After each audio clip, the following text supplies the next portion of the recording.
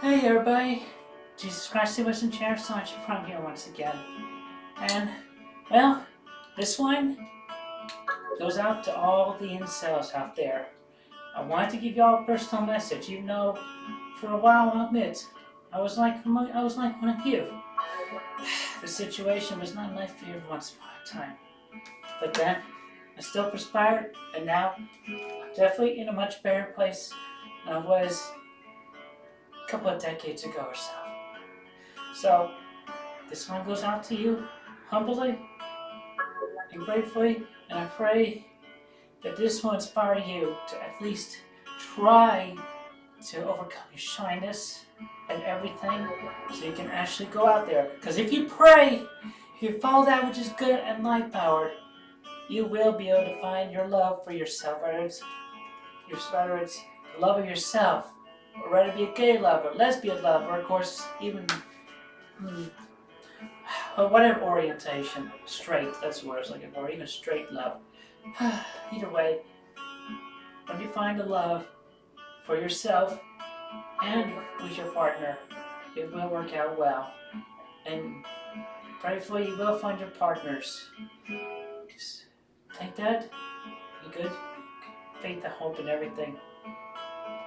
And have faith and pray, for it is right and it is good.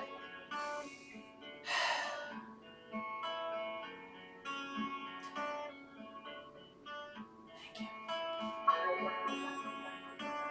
Alright, hey, look at me. I stood here sad and lonely without a fire, but a desire to not hear you say I'm already taken. As I saw the ladies walking along one by one, I never wanted to hear I'm already taken. Tell me why I was a virgin with race. Tell me why I needed a cute girl my age. Tell me why I never wanted to hear I'm already taken. And I have no fire, but a desire.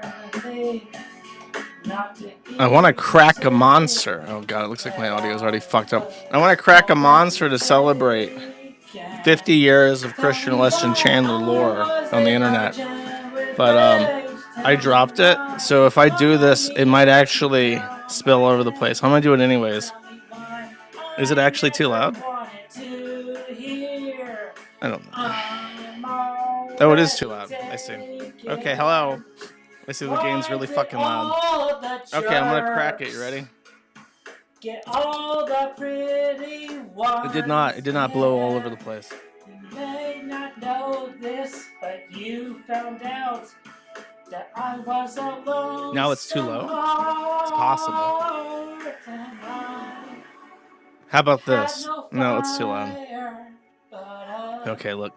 Everything's broken again. So, I complained. I'm gonna just complain about tech stuff again. I don't even have the fucking hamster. You're just gonna have to listen to me.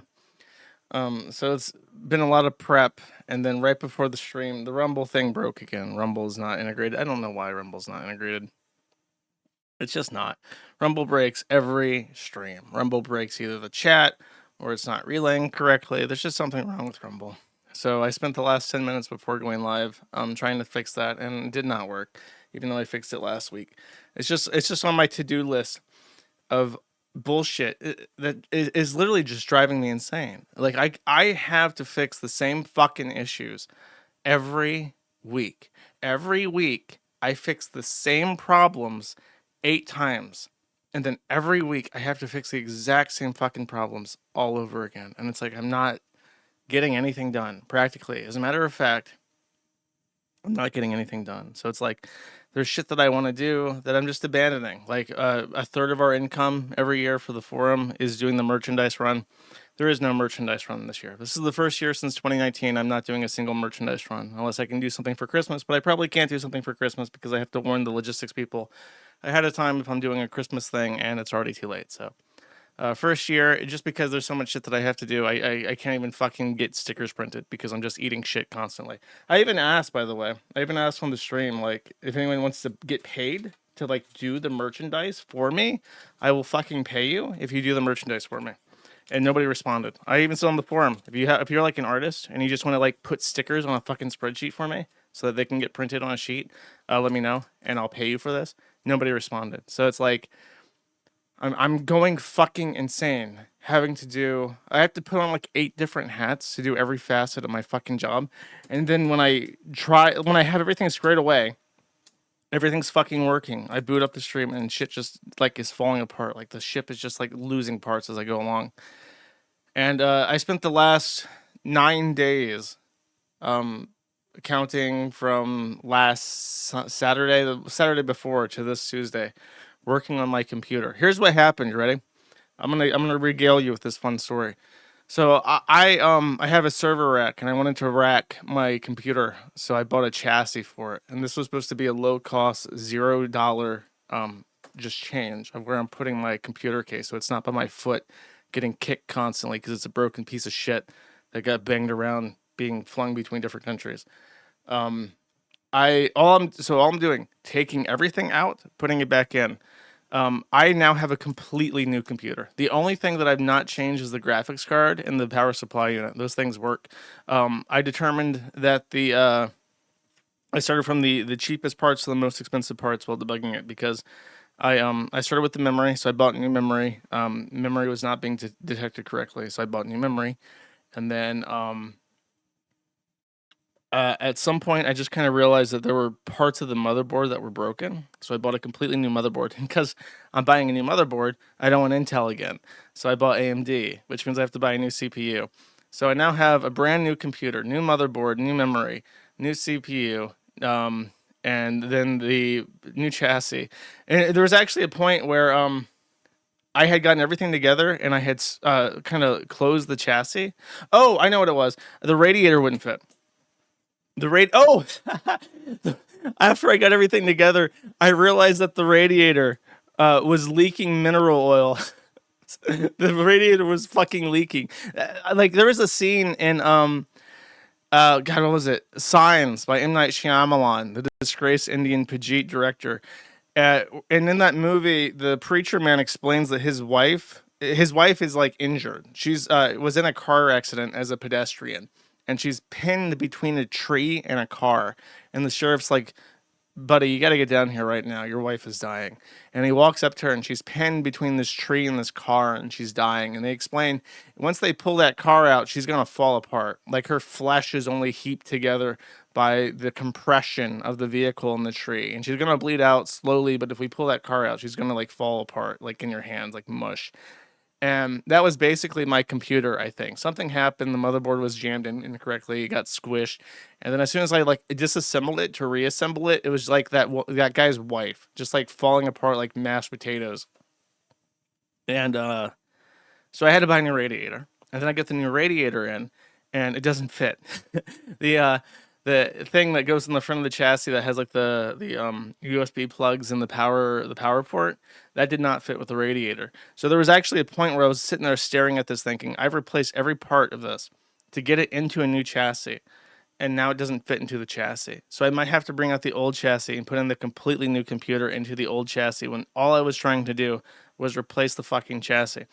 But I figured out that if I got creative with the fans, I could fit it all in. So there was a part where I was like in utter despair, just staring forlornly into a computer chassis, thinking like, I want to break this piece of shit. I want to liquidate everything that I own. I want to go buy a log cabin in northern Norway and like Finnmark or some shit, and I never want to be seen again. I never want to deal with the internet again. I never want to deal with people again. I just want to chop wood and live in a log cabin that has no anything whatsoever, and just eat fish and die in a cabin.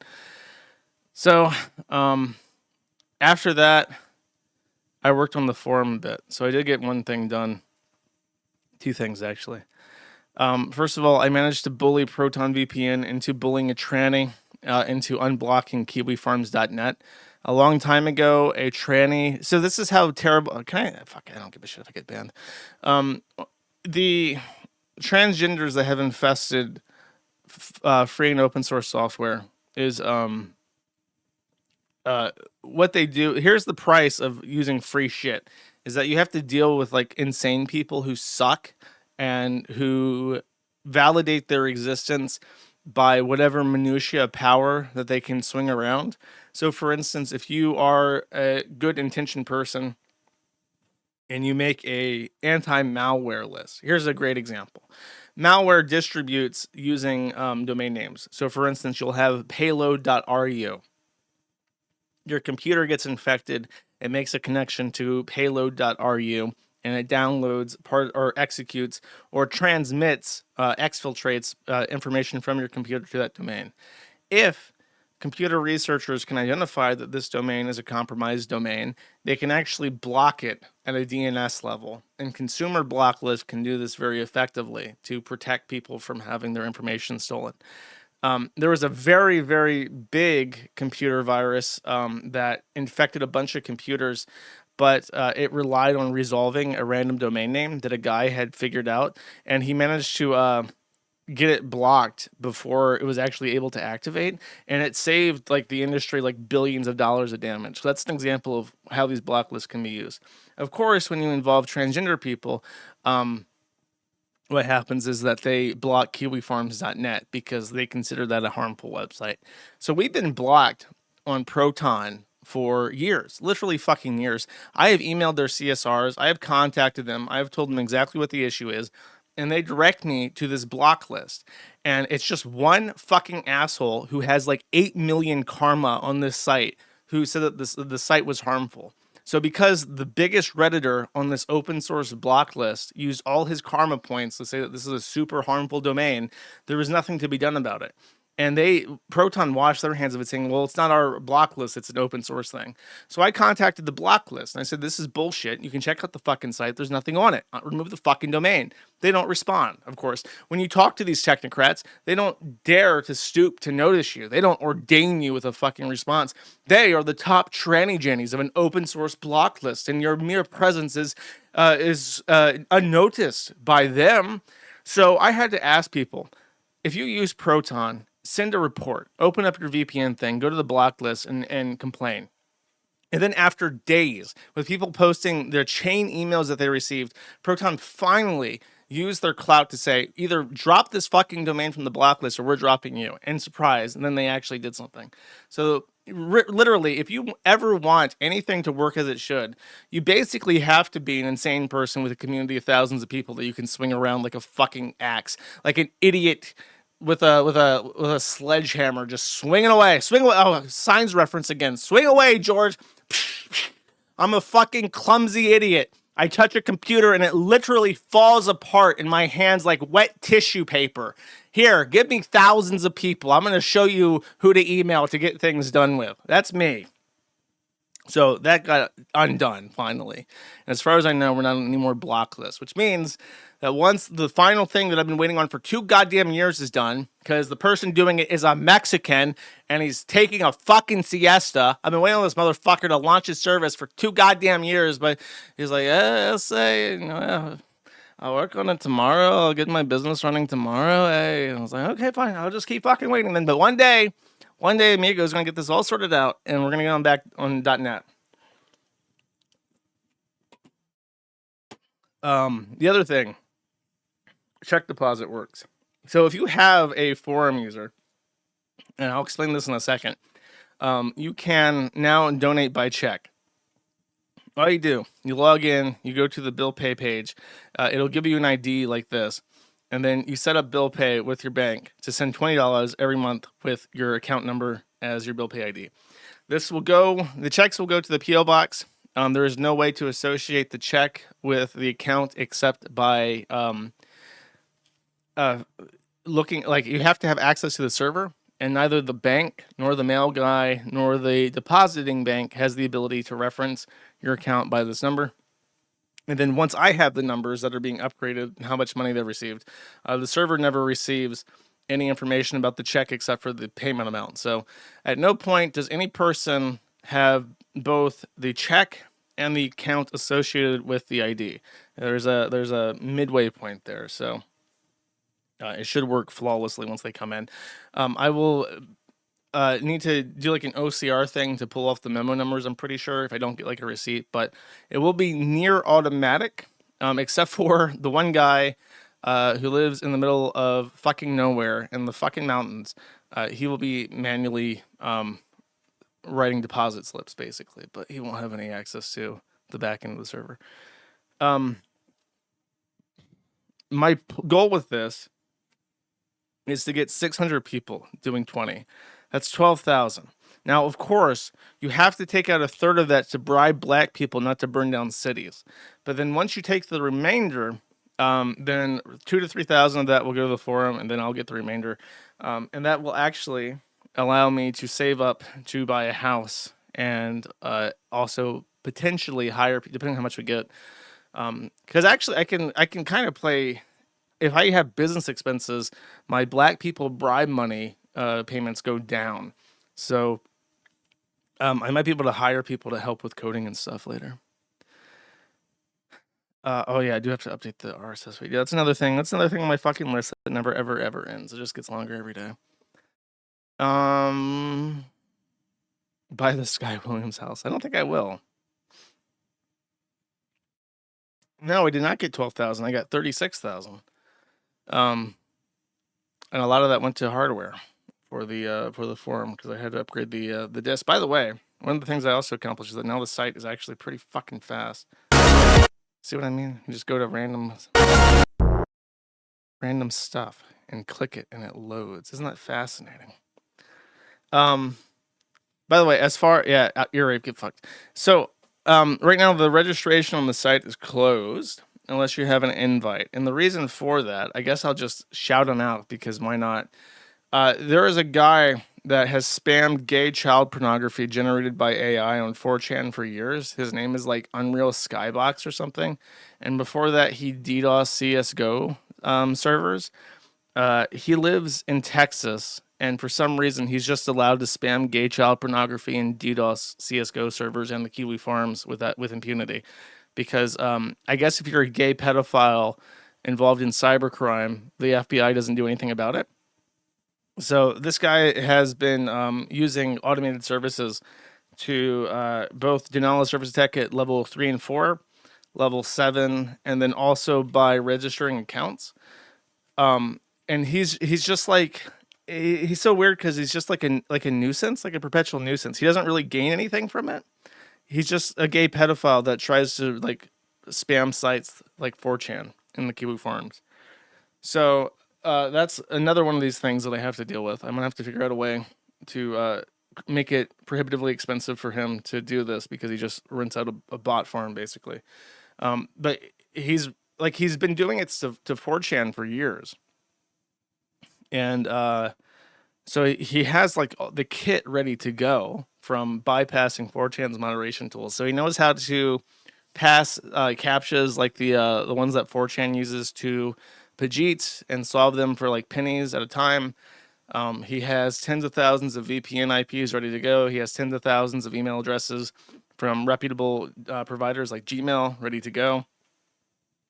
He knows how to set up Go scripts to like load in ways to solve the Kiwi Flare captcha. I've already kind of dealt with that by making Kiwi Flare more expensive to solve.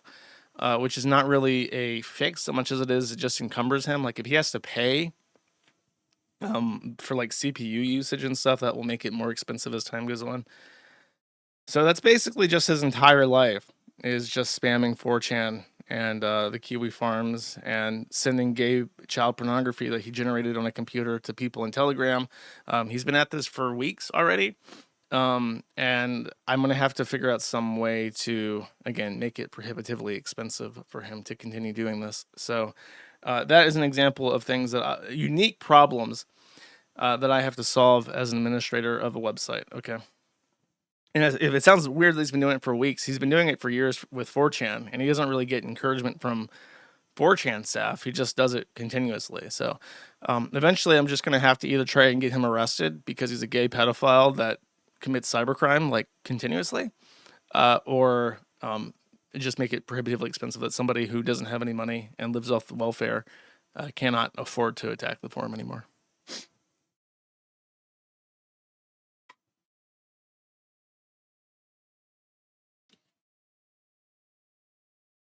Okay. AIDS will take care of it if only. The Anglicans. This is great. This is pure English suffering. Here we have the Canterbury Cathedral, one of the most famous cathedrals in the entire world.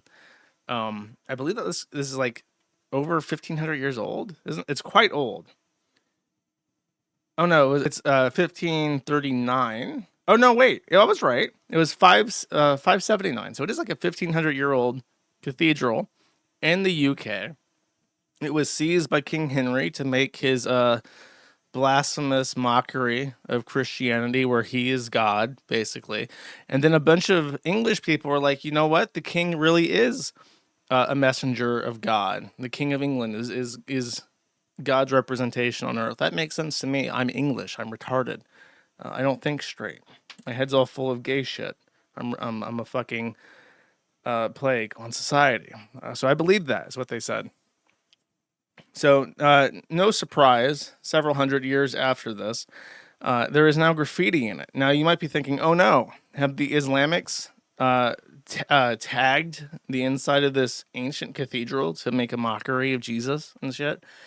No, this was actually paid for by the church, with the idea being that when young people visit this historic monument, they'll see the graffiti and they'll think, oh, maybe I should convert to Christianity. So who is responsible for this? This guy. They literally hired a Buffalo Bill tranny to tag up this ancient cathedral to make it a mockery of the religion of the people who use it. And this is I believe, the woman inside the church who was responsible for it. This guy was the tagger, the artist, quote unquote. It's unclear, actually, if she is directly responsible, but she was appointed as the first female Archbishop of Canterbury. So she is the Archbishop when this is happening. It could have just been really poor timing for her, but it could be her fault. So the Anglicans are up in arms over this, and like anytime there's a religious debate happening, there is a schism. So the global Anglicans have schismed, and they have released a statement saying that they are indeed schisming because they are upset with the direction of the church as it is in England. Anglican schismatic schisms with schismatic Anglicans over Anglican schism. That's true. That is true. That's exactly what's happened. As you can see, this is a very diverse group of people who believe that the King of England, for whatever reason, is the Vicar of Christ on earth. But they are breaking away. Now, of course, I asked Carolyn Farrow if she had heard the news, because she is religious and she is British. And she actually had I was so late to asking her about this. She had already appeared on national television to discuss the ramifications of the graffiti. And so she was actually pretty focused. She's a bit of a ramblomatic, but apparently on media, she's very focused. So they had a bunch of people on. It was just like a 5-minute segment that she got to talk for about 2 minutes of that.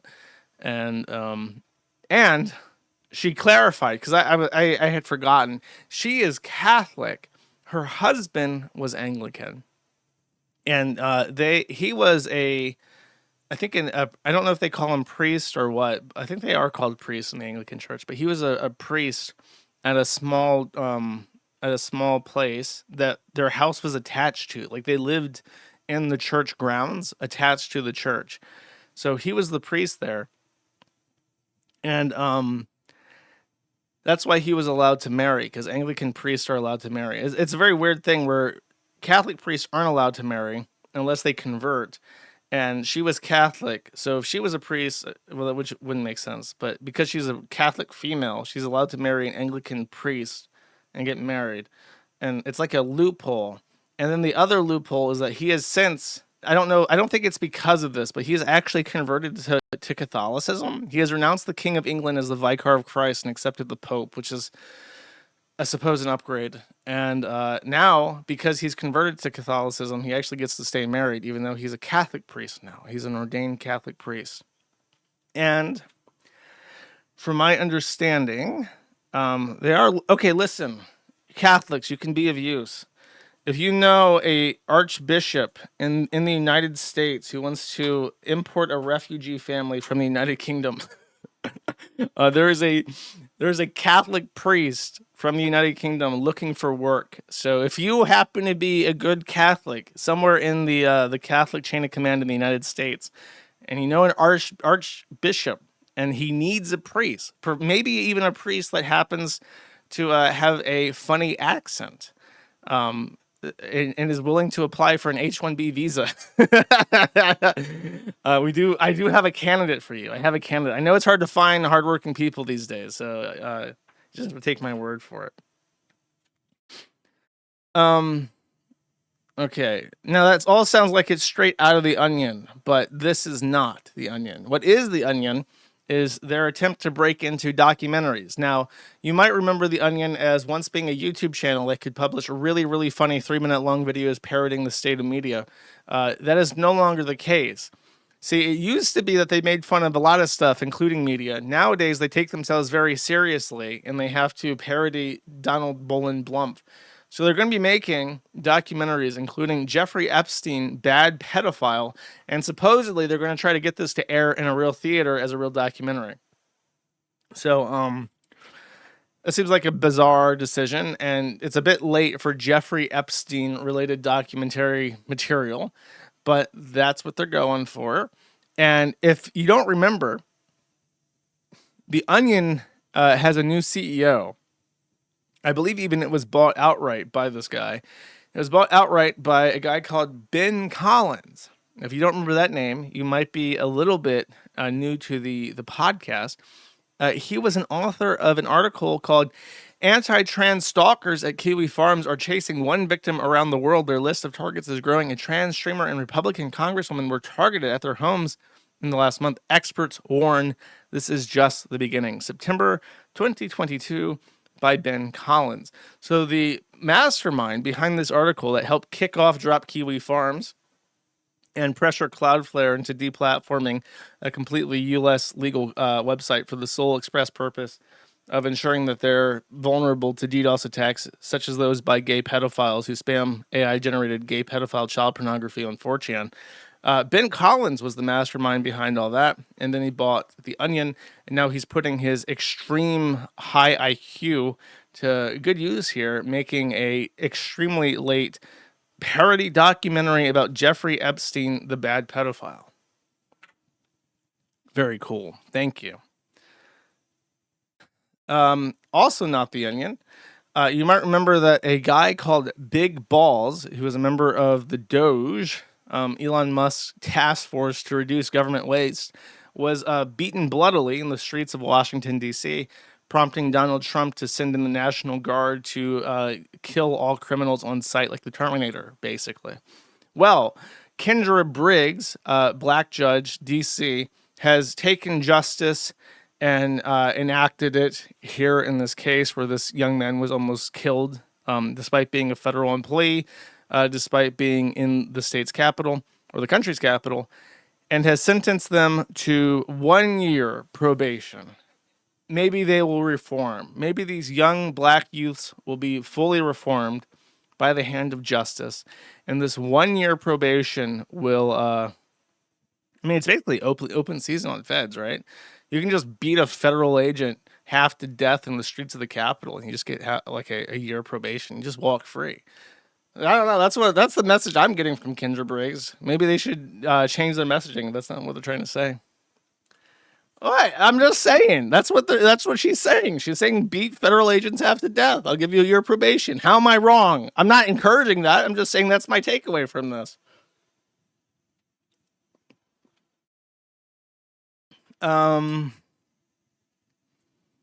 More English suffering.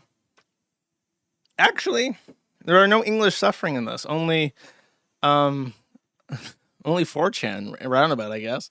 So, Ofcom, if you don't remember, the thing that triggered the Ofcom lawsuit against the United States, or against the from the United States, from 4chan and a little website called the Kiwi Farms against Ofcom, a British regulator, statutorily created, is that 4chan sent a warning that non-compliance with their Online Safety Act could result in imprisonment and also daily fines. Well, they have moved ahead with their enforcement action and have formally filed a $20,000 £20,000 sterling fine against 4chan, and warn that it will go up by £100 sterling every day that non-compliance is entered. So they are aware that they're served. They have acknowledged that they've been served, and they are basically saying we're going to enforce our laws because we can. They made a separate statement saying that we also note 4chan's claim that it is protected from enforcement action taken by Ofcom because of the First Amendment to the U.S. Constitution. However, the First Amendment binds only the U.S. government and not overseas bodies such as Ofcom, and therefore it does not affect Ofcom's powers to enforce the act in this case. So they acknowledge the lawsuit. They acknowledge that 4chan is a United States entity, and they are saying we are going to proceed with enforcement action regardless. Now, here is the little gotcha, okay? The threat here is that 4chan is a U.S. company. However, it's owned by a Japanese man. The sanctions against the company could potentially be enforced if there is a bank in the UK that does business in both the UK and the US, which is a lot of them because the last remaining industry that the UK actually has is its finance industry. Like the entire country of the United Kingdom is basically just its stock exchange. Nothing else matters. They don't do anything else. They literally do nothing else. The country that invented steel has 0 working steel mills. There's not a single ounce of new steel being forged in the country that industrialized the first. Okay, that is the UK. So it's basically just a stock exchange and a bunch of banks, and that's it. So the poorest U.S. state is like Mississippi, and that's been wealthier per capita. It has like a higher GDP per capita than Germany. The U.S. has always been. That's why we call them Euro poors. It doesn't have anything to do with. It's not like a recent revelation here. They make media. That's true. I've been watching Black Mirror recently. I don't know why.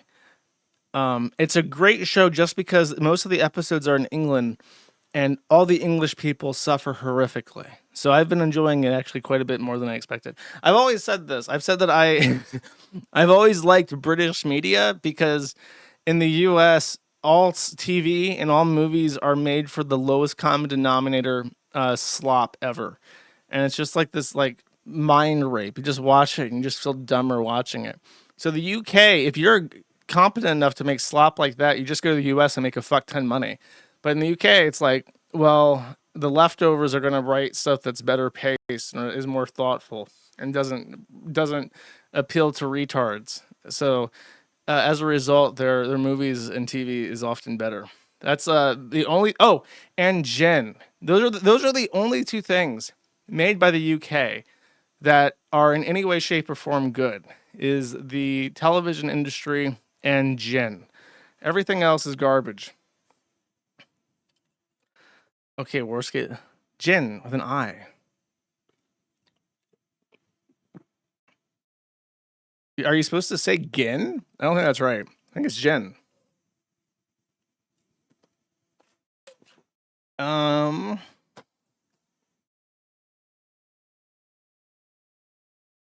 What else was I saying? That's it. Fuck the UK.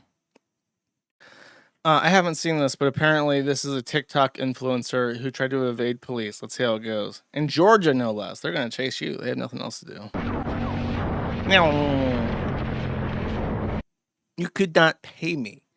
You could not pay me any amount of money to go 100 miles an hour down a wet road with no jacket on a motorcycle. I don't give a fuck how many TikTok viewers are watching me. I'm not fucking doing that.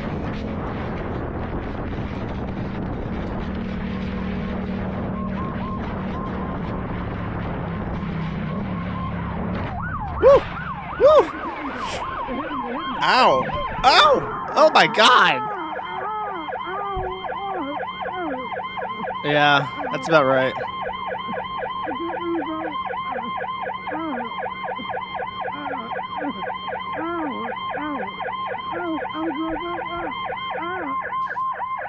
If I was watching this on TikTok, I'd be pressing the little heart button. I'd be like, wow.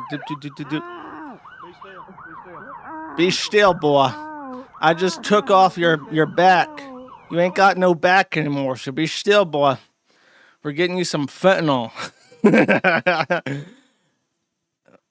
He looks pretty okay for somebody who just lost his entire skin. David Maxim. Okay, that explains the decisions to run away from the police. David Maximvich Karpov. From Alabama. Oh, jeez. You try to run away from the police in Alabama, and you're gonna get a patrol car with the fucking stars and bars on the hood chasing after you. It's gonna be like, yeah, boy. They're chasing you. They're coming. They're bored.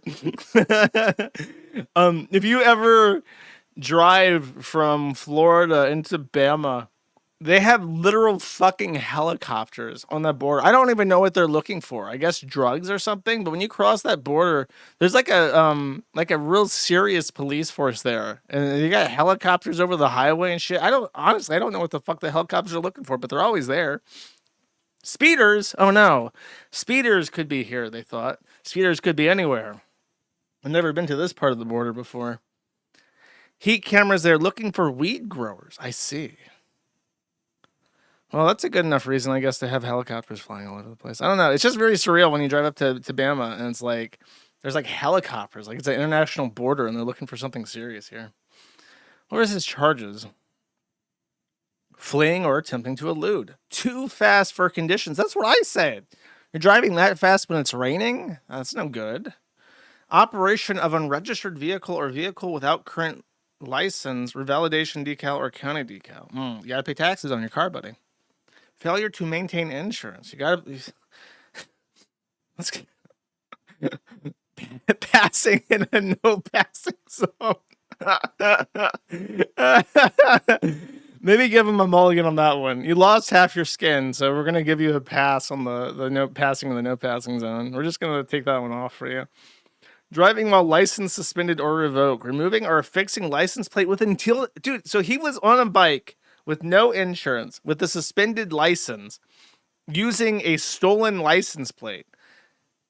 How do they even know this? Oh, you know why? I bet you this is like in order. He passed somebody without the proper license or whatever, or he passed somebody illegally, and then the cop was like, that boy just passed in a reckless fashion. I'm going to give him a real talking to. And he put on he's in his the fucking car from that TV show that's really like the Duke Boys. Is that what it's called? And he's got the stars and bars on his hood, and he pulls him over, and then he doesn't stop, and he's like, "Oh shoot, I got something to do today," and he's chasing after it. Dukes of Hazzard, that's it. Dukes of Hazzard. He's in his Dukes of Hazzard patrol car with his little thing on. He's like, "Yeah, I'm coming for that ass," and then he finds out, stolen plate, suspended license. Not his vehicle, no insurance, and going too fast when it's raining. General Lee, that's it. All right. Sucks to be him, I guess. That's a bad fucking... That's how you turn one night in county into several months in physical rehabilitation. That's a bad series of decisions. Nintendo was supposedly hacked. Okay.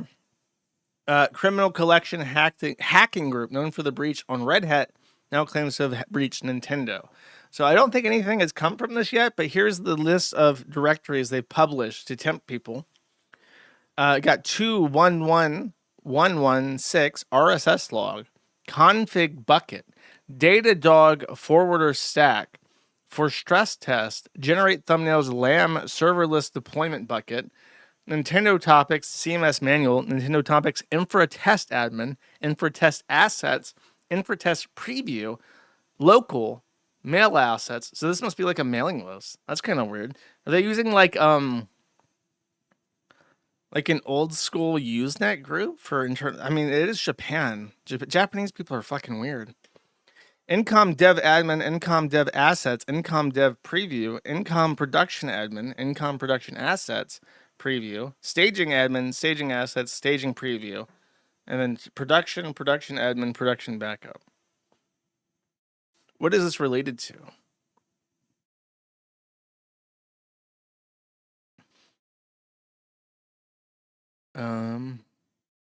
Hacks during Nintendo is ontologically good. That is a true statement. Look how fast my website loads. Dude, look at this slop. This slop video. Frontaga plays. Computer, can you make me like Mario looking really surprised and like Joker face makeup? That's what my viewers deserve. 100,000 slot masters right here. Okay, apparently nobody knows what's inside the thing yet. Oh, they're still suing Pal World, by the way. I'm bitter about that because it's like Nintendo is claiming that they own the very concept of like capturing things and other things, and they're using that to sue Pal World. And I'm so bitter about this. Are they winning? That's awesome. I'm so bitter about this because fucking Donkey came out in support of Nintendo because he's like the biggest Nintendo faggot fanboy to ever fucking live, and he's like taking the least or the most anti-pro art creativity stance possible. And it pisses me off so much because it's such an unreasonable position. It's like when the Power World thing happened and everyone was super excited about the game. He was like super anti. He's like, this is just Pokemon with guns, bro. It's not cool. And then now that they're getting sued, he's like, yes, they're being sued. They're being sued for upsetting Nintendo. Yes. Like, fuck you. Fuck you and your foot wife. I hate his wife. His wife has that stupid voice where she's always like faking it. And they try to claim that's her real voice. And she's like the most tee-hee, a donkey, tee-hee, like the most like stupid ass fake fucking voice imaginable. And I'm supposed to believe it's real. And her face looks like a foot. And he has a stupid position on Power World. She's straight. All 10 Power World active users. I think Power World has a ton of users, doesn't it? Hold up. You're making me go to Steam charts. I think Power World put out like a huge update and a bunch of people play it. Okay. Dude, so many Chinese people play this game called Naraka Blade Point, and it's basically Fortnite for fucking yellow people. And it's always super high up there.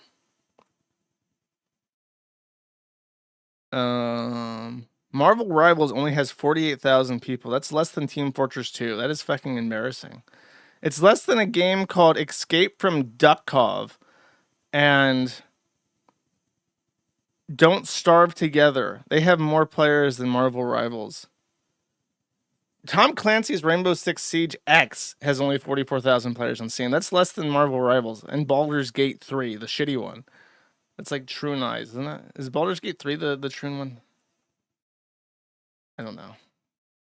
Overwatch 2 has only 38,000. But Path of Exile 2 has even less. Dude, I've told you, Path of Exile 2 is like the most shit-ass fucking game ever. I hate every... You're wandering through a fucking swamp. You're in the fucking Aztecs. Fuck the Aztecs. If I was at Path of Exile 2 headquarters and Grinding Gear Games, I would say, look, You gotta take this Aztec bullshit, this Aztec space alien bullshit, and get rid of it. Just reset it. I don't care if it hurts feelings. I don't care if we have to fire the Nahuatl translator that we imported from Costco or whatever the fuck. Gotta fucking go. This shit sucks. Nobody wants to wander through the fucking Central Americas, okay, and pretend to give a shit about Aztec shit. Nobody fucking cares. Pal World, there it is. Pal World is up there with Call of Duty, the original, Path of Exile 2, and Overwatch 2. So Pal World, a game that is several years old now, is competing with the flagship shooter of Blizzard, and also Elon Musk's game that he pays people to play with him because it sucks. Dead by Daylight. Oh, it's October. Fuck! I've been so busy I haven't been able to play October Dead by Daylight and Stab Troons. Aw, man. I hate being an adult. I miss being like a shitty teenager living in fucking Philippines with nothing but free time, all the time in the world to play shitty fucking games that suck ass and not have to care about shit. I remember I would sink entire weeks of my life into playing Maja Hoppit and EU4, and that was peak. That was peak existence, okay? Some people never grow up. Some people never have to deal with shit. They can just play Maja Hoppit and EU4 all fucking day.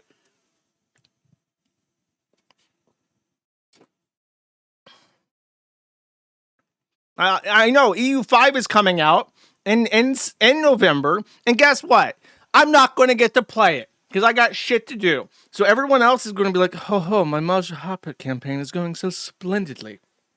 I have formed a hybrid culture with the Ming Chinese and have taken control over the spice trade. My Maja Hoppit campaign, most splendid indeed. I appear to be the naval hegemon, and I have won a naval supremacy campaign against the UK. So now their colonizing trades have been cut off at the knees. And I'll be like, yeah, I don't want to play anyways. Fuck you. Fuck your EU5, bish, motherfucker.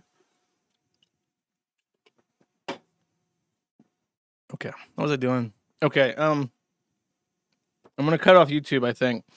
So here is the QR code. Now, I don't want the people on YouTube to have any hurt feelings. So what I'm going to do is I'm gonna play a video just for them. This is Talk about APAC. This is an advertisement by APAC, okay? This is how APAC believes Americans want to be spoken down to, okay? So if you're on YouTube, this advertisement is specifically for you from APAC. This is not a joke. They actually made this and published it, okay? Let's talk about APAC. Today, APAC. On Capitol Hill, APAC. APAC. You may have heard our name, but how much do you really know about APAC? APAC is an American organization that works to strengthen the U.S.-Israel relationship. This partnership advances America's interests and democratic values and helps keep Israel safe. Our 5 million members are U.S. citizens, Democrats and Republicans from every part of the country who urge our elected leaders to enact pro-Israel policies. This includes expanding America's defense partnership with Israel, supporting life-saving security assistance, confronting Iran and its terror proxies, and promoting peace and normalization. Being pro-Israel is good policy, and APAC members make sure it's good politics, too. We raise money to help elect pro-Israel candidates for Congress from both parties. And we take the political fight to our opponents, helping defeat anti-Israel candidates running for the House or Senate. APAC is leading the fight in Washington to secure the future of the U.S.-Israel relationship. The actions of pro-Israel Americans today will help determine the future of this bond and the fate of both countries.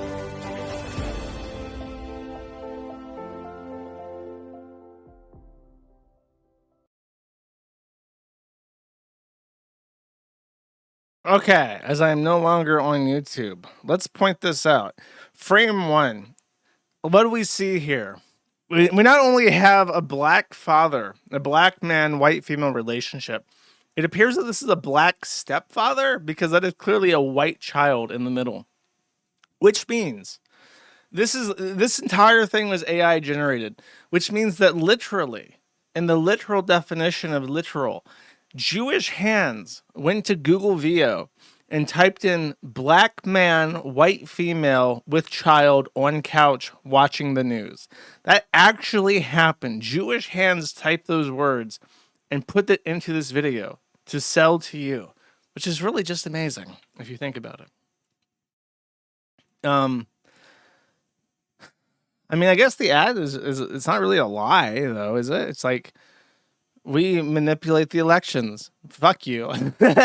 I suppose the lie, well, it doesn't even say that Israel is like an ally, because it's not. Israel isn't an ally. They haven't signed a defensive pact with the United States. Israel is the only country which is allowed to spend money building up its own defense infrastructure with US dollars.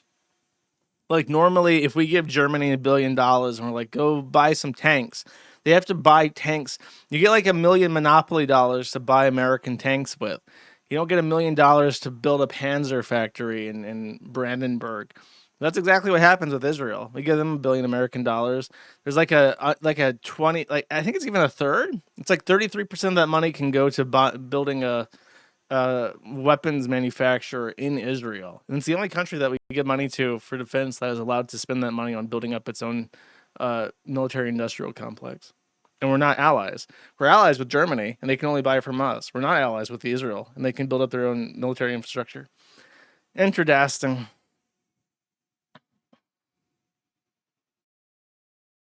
So speaking of our friends in Israel, Hasan Piker, the man of the week, the man of the month. October is the Hasan month. This man shocked his dog and now is being relentlessly tortured by all corners of the internet. There has been more that comes out in regards to the Kaya situation. If you don't remember, Hasan violently electrocuted his dog for literally stepping a single doggy paw off of his mat. Hasan Piker dutifully keeps this dog in frame at all times, and she is trained to not sleep or exercise or do anything off her mat until Hasan Piker is done streaming, which can be 8+ hours at a time. People who watch Hasan Piker have remarked that the dog literally just sits there the entire fucking stream as a living prop to his pro-Hamas, anti-American, anti-Christian hate sermons. So we have a flood of new clips. This guy, Gernig, which I believe is... Hold up, this is a very avant-garde reference, actually.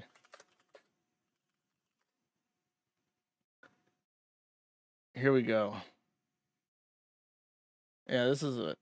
Reminds me of that time that the Germans were up against Nigeria in the game of football. And this is what people saw on their television, the Nigeria flag and then the German flag. Actually, I think that's even Niger, not Nigeria, because Nigeria's flag is green. That's Niger. So this is It's just very funny because it almost spells Niger out. It's like the name of the country, Niger. It's a little bit different, but I think that's what his name is a reference to, is this football game.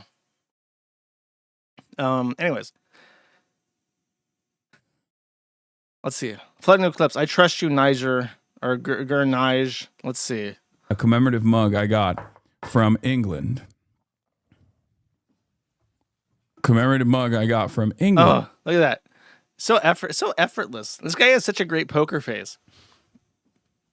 Kai takes 2 steps off the mat and a little bit of a hand motion there. Commemorative mug I got from England. So it's so fluid. It's from England. Like he anticipates the dog standing up. And he's already reaching over as look, his eyes have met his computer screen. He's watching the dog get up. He's already reaching for that thing, and then mug I got dog's from back England, on the mat. I guess I won't stretch. For when I was there when he was getting commemorated. My settings on Kick are 100% open. The settings that are enacted are enforced by Kick. I cannot loosen them up. When he was getting crowned as the king. What part of Code Gay-Ass are you on? I am on season 2. Isn't Code Gay-Ass an anime? Is this guy watching anime? Do you think he shocks his dog as he's watching anime? Do you think that makes anime more enjoyable to him? Absolute garbage. Did you compare this to the Japanese airport experience? Yeah, the Japanese airport experience is like everything works, everything is fast. Kaya, place. Kaya Grabs the thing. Get back there. What is this?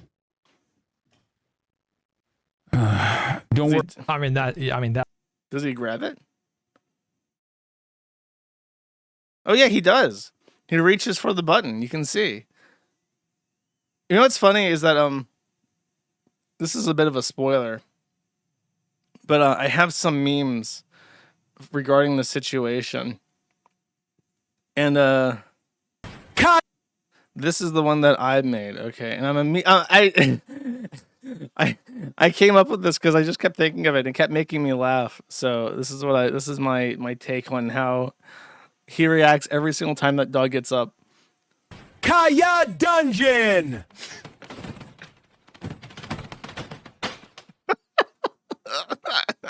When this got generated, I just started crying laughing one more time. Kaya Dungeon!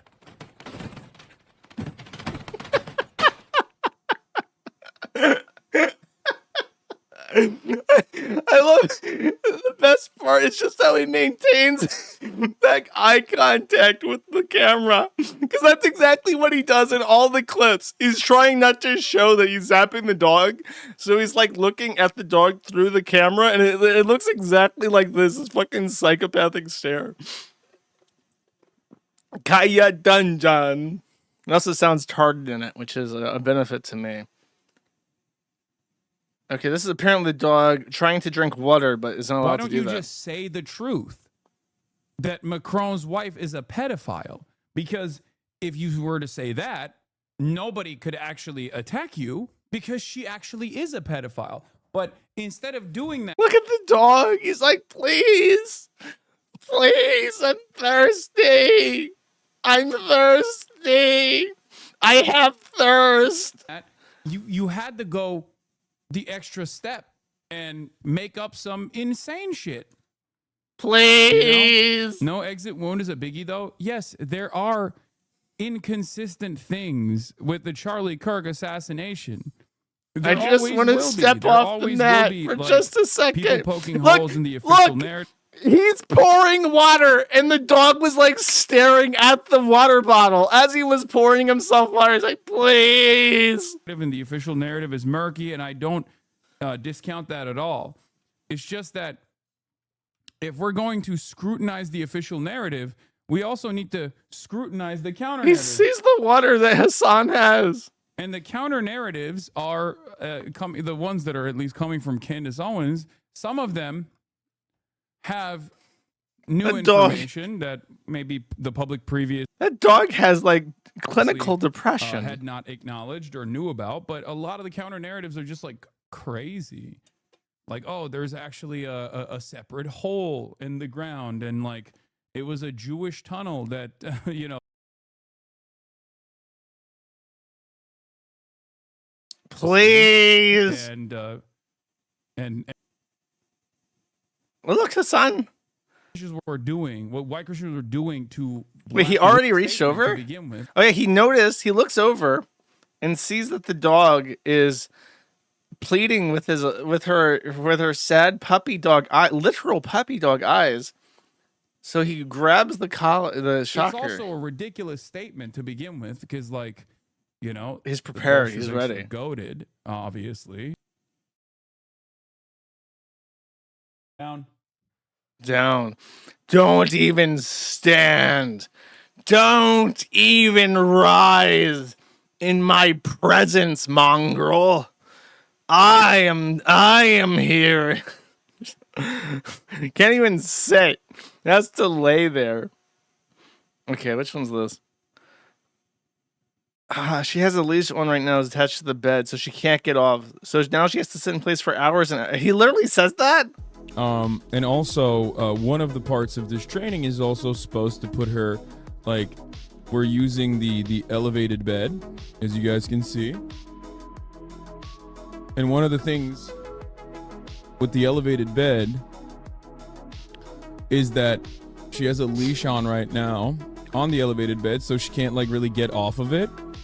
So she now knows to sit in place for hours and hours on end. Why would you say that? Why is that desirable? I can't even imagine why you would want that. Like, even if you are literally only using this animal as a prop to look more human and less like a psychopath, why would you desire that the animal sit there inanimate for hours at a time? Is it not better for the dog to walk around, like the dog walking around in the background and coming up to you naturally to get petted and stuff? Is that not better? Does that not frame your video better, because there's like life and animation in your film and what you're showing people? The dog is alive and doing stuff and going about his day, and then his presence in the shot is like more interesting because it's like, oh, Kaya is here, he wants something, and it's like that's more interesting. Why would you ever want it to be completely and totally frozen in place like a statue? I don't understand. Okay, so this is a third-person perspective of him using the shot collar. Forgot to get my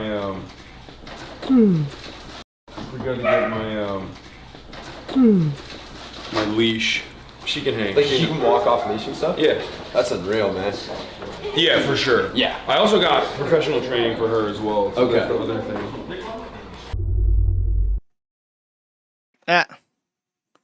It's so crazy that they've already like deduced the model of it.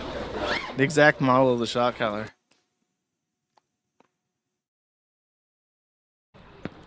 Bro, why are you showing me? Show these guys. Scout them out. You're gonna watch a lot of misses. Nothing but net. Nothing but net, baby. But net. Come on. Please even sit.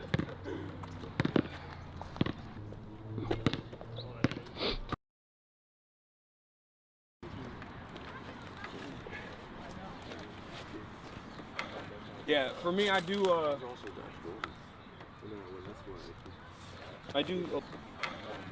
Yeah, for me, I do. It's so crazy because it's like he is actively going out of his way to obfuscate that he's using the shot collar, so you can't even use the excuse that it's like it's like the most rational way to approach this would be to say, I use the shot collar because it's an effective tool and it doesn't hurt the animal. It's not like a violent electrocution. It's just like an unpleasant feeling. I use it for training. It doesn't, there's no damage there. It's just like a way to condition the animal to behave. But he obviously thinks that it's wrong because he goes so far out of his way. Like, he could just say, like, yeah, I use the shot collar. So do a lot of people. And then it would be over with. But it's like, it's like the fear that he has is even worse than just coming out and saying it.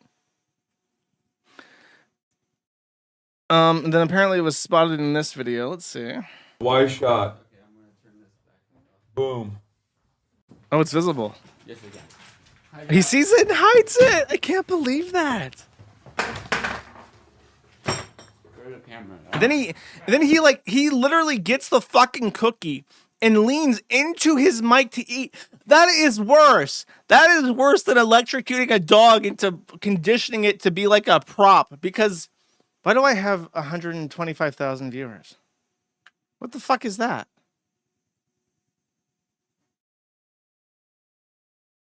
Why is it doing that?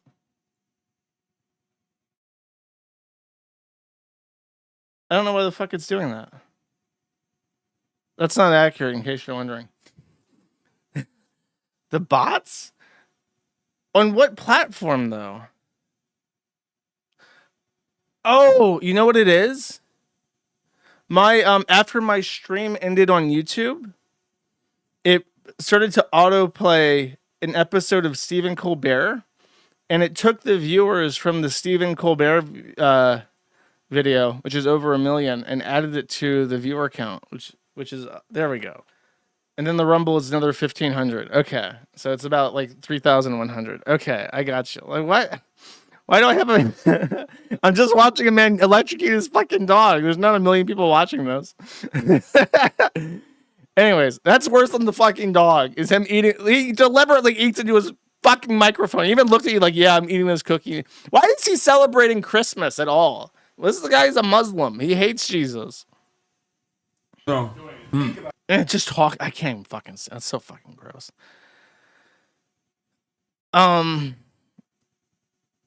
Okay, so by the way, the live stream fails mods are circling the wagon, and any clip of Hasan Piker talking about electrocuting his dog is being deleted. So if you want this clip, you have to go to the forum. It's on page 711. But here's the synopsis of this 15-minute long video. Hasan admits to putting the dog's his dog in with the other dogs in a confined space, like the size of a baby gate. Fiona, the other dog, is growling at Kaya for being too close. Hasan Piker gets indignant that his dog is being a bitch because it's a coward as opposed to a cool pit bull or whatever. Kaya is being a little bitch that she is. I want to emphasize that he sounds very angry every time he talks about Kaya. Wish you had timestamped this, brother. Face all up in her face. Okay? Very quickly, she will most likely recognize, she will very quickly learn that that's probably a mistake. Because if she keeps pushing Fiona, Fiona is going to bite. Oh my God. There we go. Good job, Fiona. What you the fucking fuck? tell her. You tell her what's what. She needs to learn. Dude, I hate brown people so much. It is completely inexcusable we have ever let these people into our country. Like, brown people are just fucking not the same. Her goddamn place. Get fucking wrecked. Okay, one thing I will tell you, I've seen her when Fiona has snapped at her before. Kaya is really funny when she's scared. What? Okay, I know Fiona wants out. She's not getting out though. No, play with her. Go. Play with her. She doesn't like her. It's happening again. What? It's really. Oh, look at her growling. She's fucking growling at her. So one funny thing, that Kaya does when fucking Fiona snaps at her, she'll just go ah ah ah ah ah and like run away. Run away like a fucking goofball crying. It's the funniest thing on the fucking planet. Why is his chat okay with this? I want you guys to see it. Why Fiona's unfriendly. Fiona's the friendliest fucking dog on the planet. She's unfriendly because Kaya is a bitch, okay? Kaya is a puppy and she's fucking annoying. She wants constant round the clock attention. She wants constant fucking attention. She constantly wants to play. She constantly is like pestering Fiona. And of course, for that reason, what is this? For that reason, Fiona is checking her behavior, which is the right thing to do. No. And he's like actively like pruning his chat. If there's any dissent, he bans them. This guy is actually disgusting. The dog thing, by the way, has broken out of containment. And even these two like gimp prostitutes, this is Pokimane and some other whore, Lily Pichu. I don't know what the fuck it is with prostitutes naming themselves after Pikachu. But here we have two brown whores, actual prostitute whores, who... Why is he dressed like a fucking Roblox character? What the fuck is this? Why is he wearing parachute pants and then like a coat that's like 4 sizes too big? He's wearing like a Kanye West puffer jacket. What the fuck is wrong with people in LA? So we have 2 whores and then another whore. And the 2 female whores have distanced themselves from Hasan Piker. Small update. Hey, taste buds? This is a tough one to write, but we wanted to give you a heads up that we will be missing our first scheduled Saturday video tomorrow. We've been watching the recent drama unfold concerning our guest, Hasan Piker, and it's been getting intense. We had a serious talk as a crew, and we agreed it did not feel right uploading the episode tomorrow. People literally pay money to watch these 2 whores talk to each other, and it's called Sweet and Sour. That's fucking disgusting. Okay, so another whore, actually, no, Pokimane and Lily Pichu are like actual prostitutes. Like, Pokimane is an actual fucking whore, and I think Lily Pichu is too. Like, she's definitely on OnlyFans, right? I can just tell by looking at her. Like, I can just tell. That is a woman whose Asian father pissed her off too much. and she's getting revenge. So then the third whore, Taylor Lorenz, did a 20-minute long video that I actually sat through the entire thing. And I can tell by the hair color. Yeah, no, it's true. They are literal prostitutes. You could pay if you have enough money. You can pay to have sex with Pokemon right now. I'm telling you, you could like hit her up and be like, I'm rich, and I want to have sex with you, and she'll accept. I'm just like, that's not a joke. I'm telling you, that's a real thing that you can do. Okay. So, Taylor Lorenz circled the wagon around Hasan Piker, and basically said he didn't do anything. Said that the shock collar was not a shock collar because there's no way you can remove the prongs from a shock collar. And what's really shocking, what's really amazing about that statement is that it is said with 100% certainty, but it's just wrong. The shock collar has prongs that are deliberately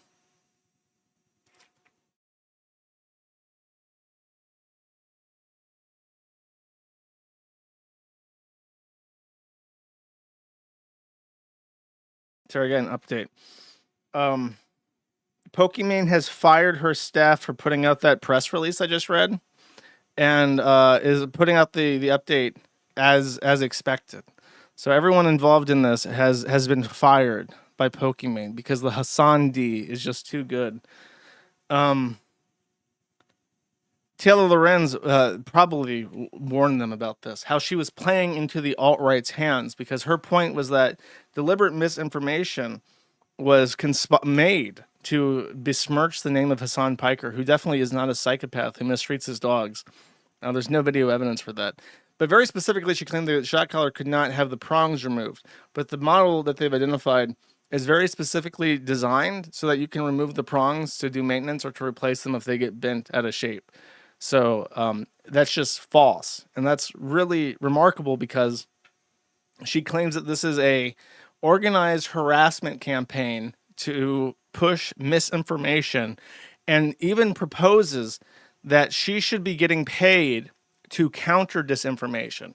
So she literally says that she should receive independent financing to act as a fact checker, because she can do fact checking, such as fact checking that you can't take the prongs off a shot collar, which is a model specifically deliberately designed to have removable prongs for maintenance purposes, which is just the most incredible journalistic thing I've ever seen ever. It's actually really remarkable. And in a statement that I'm actually surprised she's able to make without collapsing into a black hole of shame and disgust, she warned that this future of number one, she tried to falsely conflate everybody being recorded all the time, as in like surveillance cameras, with Hasan Piker's every waking movement being scrutinized, because it's like Hasan sells his footage, like that's his job. He puts that on the internet and sells it. So there is no correlation there between CCTV and Hasan Piker deliberately streaming himself at all time. But she warns that this digital hate mob could happen to anyone because we are always being recorded. And then she warns, without a hint of irony, without an ounce of shame, without an iota of self-awareness, that digital hate mobs can launch sustained network harassment against their targets to make them so toxic that they end up effectively bankrupted and deprived of their rights of speech. Now, I'll remind you, Taylor Lorenz personally launched a digital hate mob of sustained networked harassment against the Kiwi farms to effectively try and bankrupt us, to shut us down. And she just says this without even a fucking hint of irony. Just absolutely no higher thought on display whatsoever. Really, really amazing. Really amazing. And then finally, Cuomo, the Republican candidate for mayor of New York City, was talking about Hasan Piker, because if you don't know, the disgusting Muslim guy they're trying to get, who probably will be mayor of New York City, he got his career being like a super tanky leftist, talking to like Hasan Piker, and Cuomo brought this up. Go ahead. I did applaud President Trump and his administration. I think it was a great accomplishment. I hope the peace holds. The assemblyman will not denounce Hamas. The assemblyman will not denounce Hasan Piker, who said America deserved 9/11. The assemblyman just said in his response, well, it depends on occupation. That is code, meaning that Israel does not have a right to exist as a Jewish state, which he has never acknowledged. That is from the river to the sea. That's why he won't denounce globalized Intifada. Right. How does the disgusting Mohammedan running for mayor respond to this? Which he has never acknowledged. That is from the... Oh, that's the original clip. This one. Genocide. And I find the comments that Hasan made on 9/11 to be objectionable and reprehensible. And I also think that part of the reason why Democrats are in the situation that we are in, of being a permanent minority in this country, is we are looking only to speak to journalists and... So this guy, he hung out with Hasan Piker. They actually had dinner together. They went to like Darzia or whatever and did like the American Psycho routine with each other. And then when put on pressure, he just immediately throws Hasan under the bus because he's like disgusting and useless to him. So this was Hasan's one real end, was crawling up this guy's ass. And then maybe one day he might actually be mainstream. And this guy on live television in a debate openly denounces him, calls him disgusting, didn't call him a dog shocker, but it was on his mind, I'm sure. And Hasan Piker left to squeal at his name mentions in front of his audience. Now, this is the meme review segment. Meme review. This is a collection of Hasan Piker dog shocking memes. I will try to quickly give them all scores out of 10. This is the one that Forbes selected. This is a very good meme. I will give this one a 6 out of 10, maybe a 7 out of 10. This one, very politically relevant. The place has been marked with the Palestine flag and the rest of Hasan's room marked with an Israeli flag. I give this one an 8 out of 10. We have Hasan Piker kneeling on Kaya's neck and actually electrocuting him while he does so. I give this one a 5 out of 10. Always relevant. Using this scale, the scale provided rate how much you like animals, with 0 being Hasan Piker and 10 being Vaush. I rate this one a 6.5 out of 10. This one is Name That Pokemon, and it is a Zapdos, but upon reveal, it is a Zapdogs. I give this one a 5 out of 10. This one is a guy from like Street Fighter or something. Look, I don't know this one. I cannot rate it. He is wearing a straw hat, though, which I find funny.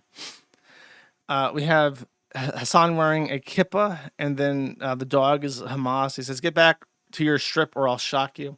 This one clearly outdone by the other one. I'll give this one a 4 out of 10. This one by our boy Sven Stoffels. Hasan Piker says, "Fuck these authoritarian fascist dictators."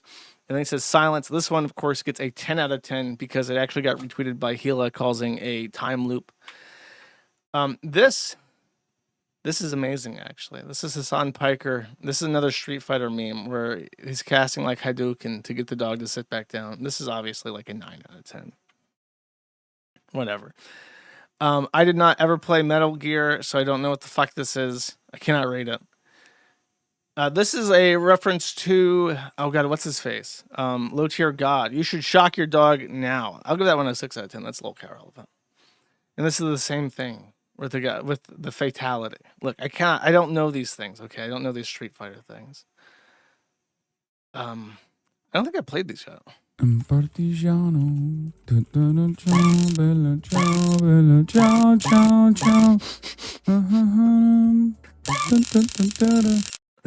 This is the one that people are talking about.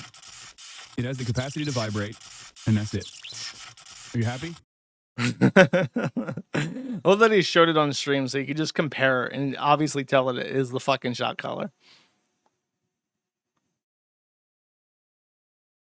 Well, that's another. This, if you want to make these, by the way, you can go to Grok/Imagine. It's better with the sound, though. Oh, this is good. Didn't I tell you not to walk around during the broadcast?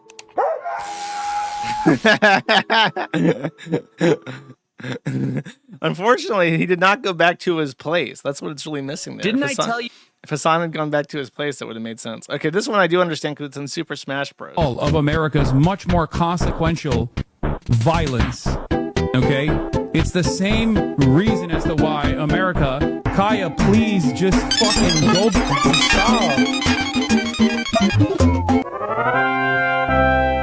I was expecting to hear PK Thunder. That would have made it much better. This is a Spider-Man reference. I don't understand Spider-Man. What's this one? Hasan Piker, I'm coming to kill you in Los Angeles at your house. I don't understand. Why is he that character? I don't get that one.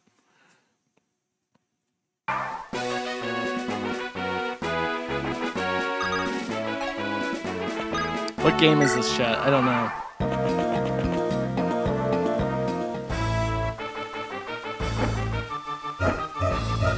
Fire Emblem. Okay. That's like a Japanese only game, isn't it?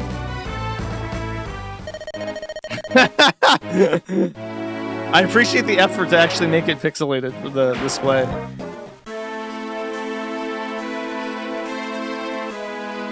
Very sad. I don't know what this one is. He's using a shock bottle though. That I understand that. That's just taking the Forbes meme. This one's great. This is 10 out of 10. I understand this reference. This is from Courage the Cowardly Dog. Stupid dog made me look bad. It's just perfect because you don't have to change the text or anything. It just matches excellently. I don't get that one.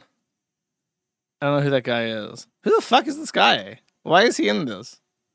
That's pretty good. Hasan Pikachu. That understand clear, concise message. Yeah. Oh, Ludwig. Okay, I don't know anything about him. Oh, that's perfect. That's like an actual drawing. That's wonderful. Fat Raptor. That is a scary username, but that's pretty good. This obvious 10 out of 10. No way around it. Zeus from Dota 2, iconic character, and because he's Turkish, you don't have to even change his skin color. He's just the exact color of the character from Dota 2. Obvious 10 out of 10 right there. This is Chank Yogurt. I already showed this one stream, but I will. Thank you, Father. 10 out of 10. Sonichu reference. Perfect. I guess I'll play these. It's probably the dog biting him, right? Oh, yeah. Yeah. Ah! So many people just made like violent edits. I like this one because he makes that scream. It's like Hasan reverts to Turk and just starts screaming incoherently.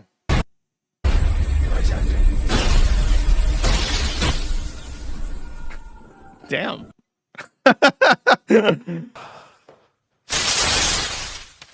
Oh no! The dog.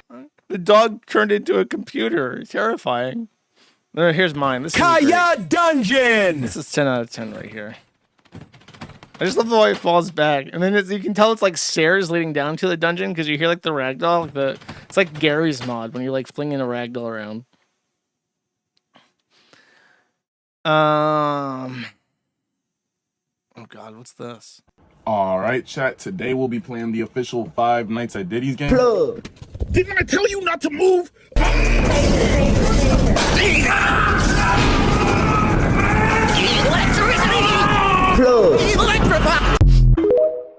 That is the black attempt at making the meme. I appreciate the effort, the cultural exchange here. Okay, this is more Japanese shit. Violence.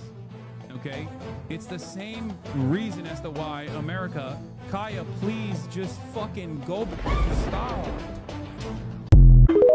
I don't understand that reference. TikTok people can't make fucking memes. They suck. Okay, this is like hand-drawn. This is 2.5 minutes. What the fuck? We need to put the plan in motion, guys. Full communist revolutionary takeover. Every single enemy of the revolution needs to be murdered. Come on. Oh, the streets will run red with the blood of the fascist right-wingers. Come on. In Minecraft. And by in Minecraft, I of course mean in real life. I'm dead serious. Full-blown genocide is what's needed. In Minecraft, of course, but especially in real life, which is what I'm actually talking about. anyone who disagrees with you. Yes, anyone who disagrees with you about anything. Come on. It is too long. Use children. Strap a bomb to a kid. Send them on a play date at a conservative kid's house. Boom. In Minecraft, but actually in real life. You know what we need to do to win the revolution? Well, I'm hooked now. I have to see how this ends. Twitch's terms of service. We need to spend every day violating Twitch's terms of service harder and harder. I love inciting violence against the law. In Minecraft. Disobedience warning! Canine crap outside of quarantine zone! Kaya, come on! He didn't need that, though. He didn't need... Now, this guy failed. This guy failed with the execution because he didn't need the alarms to go off. He just knew. He saw... His roach eyes were glued to the screen. And he saw the dog take one little doggy paw step outside of his place. And he just saw it himself. He didn't need assistance. He didn't need robots. It was his own hatred of this dog enjoying any moment of his existence that motivated him to electrocute the dog. Okay, one more. Oh, yeah. President Trump negotiates peace in Hasan's bedroom and extracts the pepperino, taking him to the White House. I think Trump is the one president that doesn't have a dog in the White House. Dude, that would be great. President Trump needs to get, because he hasn't had a dog in the White House for either term. He's one of the first presidents in a long time that hasn't had a dog. He has to extract Kaya. He has to use the full force of the American Federal Republic to extract that dog, and get it into the White House as a presidential dog. Okay, it's possible. We can make this happen. This is Fallout New Vegas. This is the guy from what is it called? It's the Dead Money. Fallout Dead Money is my favorite expansion pack from New Vegas, by the way. If you are like a Zoomer and you've never played New Vegas, you should play New Vegas, and you should also play the Dead Money expansion because it's the best expansion. It's one of the best storylines of any game ever created in human history. It's like pinnacle. Okay. Elijah. Oh, that's a different expansion. I'm not wrong though. Play that one. Okay. This is kind of not related to Hasan Piker. We're out of the Hasan Piker weeds, in case you're wondering. I was on Zitter, as I do, and I saw this. I saw this Dungeons and Dragons Zeet, and it took me a second because it's like, this is really fucking gay. Let's take a second to admire how fucking gay this is. So first of all, the art is shit. The message attached to this, by the way, was your Dungeons and Dragons campaign is yours. So we got gay, lesbian grandmas, interracial. We have what appear to be kobolds dancing with macarenas, which is bizarre. We have a pooner dwarf bard with a lute. We have an effeminate orc at a barrel. I have a black woman dancing with a stick with an owl man. And then there's like this like horned guy with this black man. Then there's like an OnlyFans girl behind him. And then there is a beholder. Now this is, even I know this. Even I know this, and I've never played a game of Dungeons and Dragons in my entire life. The beholder is one of the very few original creations in the Dungeons and Dragons universe. And not only is it one of the few Dungeons and Dragons original monsters, it is one of the first. I want to say that the beholder is like from the 1970s. It's like the first thing that they ever added to like the monster encyclopedia. So it's a wholly owned creation of this world, and it has its own unique lore. And I looked it up because I have seen this in a role-playing game I played as a teenager. And they had a beholder. I'm like, what the fuck is this? So I looked it up. If I remember correctly, it's a mind control monster. So the eyes like allow it to like control people. It's really dangerous. It looks like a stupid, goofy floating head, but it's like a serious high-level monster that'll fucking kill you. So the implication here is that the Beholder is like a friendly little goofball here. But I think canonically in the Dungeons and Dragons universe, it is like one of the most terrifying, horrific monsters ever. And it's like a being of pure magic and evil. So this being of pure magic and evil is attending this gay dance party. And the implication, and I don't think that the artist is even aware of the implication because they probably have never played Dungeons and Dragons either. The implication appears to be that the Beholder is like mind controlling them all to be gay interracial queers. Okay. And that's what's going on. And if he wasn't here casting evil magic on everybody, they would be killing each other. That is what it appears to be to me. Okay. So, I asked, by the way, my tweet response to this was, I wonder if it would be effective if every time I just saw interracial relationships, if I just sent an email to their HR and complained, if that would get it to stop. I'm seriously considering saying, I went to Lowe's and I heard a advertisement in Spanish. I speak English. This is an American country. Okay, we speak English in America. I don't like it. I wonder if I just email them every time I see something I don't like. You played this ad and there was an interracial couple. I don't like it. I'm just going to complain to HR constantly. Every time I see an advertisement I don't like. Every time I hear Spanish in a fucking Home Depot, I'm going to be like, yeah, that is bullshit, okay? I'm just going to keep doing this. Won't work for AIDS. I think if thousands of people, you're a Karen. Look, this is the thing, okay? Everyone's like, Josh, the feminization of society is why we have fallen so far, Josh. Actually, it was the disenfranchisement of Karen. It was the beleaguering of Karen is why we have fallen so far. Without a mob of busybody, stay-at-home mom Karens enforcing social norms by complaining loudly, everything has fallen to shit. Men are just like, well, I guess if the yogurt ad wants to have an interracial couple, it's their right. Karen doesn't understand rights. Karen sees that and is like, that's fucking gay. I'm going to call their hotline and leave a nasty voicemail. Karen is the one who kept this decline from happening. Okay. You're one of those. Okay. Your name is Tex Mex. I got an email from a woman and she said that she had moved to Mexico to be with her boyfriend. And she was from the UK. So the UK is now so bad that the British are now fleeing to Mexico to get their Salsa Verde cards. That's how bad the UK is. The Karens are so disenfranchised now in the UK, they're just fleeing to Mexico. That was Elaine? I don't think so. That would be funny.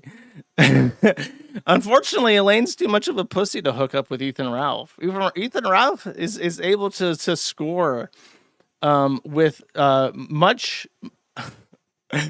Fuck it. I'm terminating that thought. I don't know. I'm in a situation where I have talked myself into a corner where there is no joke that I can make that is not going to imminently destroy things. Okay. I'm just saying that Elaine can't do it. She's not capable for whatever reason. Anyways, people have also ran this image through Grok. Let's see what the outputs are here. That seems to be lore accurate. Look. As the monster comes up and starts laser beaming everybody and setting them on fire, the Beholder's just chilling. The Beholder is on his side, completely unfazed by the demon melting everybody with his laser beams. Okay. Then this one, I think that this is a merging of worlds here.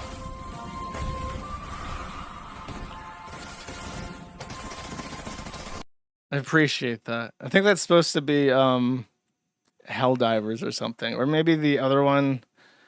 What's the Saiyan pod? Oh yeah, it's like the Saiyan pod, but it's got like those guys from that one anime. I've only ever seen a clip of this. They like have red eyes and they have guns and they shoot a bunch of people. I actually considered watching that at some point because there's a bunch of clips. They're basically Nazis and they come out with guns and they shoot a bunch of people. But everyone told me that it's fucking gay and not to bother watching it. It's only the scenes that they use in music videos that are worth watching. Yeah, Shenro. That's it. Everyone said it was sucked. There's the Wolf Brigade. There's like a bunch of scenes that are really cool, but it's actually really shitty, so don't bother. That's what I was told. I trust them. Okay. Transgender woman jailed for rape by deception. Now this is the biggest insult you could possibly ever give the English woman. A English man bedded this, got liquored up at the pub, and took this to his flat and bedded it and took off its pantalones, and then was greeted with a dingle-dongus, and then criminally prosecuted this for rape by deception, because not disclosing that they were trans was a form of rape, and the courts agreed. They have been jailed, I believe, for 21 months. Wow. 21 months, almost as much as a tweet, for rape by deception. So in the United Kingdom, the average man is apparently unable to discern this from a real British woman, is my main takeaway from this. And it is up to the justice system of the United Kingdom to stop this abuse from happening, this crime from being perpetrated. Tragic. Take it of Americans? Obviously not, because this is in the UK. See the fucking flag here? You know what they call that? They call that the Union Jack. That's the flag of your country. That means that this rape by deception happened in the UK because British men saw that and thought, that's a real woman for sure. I'm going to go fuck that. And then they got raped by a tranny in the UK. So no, I don't think I am thinking of American women. I think I'm thinking of British women, because that's where it happened. This is not like a joke that I'm spinning up. This is real life. This is real life. In your country, there are British men thinking that this is a woman and getting raped by it. That's not like a hee silly bit that I'm playing here. I'm not being a fantasist child. I am simply relaying the news. So if you don't like the reality of reality, okay, you're just gonna have to cope and sneed about that. Okay. Next on Reddit, this is for Blocked and Reported, which is a podcast. And unfortunately, this podcast has been removed by the Reddit administration for violating the content policy. Now, listen up. Do you know what they did? Do you know what Blocked and Reported did that was so egregious, so terrible, that it warranted having their post removed completely? They linked a kiwifarms.net Twitter post about Hasan Piker. And that right there, that violates the Reddit terms of service. So they, the administration stepped in and said, what the? Linking the Kiwi Farms? That's a naughty right there. That's a naughty. So they deleted the post, purged it from existence. So actually, it wasn't even that they linked the kiwifarms.net in the post. They linked the post of the episode, which included in the description a link to Twitter to a post on Twitter by kiwifarms.net, which has a link in its bio to the Kiwi Farms. So that is the level of thought crime being perpetrated here. Reddit should not be allowed to exist. I should complain to the SEC. Should I write a letter to the SEC that the Reddit administration, as a publicly traded company, is engaging in like hostile anti me behavior, I am technically a social media website, right? Is this illegal anti-competitive practices here if they're directly censoring any mention that my site even exists across their entire platform at an administrative level? This isn't like a volunteer moderator. This is Reddit core staff. I feel like the SEC needs to moderate this, okay?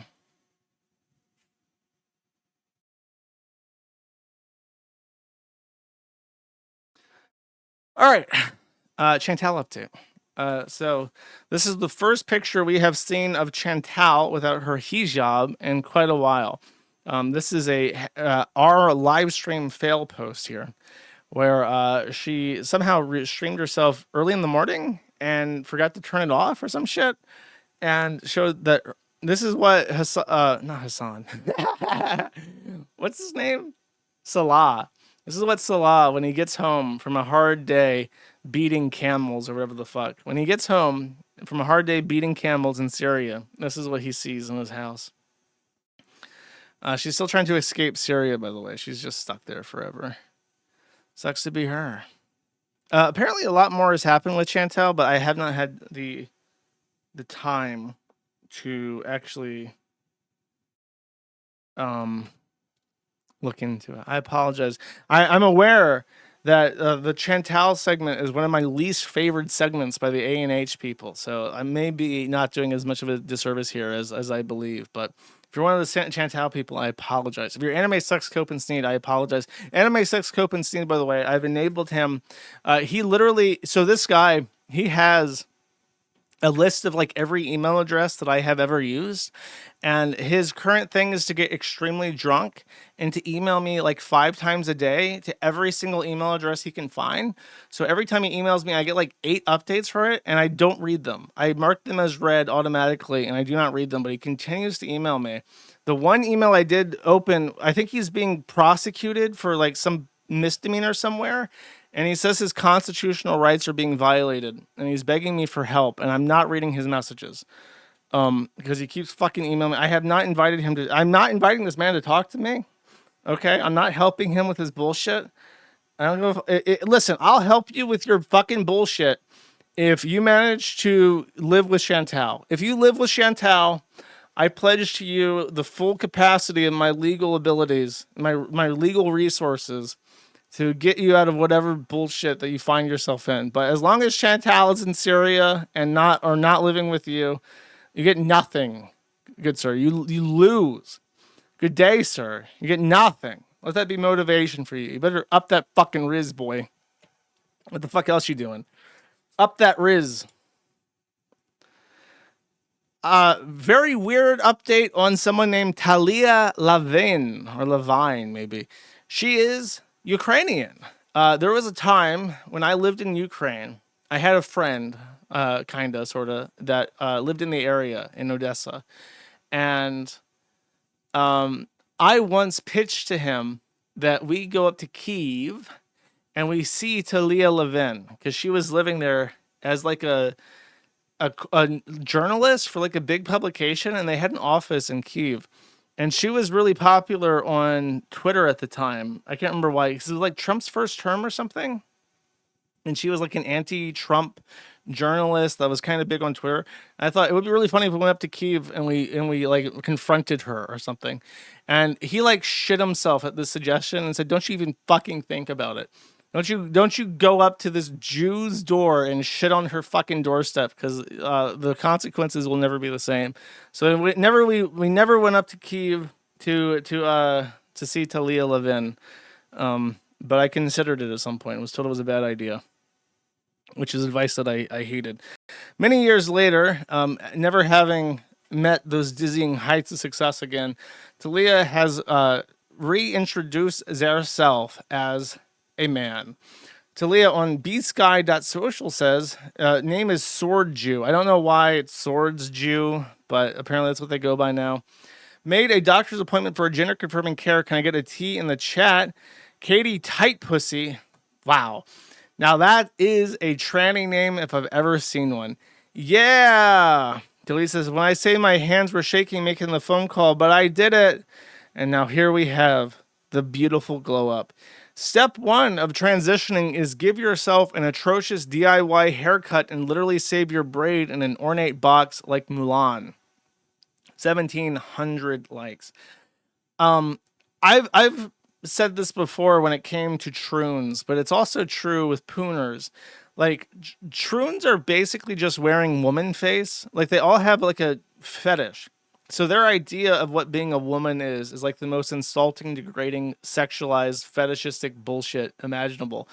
To the point where if you were a woman, you would be quite offended that a man how they dress up when they're trying to be a woman. Like, this is how you look. This is how dumb you sound. I'm just a stupid bitch, and I dress like a dumb whore because I'm a cum slut tranny. And it's like, this is how, but this is what women are like. That's what they do. And now I see this frumpy retard. And she says, I'm a man. I have a stupid haircut. I cut my own hair with a razor blade like a man. Durr, durr. I don't know how to take care of myself. Durr, durr. I start and I don't wipe correctly. Durr, I'm a man. It's like, you are insulting me. You're insulting me. Okay, I know what you're doing. You're not clever here. You're making fun of me. You're wearing man face. Okay.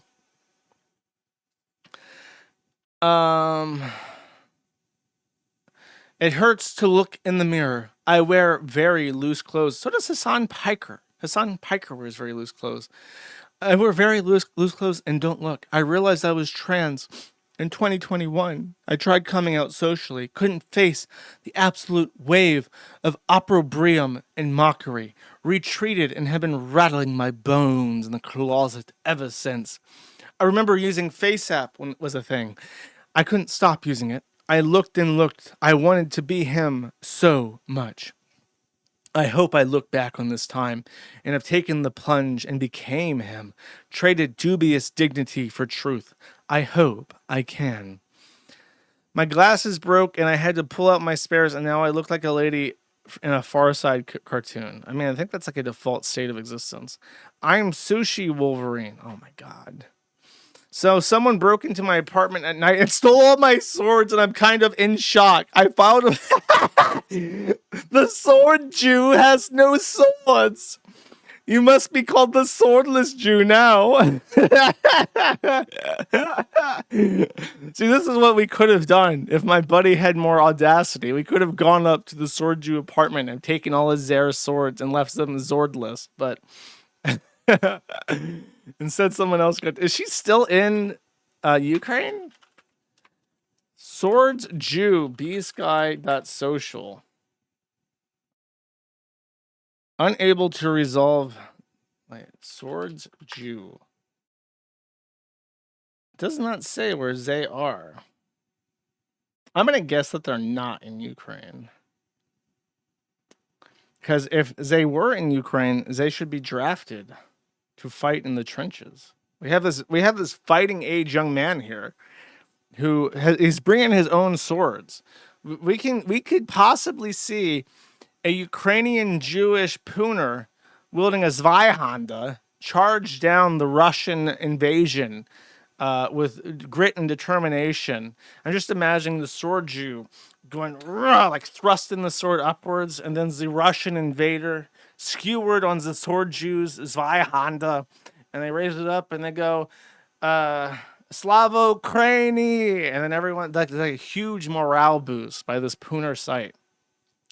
That's how the war is going, right? The war's been going on for like 3 fucking years now. Did they win? Who won? Who has won Ukraine? I'm gonna go ask Gemini.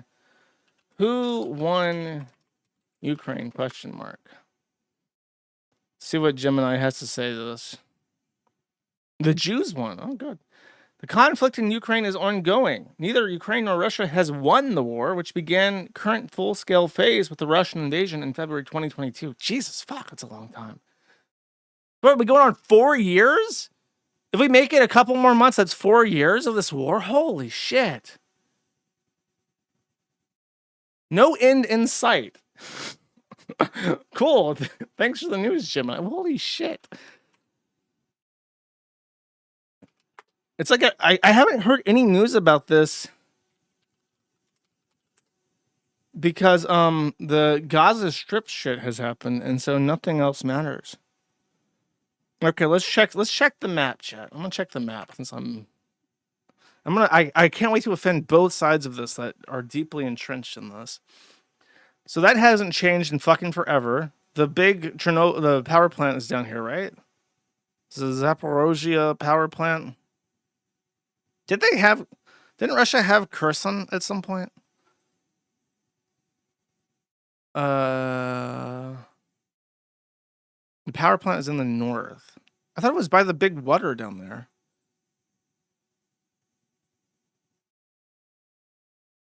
I thought they wanted to take all these oblasts. They got this. They have Luhansk all the way. I remember that Luhansk and Donetsk were not fully secure. It looks like they did secure those. Ukraine still has this fucking little piece of shit town in Russia, and this one. They still have this. Nothing has changed. Not a single fucking thing has changed. This is the exact same blob on the map that there was there 2 fucking years ago. Nothing has changed at all. Did they get that one thing that was like this massive death, like this stack of bodies 9 million feet fucking tall? What was it called? It was by like New York. I remember there was a town called New York right next to it. And it was like this obscure town nobody's ever fucking heard of. They kept talking about forever and ever. Bakhmut. That's it. Do they have Bakhmut? Where's Bakhmut at?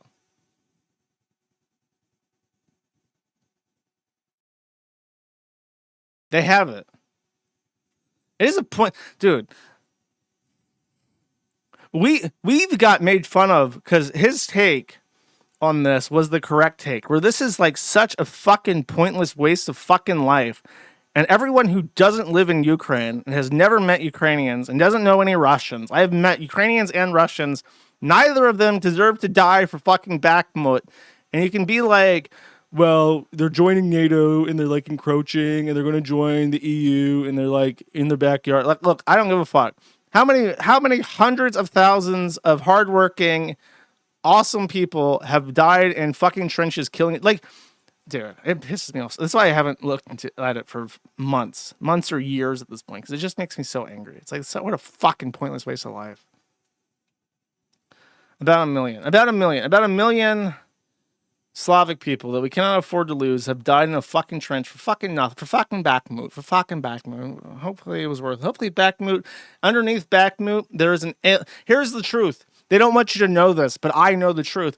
Under Bakhmut is an ancient alien pyramid that has been buried under the black soils of Ukraine, okay? And in this is Wakandium, and Russia is actually going to be Wakanda, and it's going to use Wakandominium to take over the whole world and enforce white utopia. Okay, that's the truth. Bakhmut has the pyramid, and they don't want you to know that. That's why they were fighting over it for so long. All right, that's the Ukraine segment. Let's listen to a fat woman get arrested, okay? Actually, I have this downloaded. All right, we're getting a person shot at 3334 Evergreen. If you clicked on today's video, you want to learn all about... I'll tell you guys. What? It's all about Fat Joy. He's Now, this is editing. Hey, mama. Unapologetic self-love. Burning fucking hell. And building a community... Dude, look at the cop. Unapologetic self-love. Look at the cop. They're like this weird-looking, Arab-looking cop. Watch him when she's threatening him. Burning fucking hell. And He's yawning. She's threatening him. He's like, oh, so sleepy. Yawn. A community where everybody belongs. They're trying to raise me, sir. That is the last thing that we will ever do. Welcome to J-Bay Official, where we're flipping the script on fat phobia and empowering everybody to live. Is she Dominican? I'm Jay, and I'm here to get arrested. Wow. Okay, I might have to add this arrest channel to my true crime body cam lineup. By the way, if you are looking for slop tent to enjoy, like Code Blue Cam is like a high level suggest for slop. They put out shit like every couple days, and it's just great. I love seeing people get arrested. Okay, I want to see this woman get fucking arrested. If you don't know, Midwest Safety. Okay, I'll add them. I'll look into it. What is she? What is she? Why is she so fat? Hold up, let me pull this up.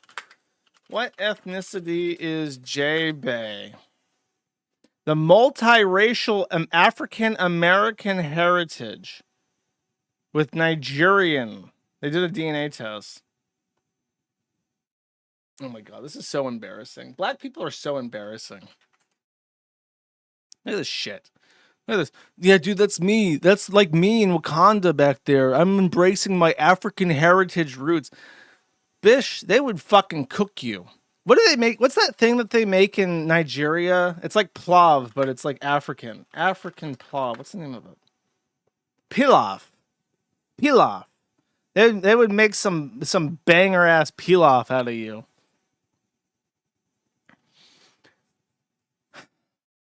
Jollof. That's what I was thinking of. Jollof.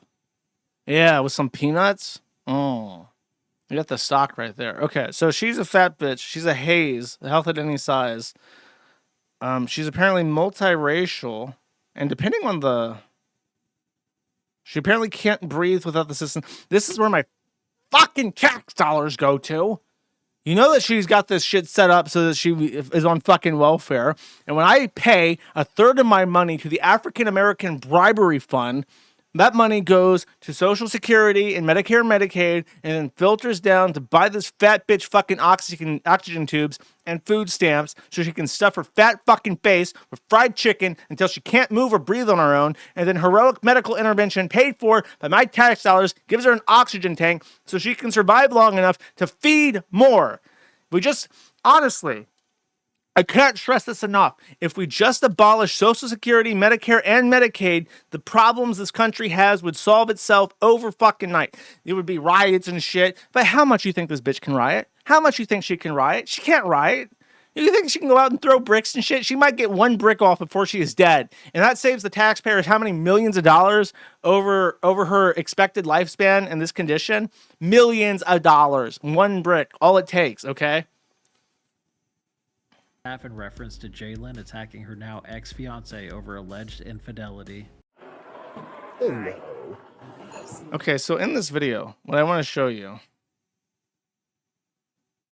Apparently, she went to the hospital after attacking her own ex. And then they're telling her, we're going to have to arrest you. And then she's like, I'm not going to cooperate. They're literally just seizing the wheelchair. That's so funny. And then I think at some point, she's like, I don't want to go in the cop car. I'm going to go flop on the ground like a Magikarp. I'm going to use Splash. It's not very effective. So then they're debating, what do we do? We got this fat bitch. How do we get her off the ground into the car? No, she's 550 pounds. Now, here's a true fact about fat people, okay? Fat people are very heavy, and moving them is quite difficult. Now, here's the thing you can do. Here's a fun little homework assignment for you.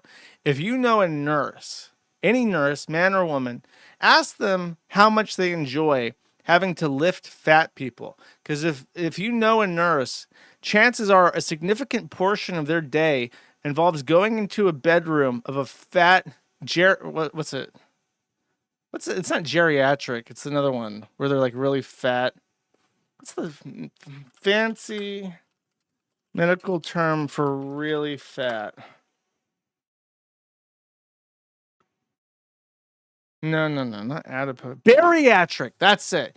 They have to go into the patient, a bariatric patient's room, and the bariatric patient will then look at them and go, "Can you pull me up?" Now, what does this mean, chat? You see, when the bariatric patient is inside their bed, they are unable to scooch upwards. Now imagine you're laying in bed and you're uncomfortable and you wish you could sit up a little bit more upright. You could just scooch back a little bit, fluff up your pillow, and be comfortable. The bariatric patient, such as this fat bitch, cannot do that. She is incapable of scooching back and pushing her own weight up so she can sit more upright and be comfortable. She can't do that. So what she does when she's in the hospital and has slave labor paid for by my tax money, she says, "Can you lift me up?" And then the nurses have to physically lift them to sit upright more in their seat. Doing this several times a day, every day, for years and years and years, will make your back collapse into a cloud of dust, which is why nurses is the #1 career for opioid and other painkiller abuses, chat. Because their backs are collapsing into fucking dust, and they just so happen to have direct access to the cool dispensers that give out chemicals that make you feel less pain, okay? So go ahead, if you have a nurse in your family, your friend circle, and ask them, how much do you enjoy lifting fat people up in their beds? And they'll tell you. They'll tell you how much they enjoy it. This is a universal experience for all of them, and they enjoy it so much, and they will have stories to tell you about this. Okay. Okay, let's see. They roll out. I think we have. Oh, here we go. Is this it? I'm expecting some. Here. Here comes the ambulance. You have a right to an attorney after we roll your fat ass into the jail. So the EMS has arrived? So What is this? Twice. Once on her back, and then she'll be face down on this. Is this like from animal control? Is this like how they would lift like a lion or like an alligator up into like an animal control van? What the fuck is this van? I know it's a tarp, but what is it? Like, this is obviously a special purpose tarp. What unit has arrived to dispense this tarp? Because it's not the hospital. Is this animal control? What the fuck is this? So we're gonna do the paddy wagon, like a hamburger patty. Be face down on this. I need to go to Trio's house. You know what that So is? get her on her back, and then we'll kind of make sure we have it set where we need to. These cops are getting to experience the joys of a bariatric patient. Before we look at this from this perspective, let's do a little head count here. 1, 2, 3, 4, 5 police officers. Where does J Bay live? UC Berkeley, California. Berkeley, California, police officer wage. Annual salary for a police officer in Berkeley is $113,000? What the fuck? Okay, let's do this. 113 times 5 divided by 12 divided by 4. Wait, okay, well, hold up. 113, 892. Okay, what's the hourly? That is insane. Times 5 divided by 12 divided by 4 divided by 40. $300. $300 per hour, at least, at a fucking minimum, not even including the medical personnel that have arrived here. This is costing the taxpayer of California $300 an hour to deal with this fat bitch. And then she's going to have to go and get an attorney provided for her by the taxpayers after leaving a hospital where she's hooked up to life-saving medical equipment and treated by medical staff paid for by the taxpayers. I just wanted to let you know, this woman is a net deficit of like $1,000 a fucking hour right now. You know what that So is? get her on her back, and then we'll kind of make sure we have it set where we need to. She doesn't want to sit up because she's resisting arrest. And she knows they can't lift her because she's 550 fucking pounds. All right, perfect. One more time. I can't. Bring that. In God I say, in God we trust, and they cannot move me at all. And they cannot move me at all because I am 550 pounds. I'm a disabled woman. I trust the Lord to give me the load so they can't move me. In the name of Jesus, make me an immovable object.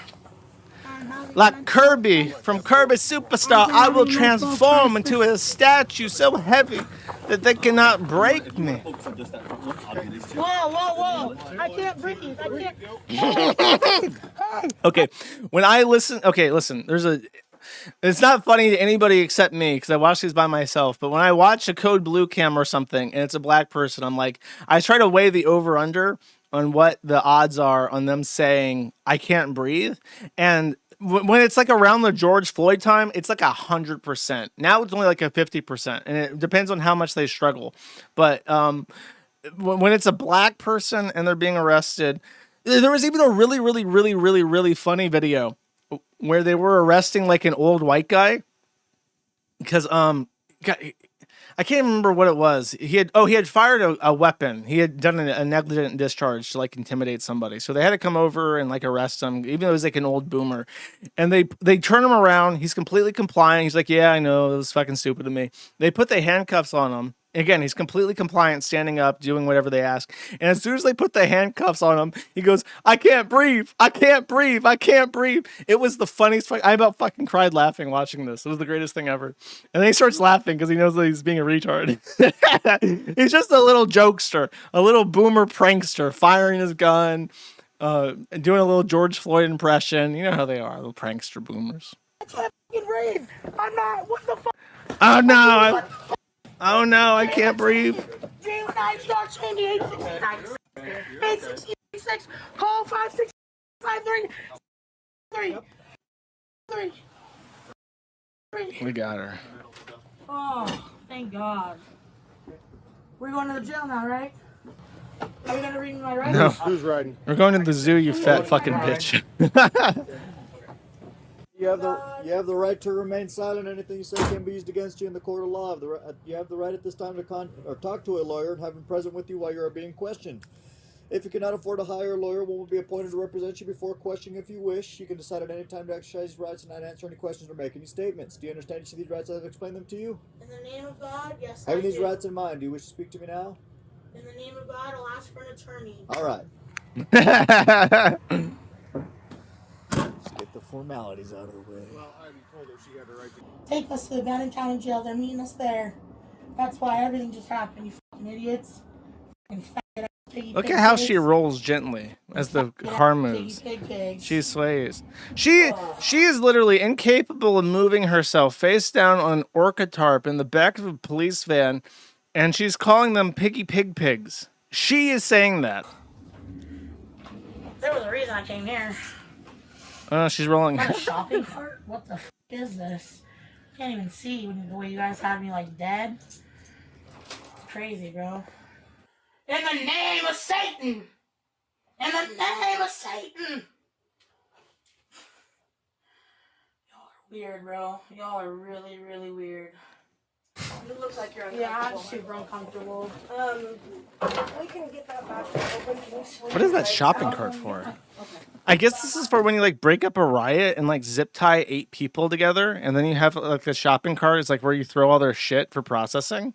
I imagine what that van's for, because why else would they have it? In the end, Jalen was charged with 2 counts of criminal trespass, misuse of the 911 system, interfering with a healthcare facility, resisting arrest, obstructing law enforcement officers, and assault. She was later deemed mentally incompetent. If you like this video and want to see more like it, subscribe. So they just let her go? Was all the charges dropped because she's mentally incompetent, or does she have to go to like a crazy people house? It's so crazy. What's the point? What is the point of having a justice system if you can just act retarded and just roll outside of the jail when they're done with you? It's crazy. I've told this story many times, but I will regale you yet again. There was a like a My 600-Pound Life episode. I've never been able to find this, but it is in my memory. It's one of the funniest things I've ever seen ever. And it was a super fat person. They were like 900 to 1,000 pounds. And they brought together like a whole team of people to try and help this person lose weight because they're at such imminent risk of immediate death, right? So they get the people together and they're trying to work with him. And he's basically bedbound, and he has a family that takes care of him. And by take care of him, I mean feeds his fat ass fried food like 6 times a day, right? So they're like trying to get to him, trying to be like, you're going to die. You're being fed to death. And it's not working. So they decide, we're going to give him shock therapy. We're going to get, because again, he's bedbound. He's just laying there. He's just eating. We're going to give him shock therapy. We're going to cook what he eats in a day, which is like 11,000 calories of fried food. And we're going to show him how much he eats in a day. And they cook it. And it is so much food, it doesn't fit in his tiny ass room, which is just like his mattress. So they're like, we cooked all this food and it's out in the hallway. And we just want to show you how much you eat in a day. So you have an idea of what you're doing to your body. And this guy who's been bedbound for multiple years and has forced his family to wipe his ass and feed him every day for those years, hears that there's 11,000 calories of all his favorite foods out in the hallway. And by a miracle of Jesus Christ, the sick is healed. And he rises to his feet and off the infernal contraption that had been keeping him down. And lo, the bedbound man weighing 900 pounds did rise and walked out into the hallway, and lo, did he start eating all that food.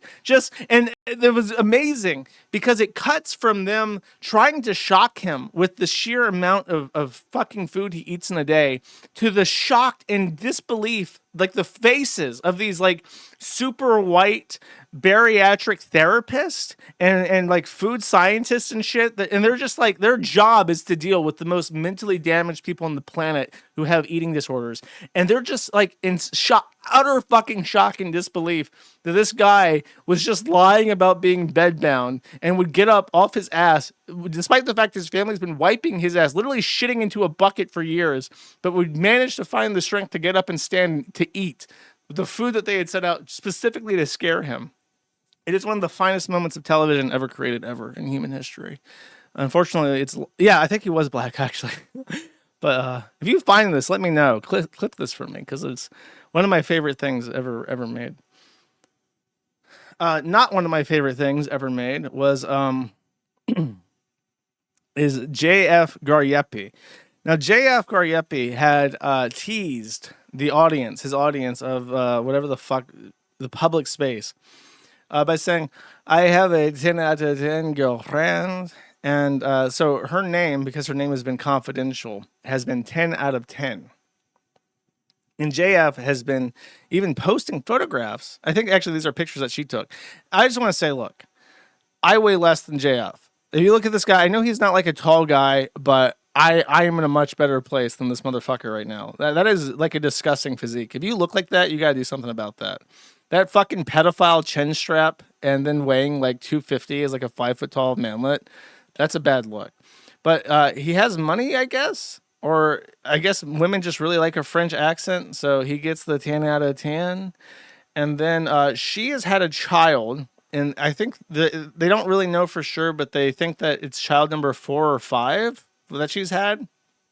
Now she has broken up with him and is a single mother by choice and has moved very far away.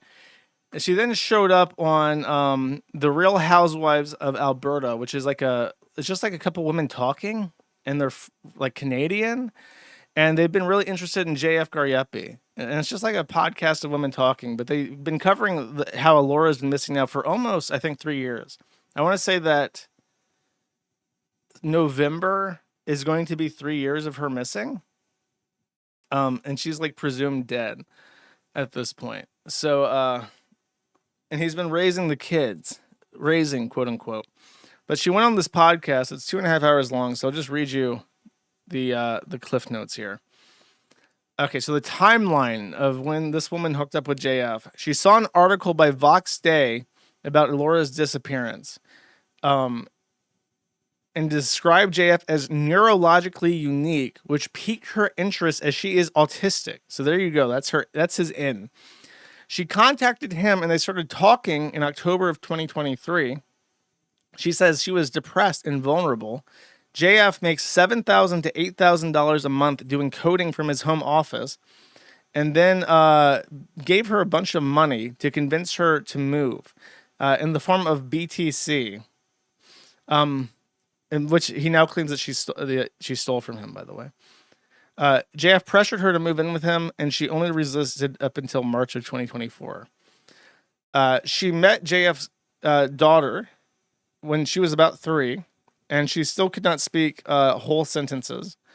JF's son was not potty trained despite being almost 2. They are iPad babies. They watch Slappa all day. Apparently oh my God, bro. That's the fucking worst. That's terrifying. So he just gives them TikTok and they just look at TikTok all fucking day. Ah, dude. See, this is my thing, right? Like, there's a lot of people like Ralph and JF who are like, so you see, to save the white race, we must have as many white children as humanly possible. And then it's like, okay, so you've had white children, but you've killed their mother. So therefore, they're going to grow up fucked up. A child that grows up not knowing the unconditional love of their biological mother is a child that is doomed. There's no way around it. You are fucking doomed. But then you raise them like a psychopath, like JF is, without their biological mother. And then you give them TikTok babysitter. So now you have white children with no maternal bond and a bad paternal bond, and you let TikTok raise them. Do you think that these white people are going to grow up and benefit society and have white identitarianism just because they have the white genes? No, sacre bleu, you have fucked up. You have made 3 white babies that are going to vote communist and date black people, JF. JF has never taken them to a doctor, which I'm surprised is even legal in Canada because I think they have mandatory doctor visits for kids in the US, don't they? JF doesn't brush their teeth and they have cavities. Oh my God. That's terrifying. You can die from cavities. It's extremely painful, obviously, but you can also just straight up fucking die from having cavities. It's not legal. They have mandatory doctor visits. Okay. When she met JF's daughter, her hair was matted very badly. She had to cut 3 inches off of it to even brush her hair. He feeds them McDonald's, butter, noodles, etc. The boy doesn't eat any meat. JF feeds him Arubo gummies because they contain proteins.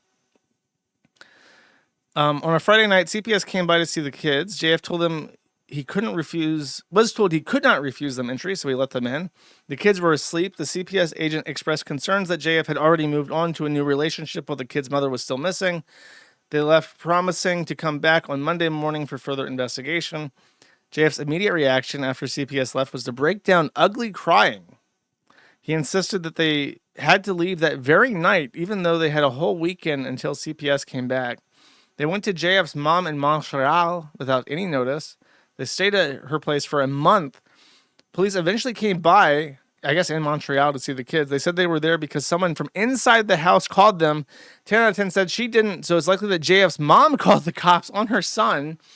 Police left and JF insisted that they leave that very hour. She was not in the mood, but JF convinced her by promising to stay at the Fairmont in Mont Tremblant and so that she could use the spa.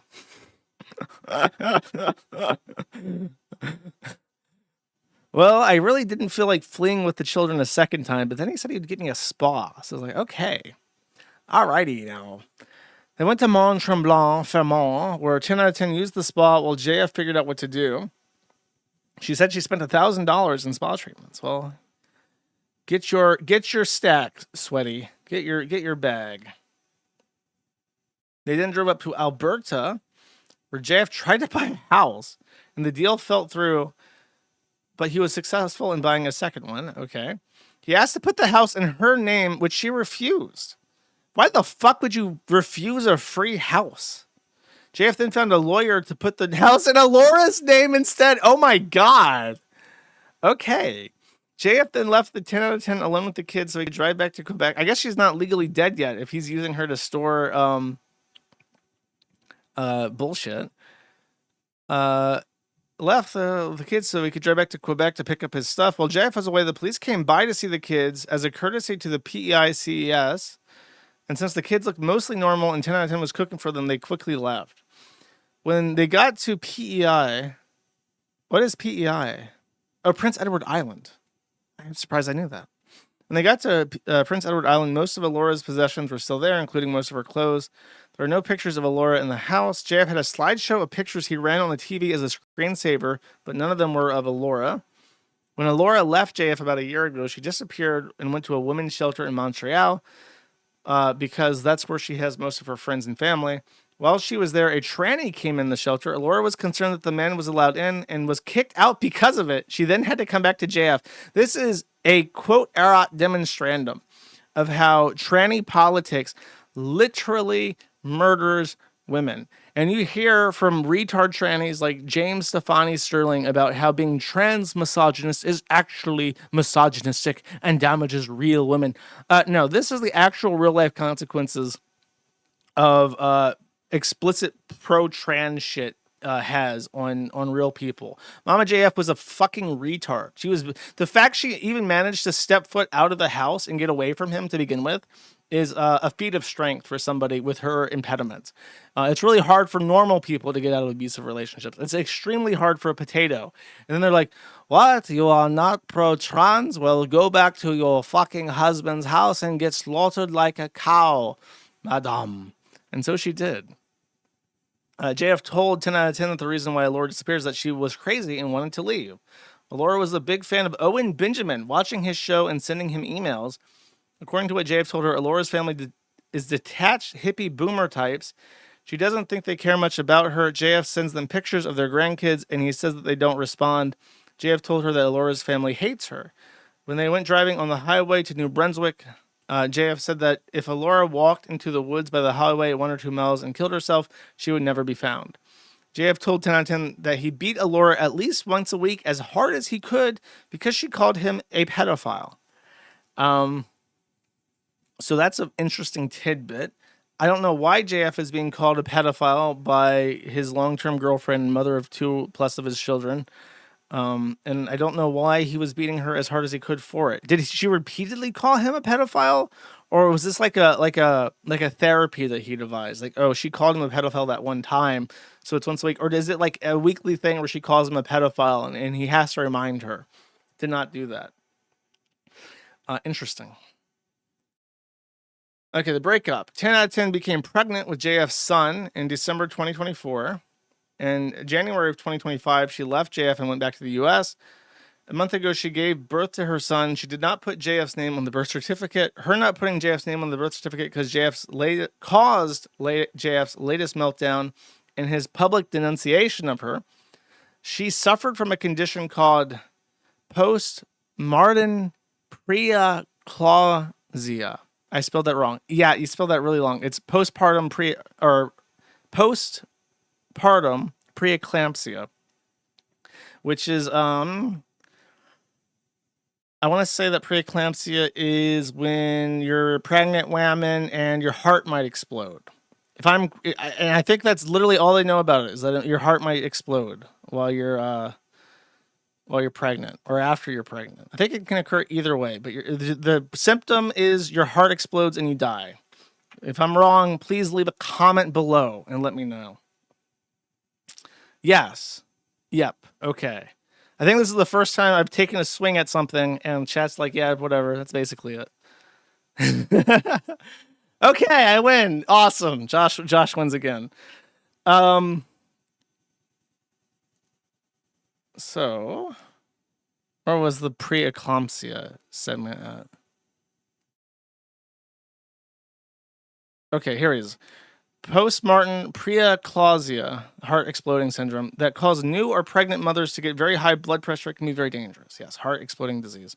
While she was recuperating from this condition, JF was melting down and demanding she change her mind. Apparently, the nurses mentioned that her blood pressure was much higher after she talked to her boyfriend. JF wrote his newborn son an unhinged breakup letter of sorts. She is safe, near family, in a state with strong castle doctrine, and she has guns. Welcome back. God, you go up to Canada, what happens? You get knocked up with a retard son.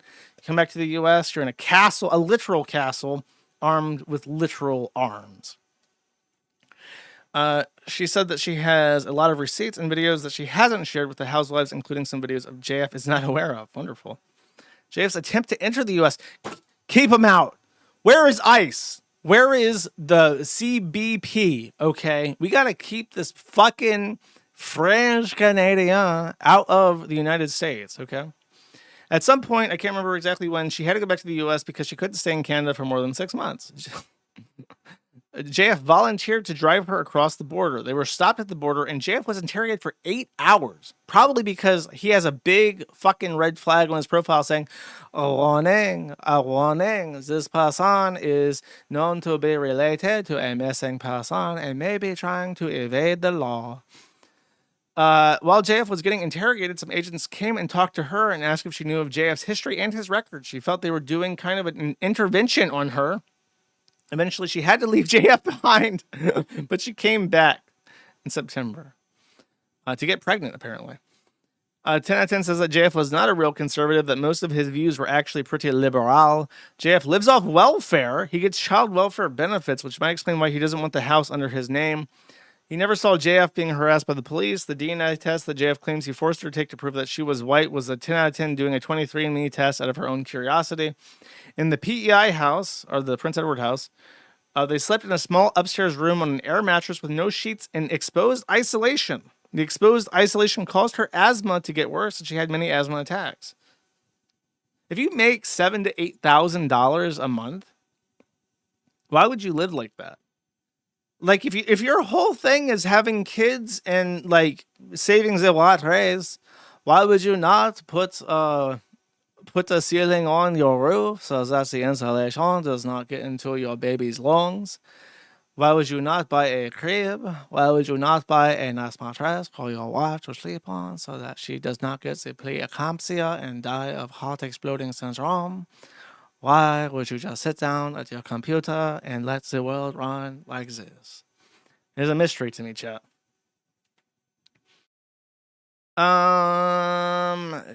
She is 5'5" and says JF is exactly her height, making him also 5'5". JF has a nice set of knives in Prince Edward Island with a couple big ones missing. JF had documents from his previous relationship that Tian and Atin saw. She confirmed that the son he has was with a North Carolina woman that he has no contact with. He also has a daughter with a girl from Quebec that he met online and hooked up with when she came back from the U.S. The Quebec mother would only allow him supervised visits, to which JF didn't agree with, so he had no contact with his daughter either. So apparently he's like a serial philanderer who disposes of retarded women as they come and go. Very specifically predates on autistic women or women with low intelligence. And then, unsurprisingly, has absolutely no involvement or investment in his own kids, despite supposedly trying to save the race and propagate his exceptional phenotype. We had some idea about baby mamas in the U.S. I think there was a big ordeal where one of his baby mamas in the U.S., because the U.S. has much better court documenting systems for public scrutiny, was that her family was literally trying to get her declared incompetent so that they could take custody of her and the child, because they thought JF was a creepy weirdo and they thought that she was no longer able to make good decisions for herself.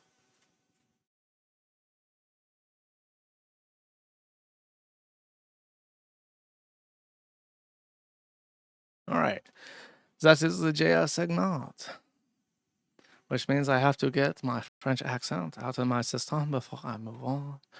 Very terrible news indeed. All right, let's see. Okay, so I'm literally about to die. Give me a second.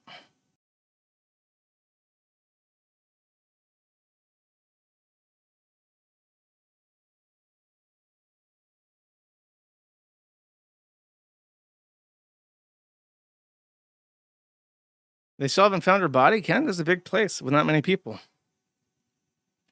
All you have to do is kill her. Do the Ralph voice? I can't. I forgot how to do the Ralph voice. I've lost it. So this is a weird post. It's about that Dats Mojo guy who has a deep lore. So I'm gonna take a kind of swing at this in the dark. Okay.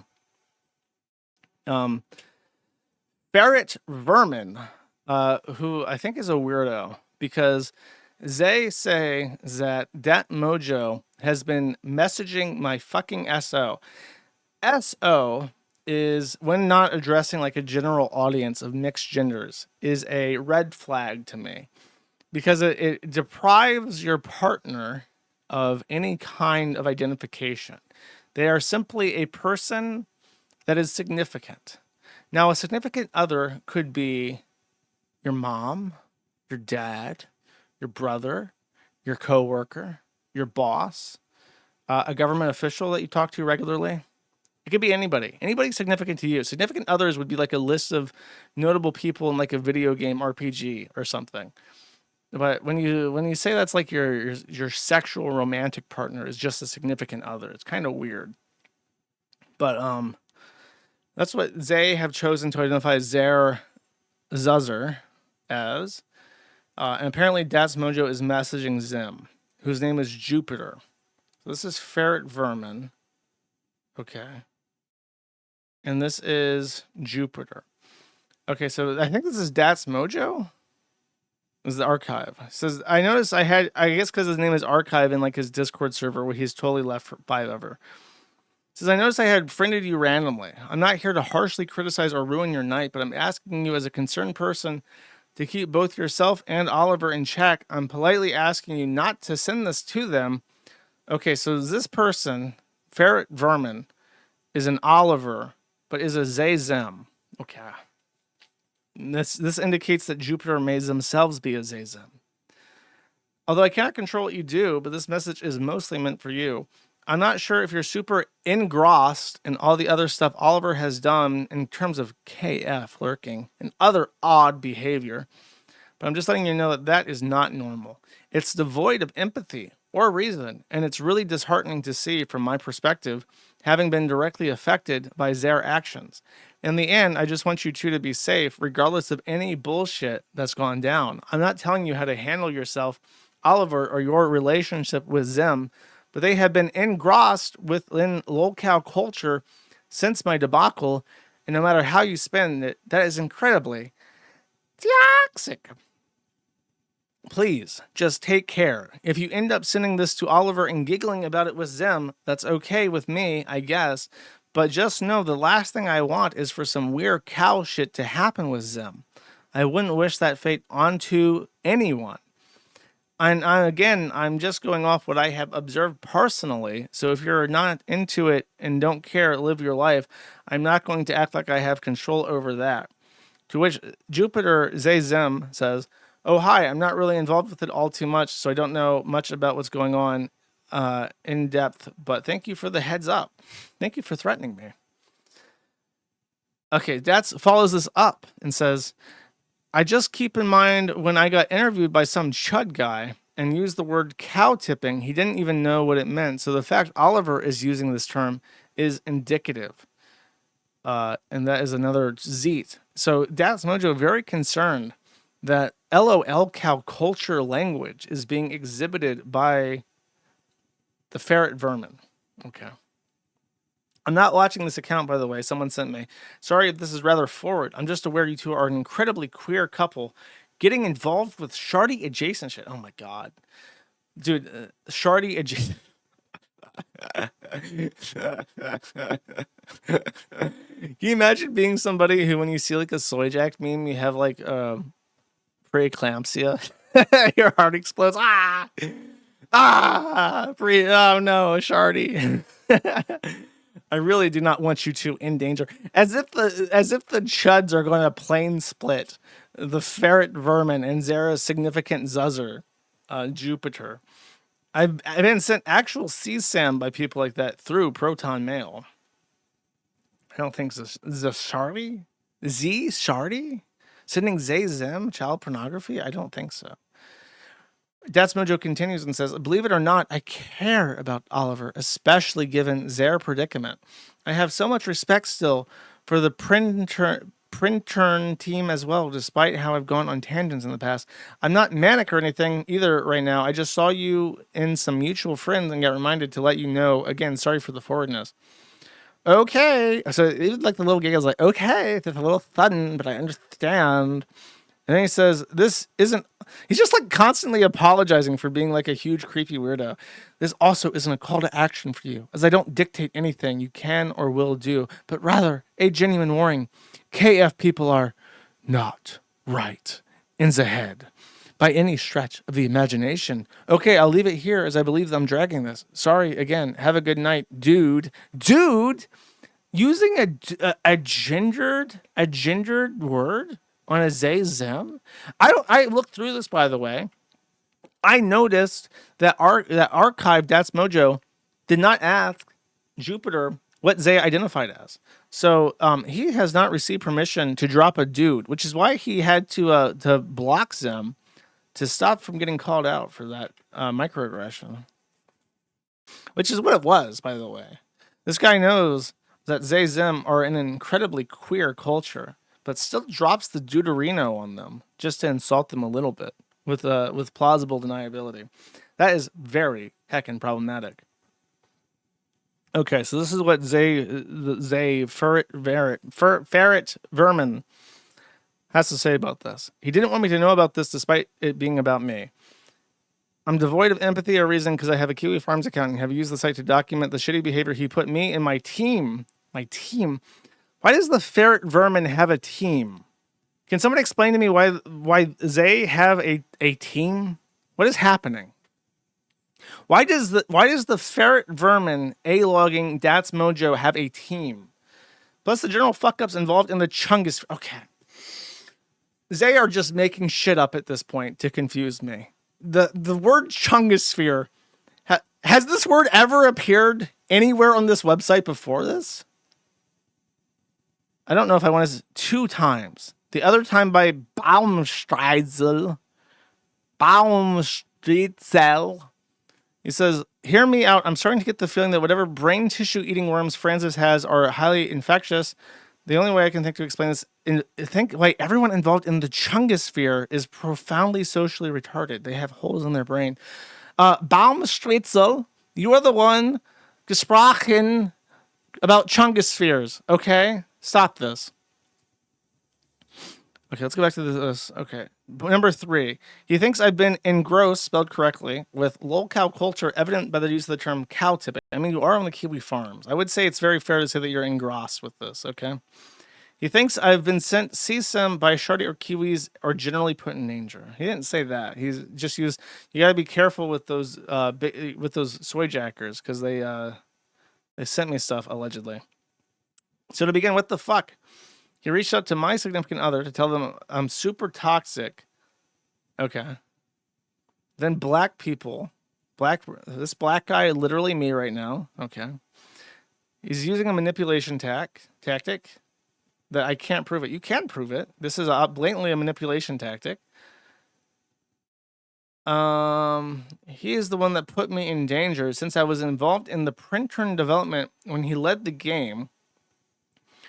So the Dats Mojo guy hired the ferret vermin to develop a game called Printern.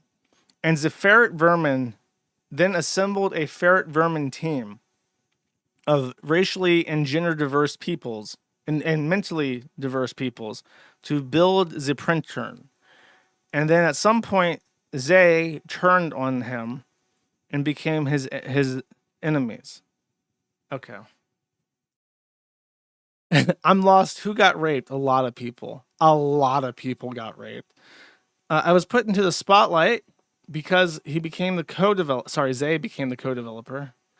Did not know about the extent of Dats Mojo's fuck-ups. Okay.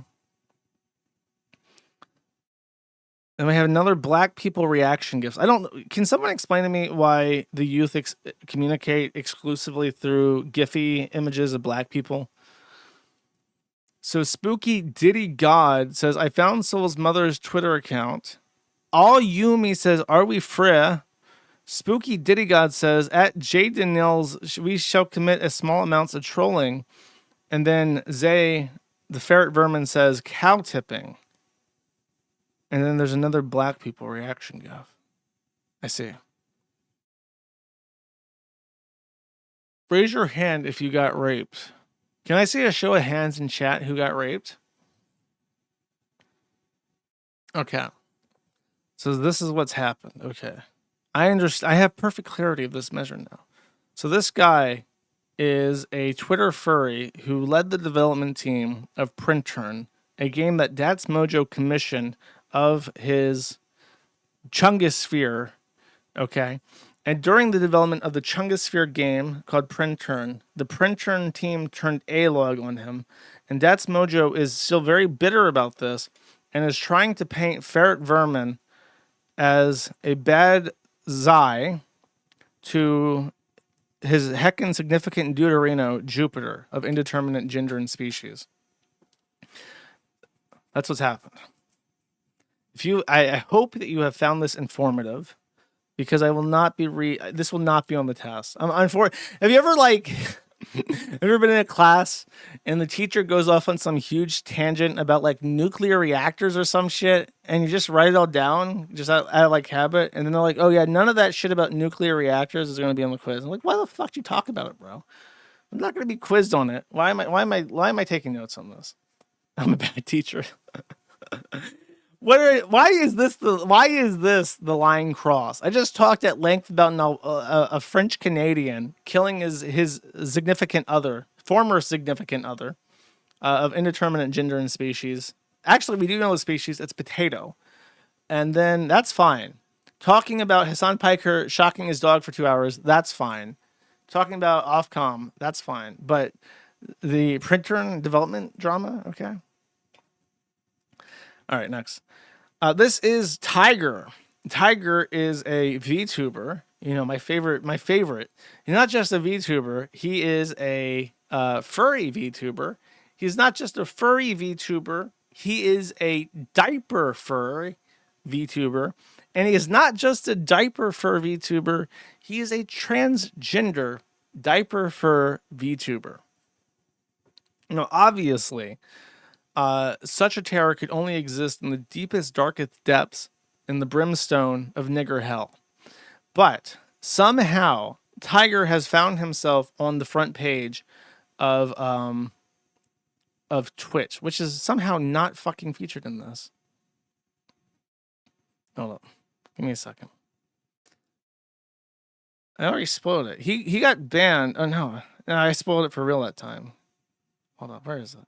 So this is his content on TikTok, in case you want to subscribe to Tiger. He has 20... Dude, he even is doing like the Haigao face on his VTuber profile on TikTok. And 25,000 people have followed this. This is deeply concerning. Okay. So what happened? Wait, here we go.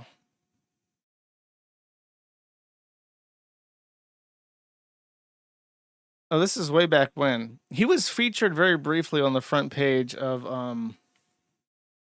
on Twitch. There's actually a clip I really want to show you that I don't have. Give me a second. I'm going to try to hunt it down real quick.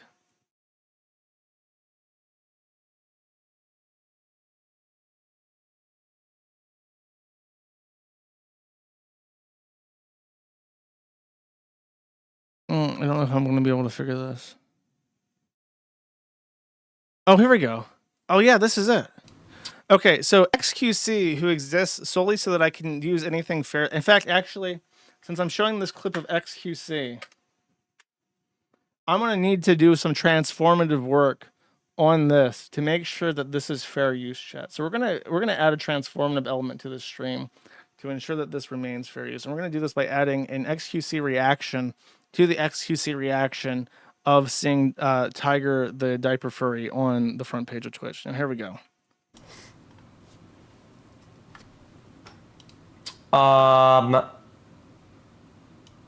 Page stream and representing Harddoor you a woo asshole DR1. They adore you. Anything for you? Locked in. Has Kevin said anything?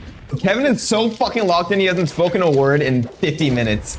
I heard Kevin. You now. Are you getting a wild abandoned skin? I saw that they were doing like a creator thing, and I didn't do it or anything because I haven't played much. But I was thinking that's like right up your alley. I'm wondering if there will be a Doryu skin in the future. Quick, everyone misbehave again. No. You guys misbehave constantly. What? There's nothing new that would happen. I can get it in a second. I'm not gonna judge. Okay, I'm gonna judge. Actually, I think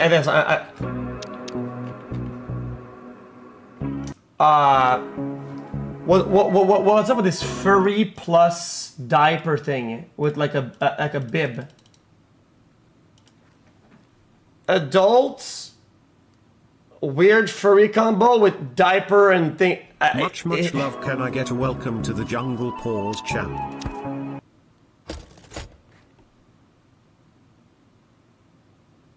Binky, sorry. Whoa. So XQC has limited mental bandwidth. What XQC does is he consumes content and he looks at it, and then he doesn't usually have much to say. And that's his stream.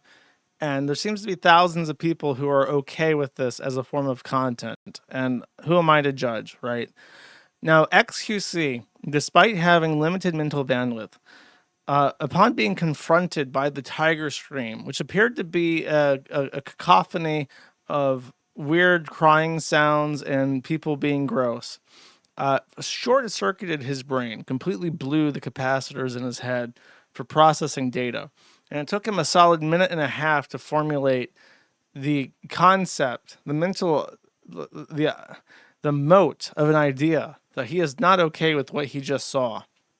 In the same way, I'm reminded of when I was a child. My mom took me to Disney World with my family, and we went on this ride called Alien Encounter. I was very young. I was like 6 or 7, I want to say. And we went to Alien Encounter in Disney World. If you don't know, Alien Encounter was a thing that they had based off the Alien franchise. And it was fucking horrifying. It was a 3D experience where there was like a giant monster in a test tube. You're like in seats surrounding this test tube.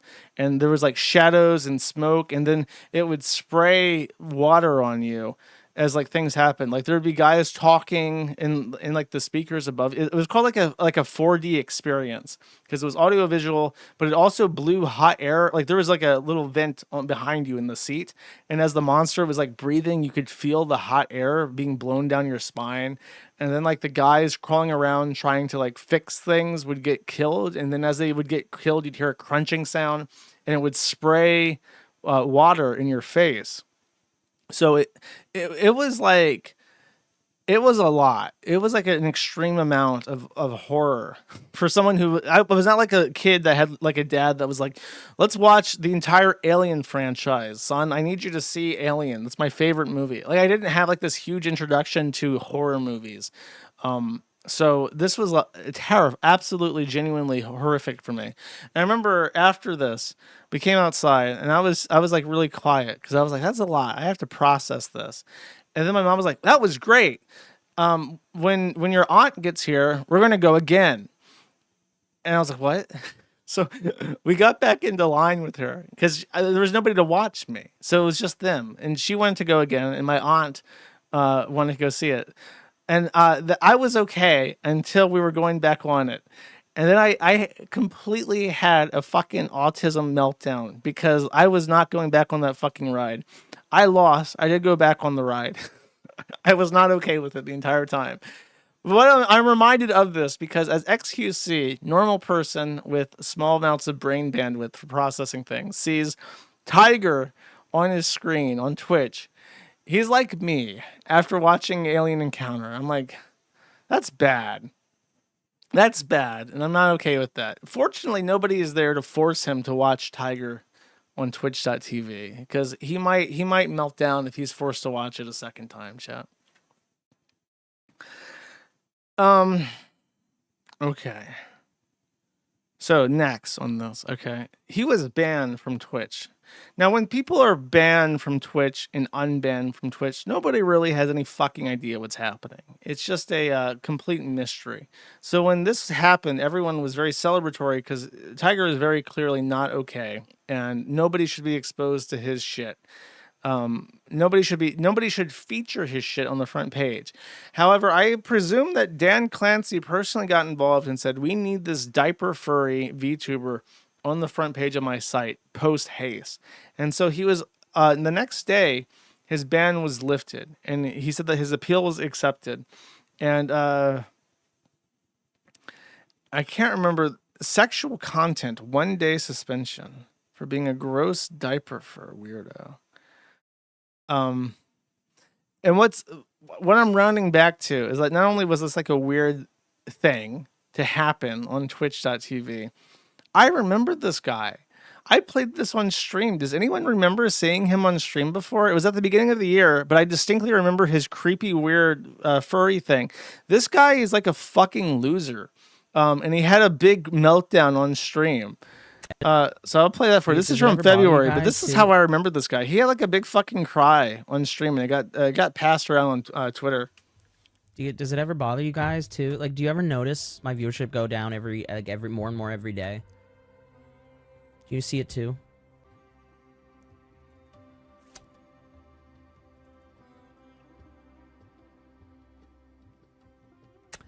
And none of my, and you know what? I don't have any single one of my, like, that isn't a parasocial, like, that isn't involved in the parasocial gap as like a like any of my closest friends. None of them are here. I feel completely cast to the side. And it fucking kills me and it eats me up alive. And I have to pretend, because I have BPD, I have to pretend that it doesn't bother me, because it shouldn't bother a normal person. It shouldn't bother a normal person. So I'm trying to act normal and not let it bother me.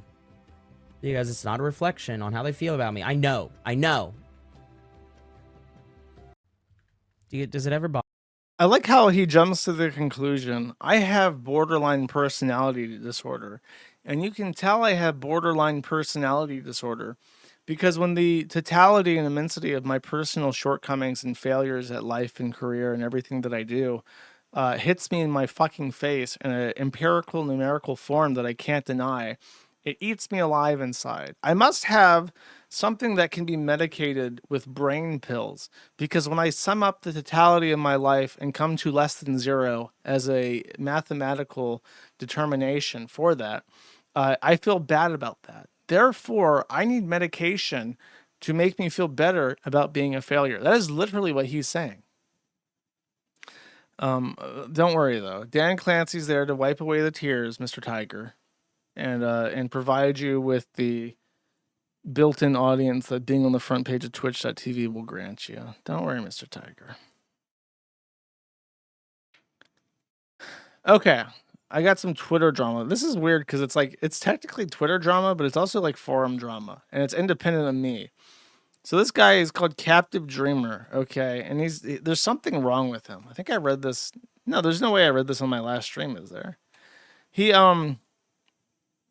noticed that he was being talked about in the Bronze Age pervert thread because he's like adjacent to Bronze Age pervert.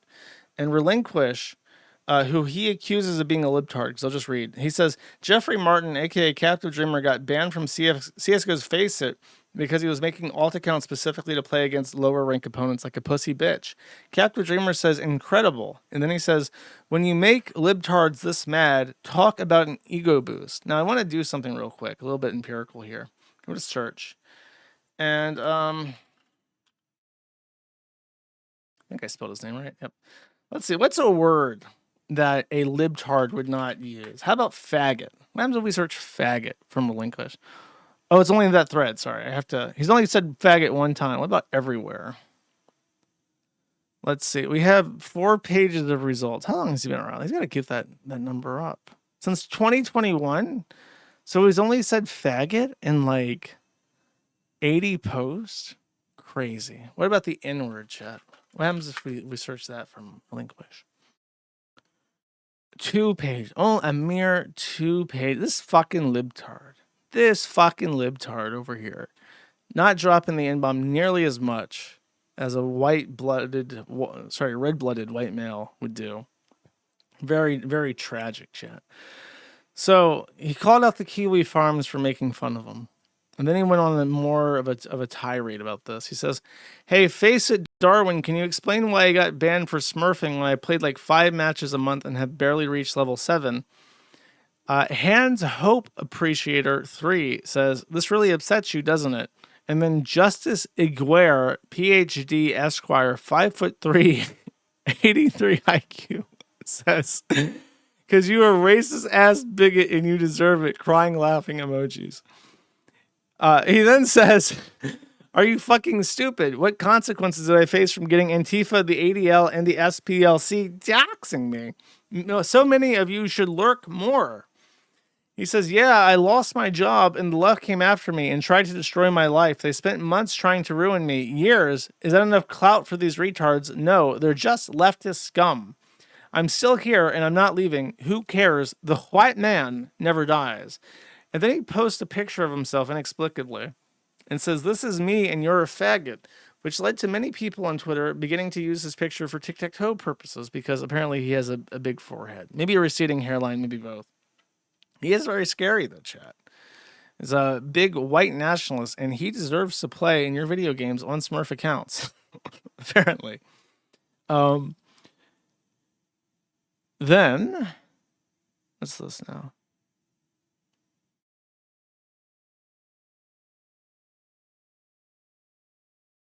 No, that's a glitch. When he got banned from Twitter, and he got banned from Twitter because they were doxing some. Oh, this is the pedophile. This is the guy that's into incest, and he's a friend with Captive Dreamer. Oh, that's why they're mad at me. I didn't even know this. I talked about this guy being a pedophile into Lolly Shota incest on my last stream because he was mad at me, and now I know he's mad at me because Captive Dreamer's often mad at me. So this guy, this big tough guy, is like personal friends with a Lolly Shota incest pedophile on Twitter, and he's upset that people are making fun of him on the Kiwi farms for getting banned from a game for smurfing. Like, are your priorities in the right fucking place? Is this really what you should be upset about? Not this guy in your circle that you apparently fucking know? This guy that wants to fuck kids? Wants to fuck kids that he's related to? Ideally? Is this a... So they got banned on Twitter. They were doxing some guy, basically, which you're not allowed to do, even if it's like a leftist journalist or whatever the fuck. So what happened is that they doxed the leftist journalist on Twitter, which is against the rules, and it always has been. Even in the new brave era of Elon Musk, there are explicit rules against doxing. In fact, I remember Elon Musk explicitly saying, after leftists posted a public radar of his personal jet that his kids were on, and he banned them. In fact, it might have even been Ben fucking Collins, if I remember correctly, who was circling all the way back. I think it was Ben Collins who posted the radar scanner of his personal jet that had his kids on it. And he banned him and said doxing is not okay. If I remember correctly, it might not have been Ben Collins, but I remember it being somebody I was familiar with. So one of the only things that he's ever said in regards to policy is that doxing is not free speech. That is one of the only rules on Twitter. And then they dox somebody and they get banned because the person that gets doxed tags somebody who's like an ex-administrator and said, is this okay? And the guy said no. And now apparently that guy's being called a leftist. He has like locked down his tweets and he might get fired from X. And they're already back. So the rules are very selectively enforced on Twitter, which I guess is a good thing because it's been selectively enforced the other way for God knows how long. But now it's being turned around on them. It's just very, very bizarre. I can't believe this. It's so embarrassing. Like, how are you going to do this? How are you going to be like, I'm going to save the white race. I'm this big, strong dude. I got tattoos and I got muscles. And I'm a very mean looking guy. Look at my face. I'm very mean looking. I'm a white nationalist. But then this is like your cohort. This is like your friend. Is this guy with the children in his display pictures? Like, why are you like this? I wonder why nobody takes this seriously, chat.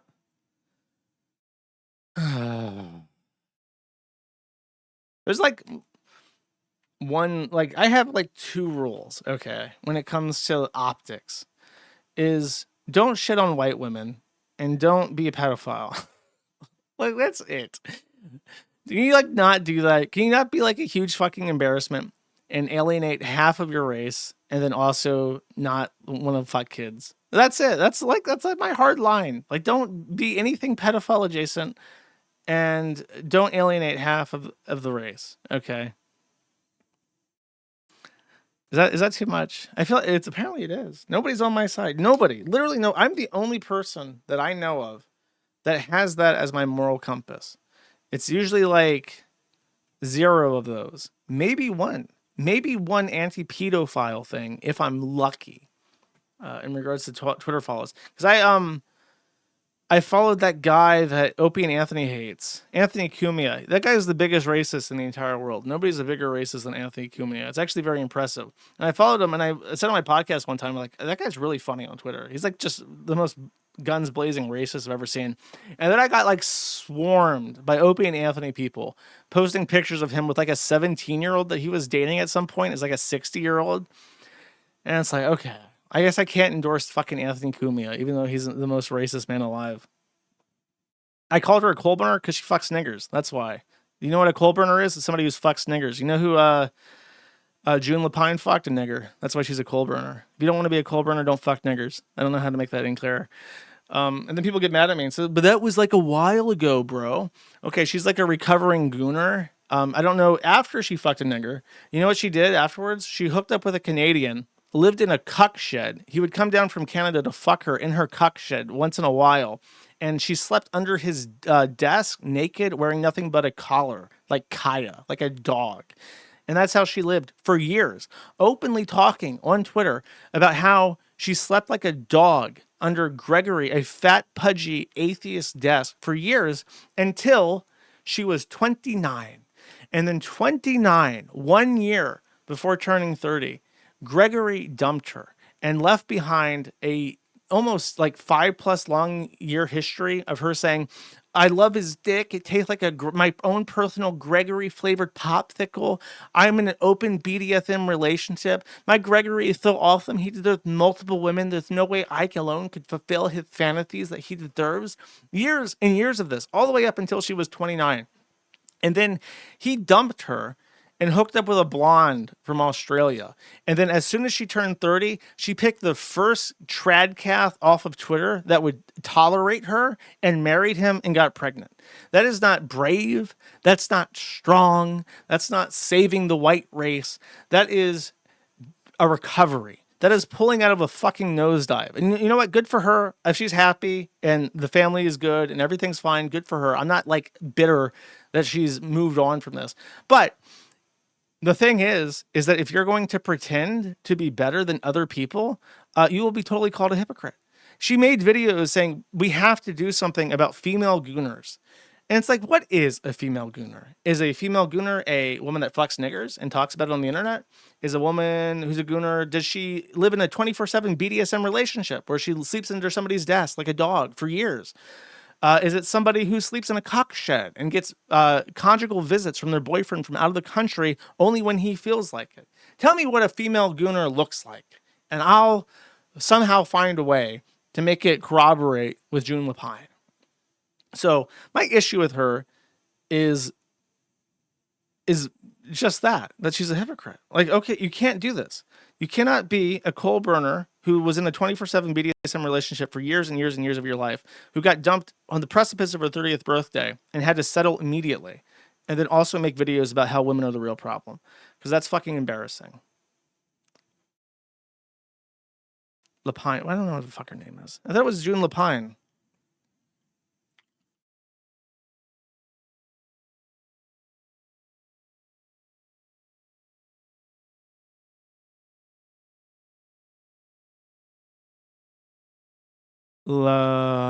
Lapine.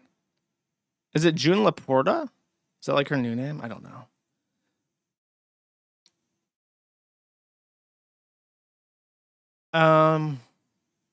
That's it. That's all I have to say about this.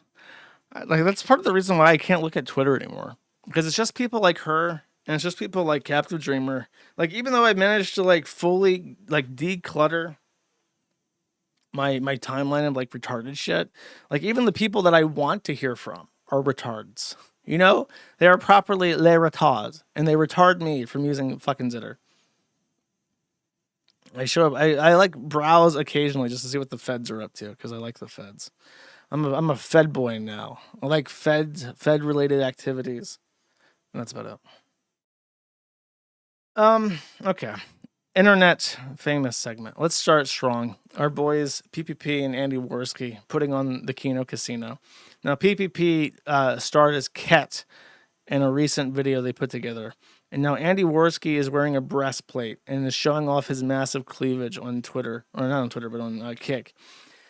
And from what I have seen, Andy Worski may be enjoying this a little bit too much. I am deeply concerned. And I gotta say this. Okay, here's my point in bringing this up. PvP has now been Cat. Andy Worski has now been a German barmaid. I think it's supposed to be like an Oktoberfest type beer maiden or whatever from Bavaria. And now that this has been done and the genie cannot go back in the bottle, I have to ask, why?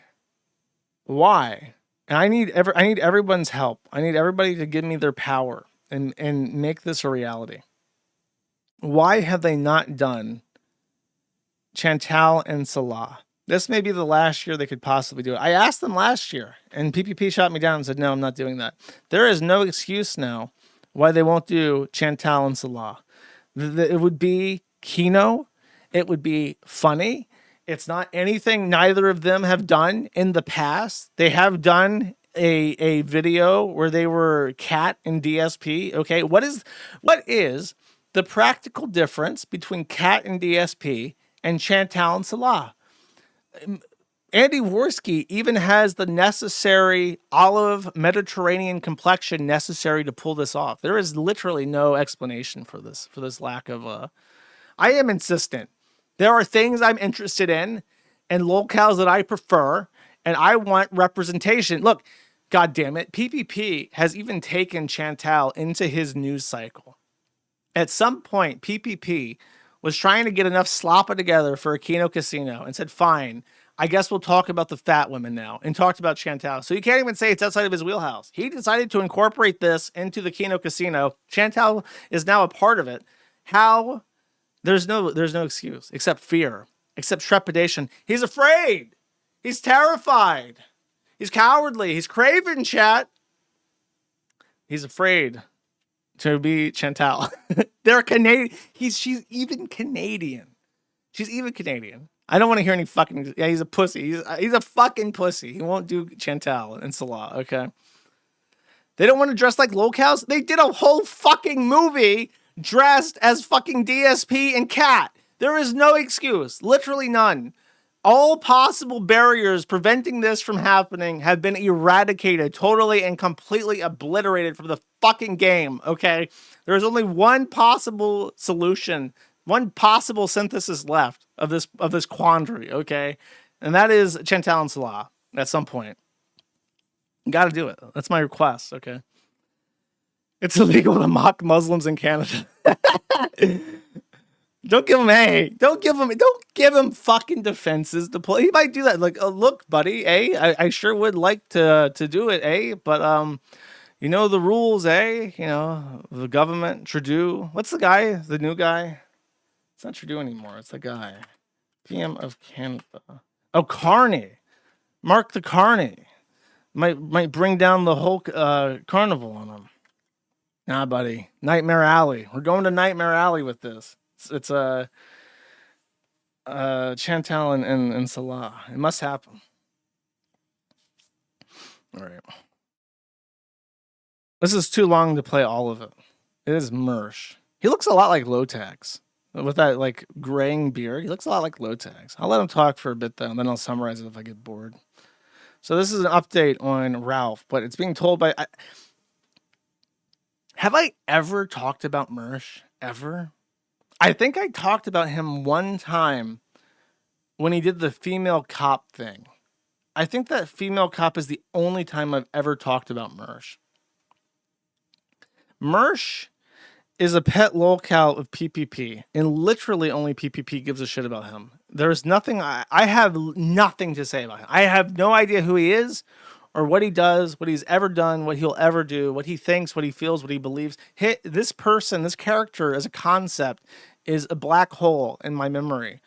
However, he's talking about Ethan Ralph, and he has a story to regale you with. And if he can't sum this up in 2 minutes, I'll do it for him. I saw some shit last night that, I'm not gonna lie, I found it to be mildly troubling. I won't get into the specifics, but you guys can find it if you want. And I can't help but think that what I saw was something that, frankly, I could have seen coming, and did see coming, and tried to avoid it from happening. But you guys may notice an absence in our ranks. There was somebody that was hanging around here a lot. It's suddenly not hanging around here a lot, right? It's pretty obvious. How do I do this? A while back, there were some people that I know that I talked to that I was like, something's off, right? Like something feels off about this person. And as a result, I've always been very at arm's length with this person. And let's just say that is this how he fucking talks? Get the fucking let out. He's got like a story that he wants to tell, but it's like he knows it's like interesting, so he's gonna make this shit last for 15 fucking minutes.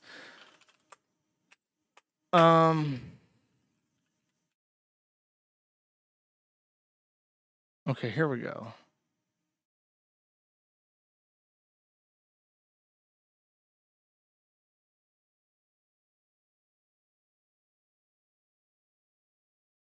Everybody that's involved in this has been warned. I warned Ralph. I warned Ice Dancer.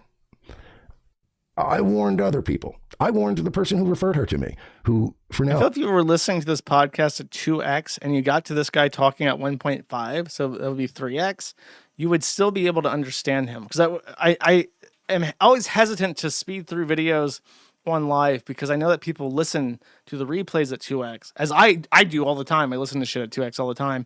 I'm trying to think, like, will this play good at 2x speed? I think that Mersh talks so fucking slow that even at 3x you could understand him. I'll remain out of it, but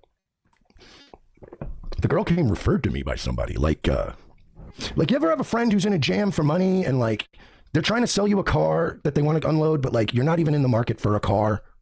Like it felt like that kind of energy.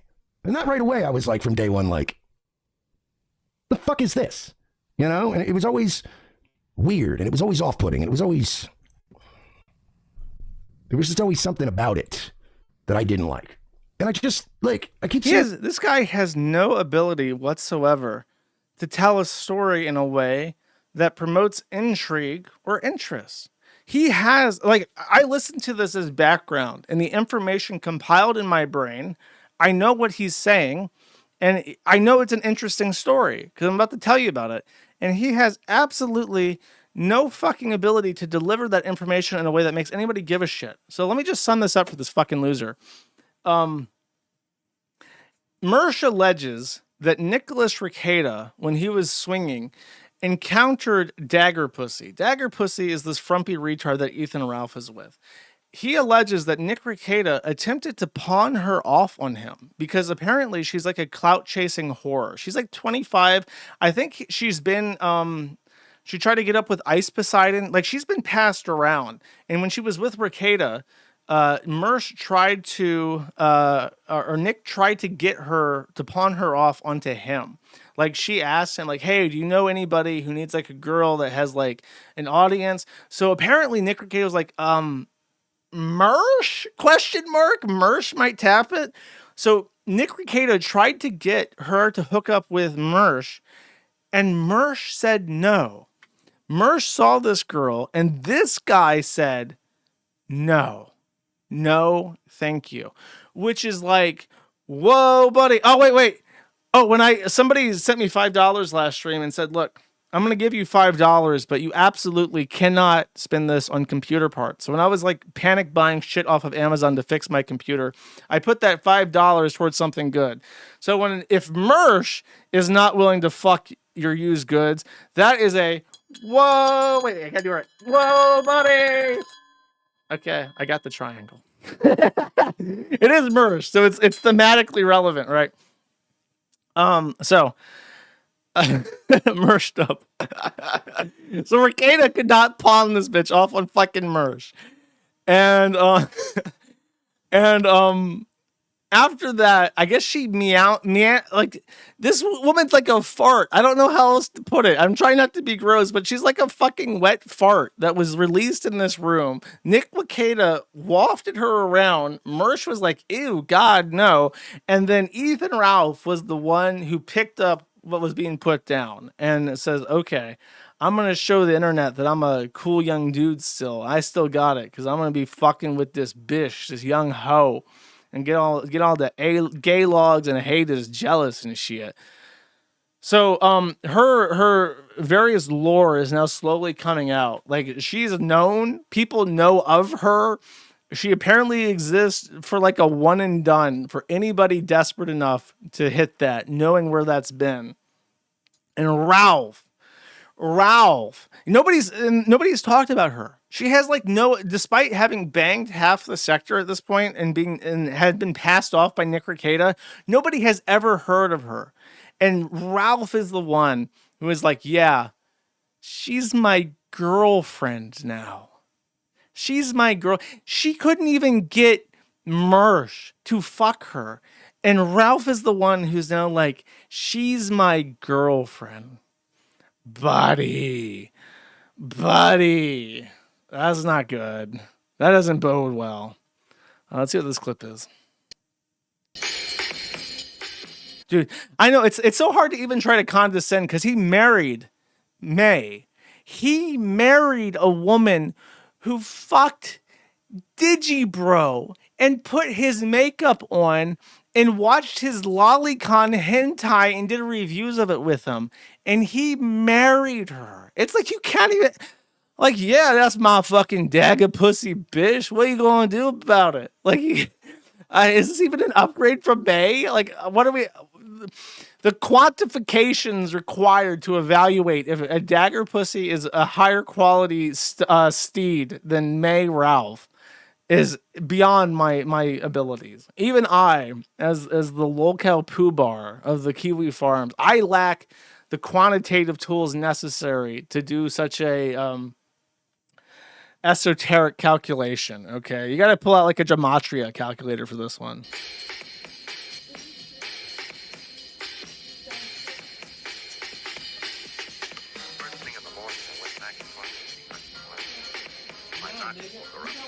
It's true.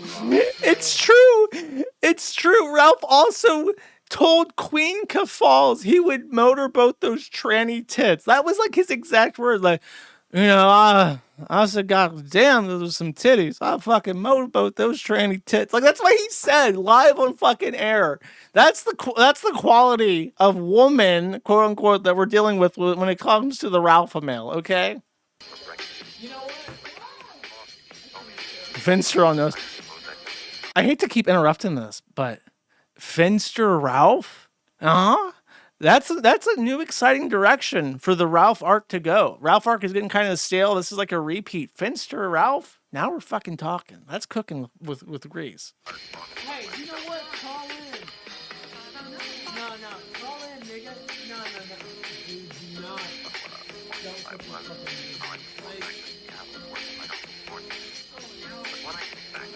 Now, you know what? Call in. I know you're allergic to, like, you know, big moments or whatever, but if you were to call in right now, it would be a big moment. So, I know you may not understand that, but... This is, when was this aired? Was this the stream? No, it's not. So, Mersh apparently sent something to her, and Ralph got really fucking pissed off about it. So that's why he was alluding to Ralph not being in the conversation. I was like, is this after? The stream I tried to play was after this. This is where Ralph loses his shit. Party favors down.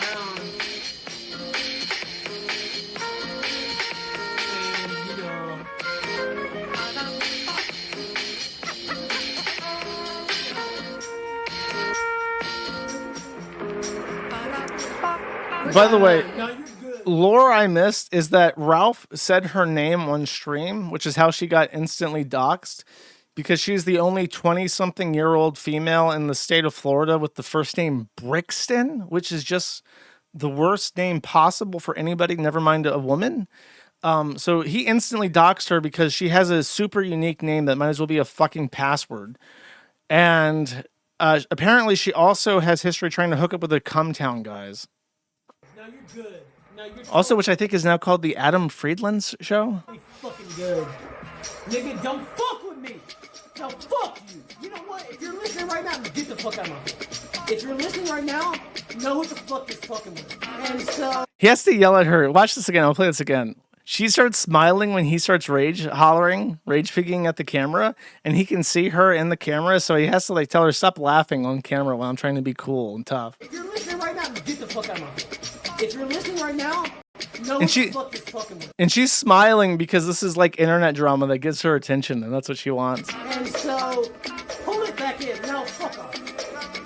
I'm talking to you personally. And I'm gonna turn this down. No. I'm speaking to you personally, and you need to. No, I don't give. Shut the fuck up. You need to reel it back in. You can hear her laugh every time he threatens her. That would be the worst thing for you possible if you fuck with me. And I'm getting close to feeling like you're fucking with me. And so, if I feel like that, Other people feel like that, and you would not like it if I actually believed that. And so, shut your fucking mouth before I fuck your whole fucking life up, motherfucker! I love that. I love it. One more time. Come on, chat. If I feel like that, other people feel like that, and you would not like it if I actually believed that. And so, shut your fucking mouth before I fuck your whole fucking life up, motherfucker! He is so mad, but so emotionally compromised at the same time that he tries to scream, but he's on the verge of tears. So his vocal cords can no longer formulate screaming, and he's gassed himself. He does that thing where it's like when you're choked up and he's just pushing air through his vocal cords, but they're not making noises anymore. He's just like a deflating balloon because he's like so close to crying. Honestly, I've never seen that in Ralph, because he just realized he thought he just got some banging ass dagger pussy, okay? And he thought this is going to epically own the A-logs. And then she shows him a message from her saying, hey, yo, just so you know, Nick Rekieta tried to pass that off like a stinky blunt. And I said, no thanks. Just letting you know, home slice. And now he's like, fuck. Nobody's going to think I'm cool. It's over. This gambit has already ended. So take that for what it's worth. And any other thing that I have to fucking say on air, everybody on this fucking planet will know about it, motherfucker. Don't send me any fucking cocksucking DMs. Deal, and I've shown you a big deal before. So shut. Oh, by the way, he ran out of bandwidth on his phone, and he had to start broadcasting from hers. And she was even like, I don't want you to use my phone bandwidth. So that's why the connection's so shit. Your goddamn fucking mouth before I make you regret being born. Cock-sucking motherfucker. And I'll leave it there. So. It's nice. Don't end the stream now. That'll look anyway, terrible. there it is. Don't. My thoughts. My thoughts are, I know. Rip my eyes. Rip my desk. Who is he talking to? I don't know. Yeah, she has no idea. Anyway, go ahead. Let me look at the chat. Okay, and the other one. Oh, that's the good part. So true. Yeah, so true. So true. I have no idea who I was talking about. No clue. I'm crazy. I have no idea who I was talking about at all. Yeah, I'm crazy.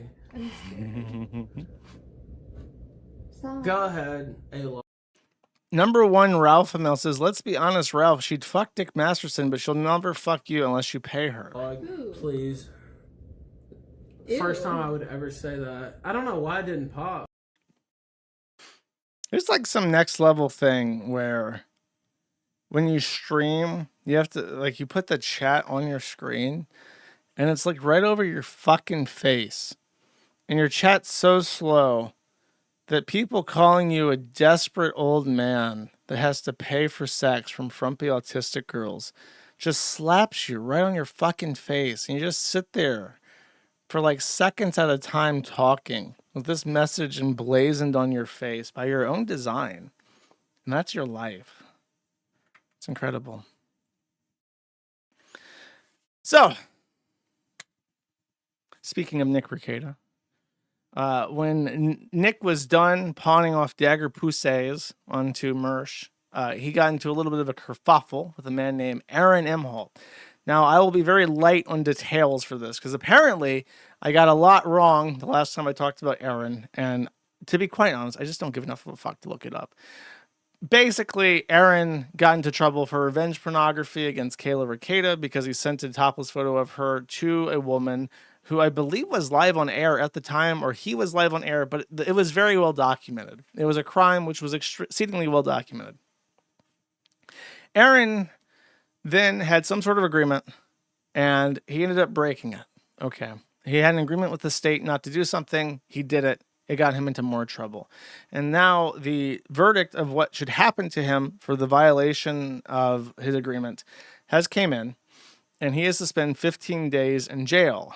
Now, he appealed and asked for 2 days at a time only on weekends, and his appeal was denied. So now the judge has ordered that he will spend 8 consecutive days in jail for the crime of sending a nude image of Kayla Ricada to a party without her consent, which is a crime in the state of Minnesota.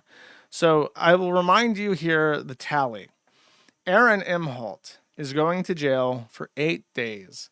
Nick Ricada has successfully completed the conditions of his release, which means that he will no longer be faced with the threat of incarceration. His 30 days of jail were waived, and he will not be spending even a single second of time in jail, stalker child.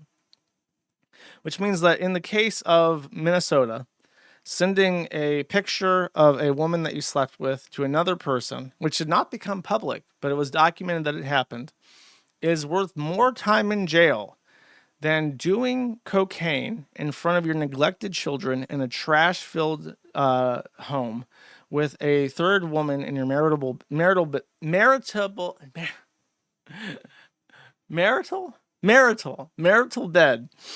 in plain view of your children. That deserves no jail time. So Aaron Imholt going to jail. Nick Ricada possibly not going to jail. He's still on like a suspended release. So if he commits other crimes that he is found in violation of during the next 4 years or so, he can go to jail. But he is no longer facing jail time unless he commits more offenses. This is how he dressed to talk to his audience. Just the greasiest, sleaziest looking fucking guy I have ever seen. Just like completely embraces the grease. Embraces the greasiness. He just thinks he's the coolest fucking sleazebag that's ever lived. And he has reason to be happy. He has reason to celebrate because now his live streams are breaking kill stream numbers. Nick Ricada has finally climbed high enough to sit on the level of the Ethan Ralph, one of the best entertainers who has ever lived. So they each have about 480 viewers here. Really big day, especially on the news. You know, it's that bump, that Aaron bump, the knowing that you've done something. What kind of something do you think here, chat? What do you think that this constitutes as? I think that this constitutes a total Baldo victory. Total Baldo victory.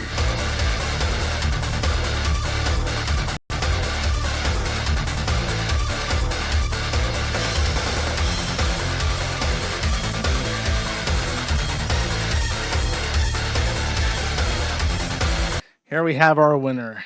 Yes, you've jeopardized your marriage. Yes, you've traumatized your children. Yes, you put them in harm's way.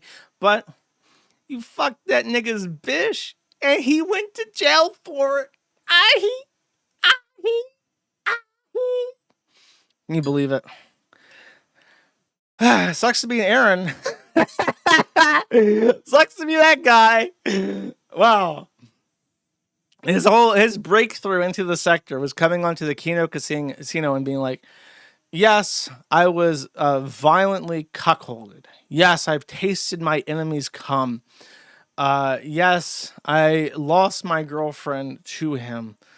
Yes, I've gone to now many months later. Yes, I've gone to jail as a result of my squabble with him, which could have been avoided by simply hiding my face in shame, which is probably what I should have done to begin with. Okay, enough of him. Get away from me.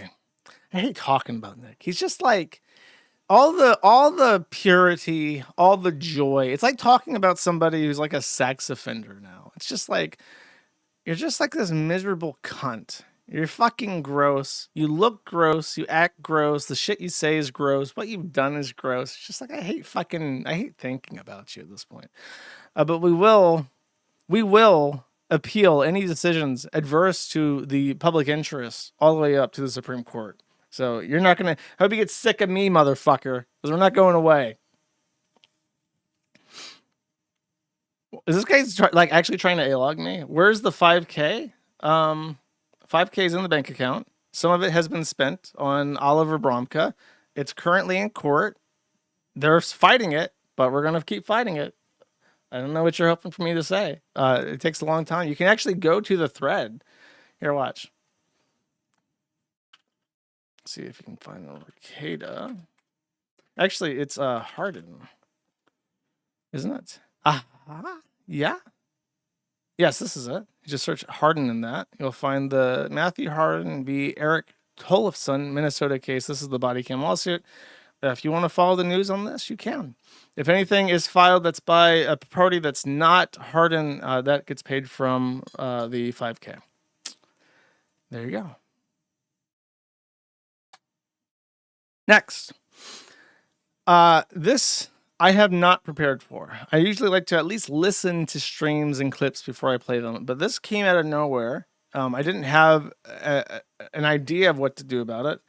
So now I'm just kind of coming in here a little bit blind. And I'm just swinging away as I do.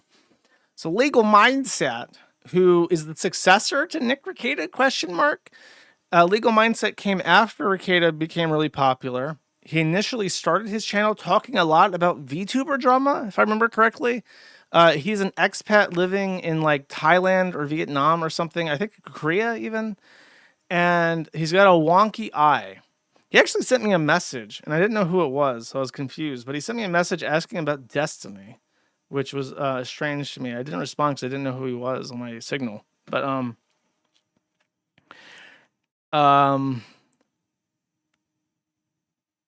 by the way, the Destiny lawsuit is going horrifically for Pixie. And if she loses, that's expected at this point because her lawyers are apparently incompetent. And they've been more hostile towards me than they have been to Destiny. And it's like even like beneficial witnesses that want to help her case, they're just like insane towards. And the last thing that they did, I don't even know if I mentioned this on stream. The last thing they did is they tried to subpoena Melina from Sweden, and not just like usually what you do is you voluntarily ask these people to give testimony, especially if they're outside the U.S. But they're trying to force under the Hague Convention the courts of Sweden to compel Melina to testify in an American civil case regarding revenge pornography, which is a insane move. The way I feel about that, by the way, before I talk about LawTubers, Sean or whatever the fuck, no, not Sean, Legal Mindset. The filing that they did to subpoena her in Sweden is something that on its face you can do, but is insane to even try and will probably get rejected, especially because they didn't show that they had contacted her, that she's evading them, that she has relevant testimony. Like they didn't even give justification for why they should do this. So it's really unknown to everybody what the fuck they're trying to do. And I'm trying to set you down like real gentle on this, okay? I've been telling people what I've been hearing from lawyers about the Destiny lawsuit. Nothing about it is good. Her lawyers appear to be doing some sort of publicity stunt. They are definitely, according to the opinions of people who I trust, they are not handling the case in a way that is ultimately going to lead to success. Unlikely to. Whereas Destiny's lawyer is like one of the most high-priced, big dick niggas ever, right? From LA. Like they handle like celebrity lawsuits and shit. And Destiny's hired him to handle this, and they're doing a great job and catching the Pixies attorneys up on everything all the time. So the people in that thread are like on some sort of A-log fucking hypno juice, and I've had frustrations with them in the past because before, like they keep, okay, here's frustration. Fuck it, get rid of what's his face. We're not talking about him. Frustration number one that I have with them is that apparently at some point Destiny either alluded to or said outright that he had been raped as a child, which isn't very funny. Saying Destiny has been raped as a child not only makes him look sympathetic, it also makes him look like it gives him an excuse for some of the stuff that he's done because he's been raped as a child. I'm not saying that it gives him a good excuse. I'm just saying that it gives him a excuse. Okay. So it makes him look sympathetic. And it's not funny. That's the main thing. It's not funny. Inside the Destiny thread, they make a deliberate effort every single post to remind the reader that Destiny was raped as a child, which is not funny. It is actually extremely bizarre to insist and gallivant and laugh at the fact that somebody was raped as a child. That's a bit fucked up. So when you're trying to paint somebody as a bad guy and you're going, tee hee, hoo hoo, ha ha, you were raped as a little boy, tee hee, you were forced to suck cock as a child, hoo hoo, hoo hoo, ah hoo hoo, ah hee, raped, or the raped as a child, ah hee. Like, that just makes you look real fucking weird to people. They think, oh, what's going on with this Destiny case? And they go up and says, so Destiny, who was raped as a child, by the way, like immediately you've lost that random person trying to read about the Destiny thread. Okay. Yeah. He's raped. He was molested. His rights were violated as an innocent, naive child. Like, that doesn't work. You can't do that. It's not funny. But I told them that. And you know what they think? Who's the stick in the mud? Why is this guy that runs the forum such a moral fag? He's like a bad guy and he like does bad things. So therefore we're going to laugh at him for being raped as a child. Anyway, so I gave up on that shit. Like, fuck it. I can't convince these people to stop doing that. So I yielded that point. And then the other thing was that they kept calling him a pedophile. And it's like, do you have any fucking evidence that this guy is a pedophile? You keep calling. That was the other thing. Destiny, who was raped as a child and is also a pedophile. And their evidence, you know what their evidence was for this? That he was raped as a child. He was molested, so the chances of him being a pedophile are higher than the average person. He was raped as a child, and he's a sexually, what's the word? Promiscuous. He's sexually promiscuous. So it's like if he had access to a child, he'd probably molest it because he's a molester and also he's sexually promiscuous. So therefore, he probably wouldn't ask too many questions if presented with a child, which is like, that's not grounds to like call him a pedophile. And then the shit with Rose came out where she was like demonstrably like 6 months to turning 18 when he was sexting her. So now he's a confirmed 100% child rapist. She was 17 years old, 11 months, 31 days, 59 or 23 hours, 59 minutes, 59 seconds old. You sick fuck. And now he's a confirmed 100% pedophile. So we're going to keep calling him the rape pedophile over and over again. And then everything that files in this court is like, it's you saw this a lot with, God, what was it? Oh, fuck, Vic Lasagna. You saw this with the Vic Lasagna case, where any filing that Ty Beard made, it's like swoosh, nothing but net, swoosh. Nothing but net. Swoosh. Another grand slam from Ty Beard Esquire. Vic Lasagna got this one in the bag, baby. That's the cleanest court filing I've ever done. Did see? This is a show-in. And then what happened with that? Oh, he got raped to death. He lost his entire, like, I don't know. I guess he got his career back, but he owes like $500,000 to people who tried to ruin him. Like, I don't know. That's what happened with that.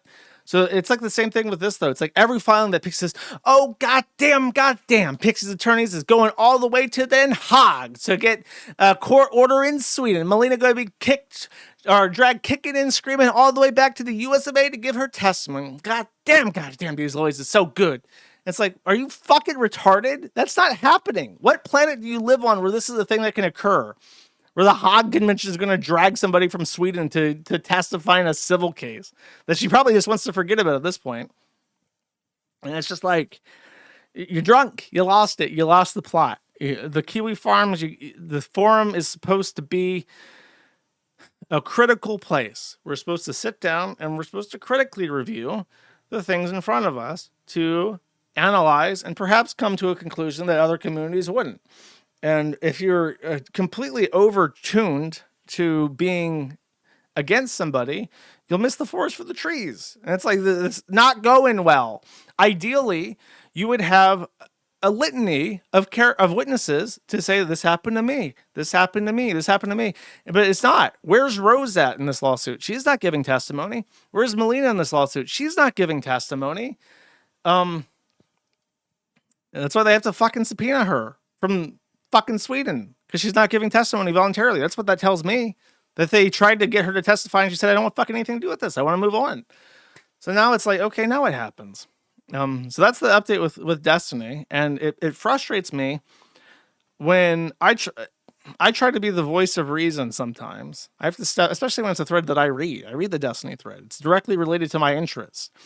because he threatens me and he talks about us sometimes. So it's like I follow the Destiny stuff, but you know, when I read it, it's like I'm not getting useful information here because you guys are like real drunk on this shit, and perhaps you should tone it the fuck down a bit and be a bit more sane and rational.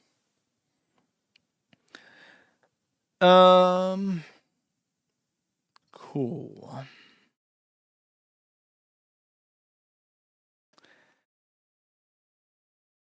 Everyone act professional. Look, I'm not saying act professional. You don't gotta be a suit and tie nigga, okay? You just gotta calm the fuck down a little bit. Anyways, what's his face?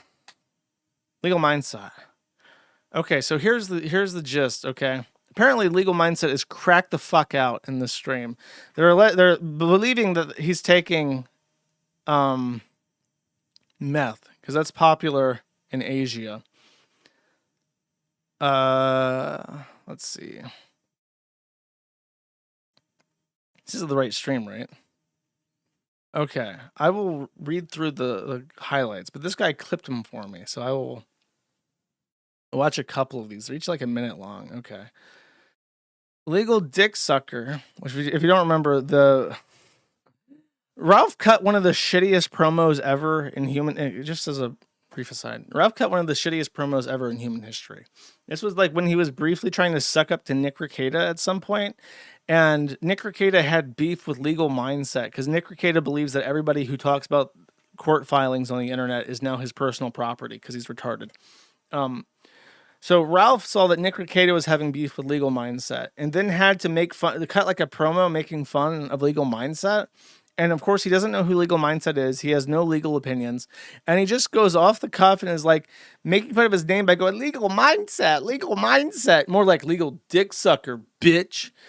And it was like the lamest thing ever, but it was so lame it like broke, it like had like an underflow and it became super funny. So now everyone just refers to him as Legal Mindset in alternating caps because of this extremely shitty video that Ralph did. Anyways, let's watch this. Legal dick sucker calls himself Charlie Kirk of Thailand and says that he's being stalked by Antifa. Okay, that's funny. But yeah, no, it's been crazy. And it's all because of shock collars and Hasan. This is a trending topic. It's going crazy. People are pissed off about it. And Antifa, most of all, is going to be pissed off with my proposition for shock collaring Hasan and shock collaring prisoners like Antifa in the U.S. That's something that Donald Trump can get on right away and make a huge change in the prison system in the United States. It's a massive change, but did he just say that we should put shock collars on prisoners? Is that what he just said? Prisoners like Antifa is going to be pissed off with my proposition for shock collaring Hasan and shock collaring prisoners like Antifa in the U.S. That's something that Donald Trump can get on right away. Is he being serious? What? And make a huge change in the prison system in the United States. It's a massive change, but it's going to piss a lot of people off. It's going to make people angry. People are going to come at me. But hey, listen. Yeah, I mean, that is a fucking absurd proposition. We do have a right from cruel and unusual punishment. Treating people like June Lapine is cruel and unusual, okay? I speak the truth and I speak for freedom. And if I'm dying for truth and freedom, then I'm dying for truth and freedom. If I'm the Charlie Kirk of Thailand, the Thailand version of Charlie Kirk, that's what it is, right? I can't believe he actually says that. I'm willing to die for that. I'm willing to stick up for truth and freedom because I'm an American. I'm a red-blooded American, a little bit of a rebel, a little bit of a pirate. But that's what I am. That's who I am. I'm very real. Today is going to be the most real live ever. My fast facts was so real. There's stuff that came out that I didn't even, honestly, it's not very professional of me. It's very different. And I want you guys to tell me when you watch the fast facts after today's live, if you like this new style or not. Tell me in the comments of me just being very real with you. I tried to stick to the law, but today, because of what's been happening to me over the last 3 days and how crazy it's been, how unbelievable it's been, it's a little more emotional because it's been emotional for me to have people stalking me and tracking me and coming after me. These Antifa, crazy woke white women and their thug allies that they were probably hired by Soros money to be coming after me. But buddy, you moved to Thailand or South Korea because you needed the yellow vagina, okay? You needed some slant pussy. I don't think there are white women in South Korea. I think you're fine on this. I don't think that George Soros is going to be sending over boatloads of white women to Asia to get you. But listen, man, I'm willing to stick up for truth and freedom, and I'm not going to let these woke, these woke women and these Soros thugs and Antifa stop me. What? Why is a white woman involved in this at all? Where did the white woman mob come from? You think you'd like pan outside and there'd be like gallows erected by white women with nooses and shit? They're coming for them. I'm going to speak the truth. I'm going to speak up, and no one's going to stop me to do that. No amount of Soros money is going to stop that. No amount of CCP, commie, leftist stuff. No amount of Hasan Piker, the golden boy. None of these people are going to stop me. From saying that we should put shock collars on American prisoners? Who? Okay. I guess we'll keep going. Legal Dick Sucker says that if he gets taken out to look into Antifa, Hasan people, and their local allies, and says that after Charlie Kirk's death, he found faith in God again convenient. Okay. I'll play this one. By the way, Legal Mindset's been taken out. If I get taken out, you know who it is, right? It's look into the Antifa people, the San people, and then their local allies, right? So whoever they hired locally, look into that because they're going to have to hire some local people, maybe whatever. I don't know, the mob or something like that. Look into that. Look into who took me out. I know there's some people out there that watch my channel all over the world. We've got almost 400,000 subscribers right now. A lot of people know people, right? So, talk to the people that know people and figure out who killed Legal Mindset, right? Because that'll be the thing. It's like, who killed Legal Mindset? I'm joking about it because you have to joke about stuff like this. If you don't joke and have fun and take it, what are you going to go sit there and cry all day? Right. Every day we live and we know we can die. Right. And one thing I haven't talked about, and we'll talk about some of the locals, especially after Charlie Kirk, is and this is something, once again, I'm not going to turn into like a preaching YouTube channel here, but, and I want to just bring this out. After Charlie Kirk, I found my faith in God again. I grew up a Christian. And after that, it kind of woke up in me. Can we agree that this is cringe? Am I allowed to say that? It's cringe. Look, okay, Charlie Kirk should not be why you find religion. Again, and, very non-traditional. I'm very different. And I'm not, somebody everybody's going to agree with. And I'm not going to turn this into a gospel channel. Might talk about on locals with like private conversation on locals only. But, it's something that, when you have faith, right, you're not afraid of dying, right? You're not afraid of dying. It's a different thing and you feel free. You feel very free. But anyways, I've been listening to Streetlight Manifesto recently. Just because I've been programming. When I program, I always have music on or something. And I wanted to switch it up a bit. So when I was a teenager, I was really big into Streetlight Manifesto, which is ska music, which is lots of brass, weird, whiny vocals. There's a couple songs I really like by them, like When We Fall. There's another one. Let me see. There's a lyric in there really like where it's like, I'll draw your breath and I'll load your gun, but I'll hope so bad that you swim and hunt or bathe and hunt. What's the name of the song? Is it in Everything Went Numb? See that bass or bass or whatever. God, it is gay. Don't worry.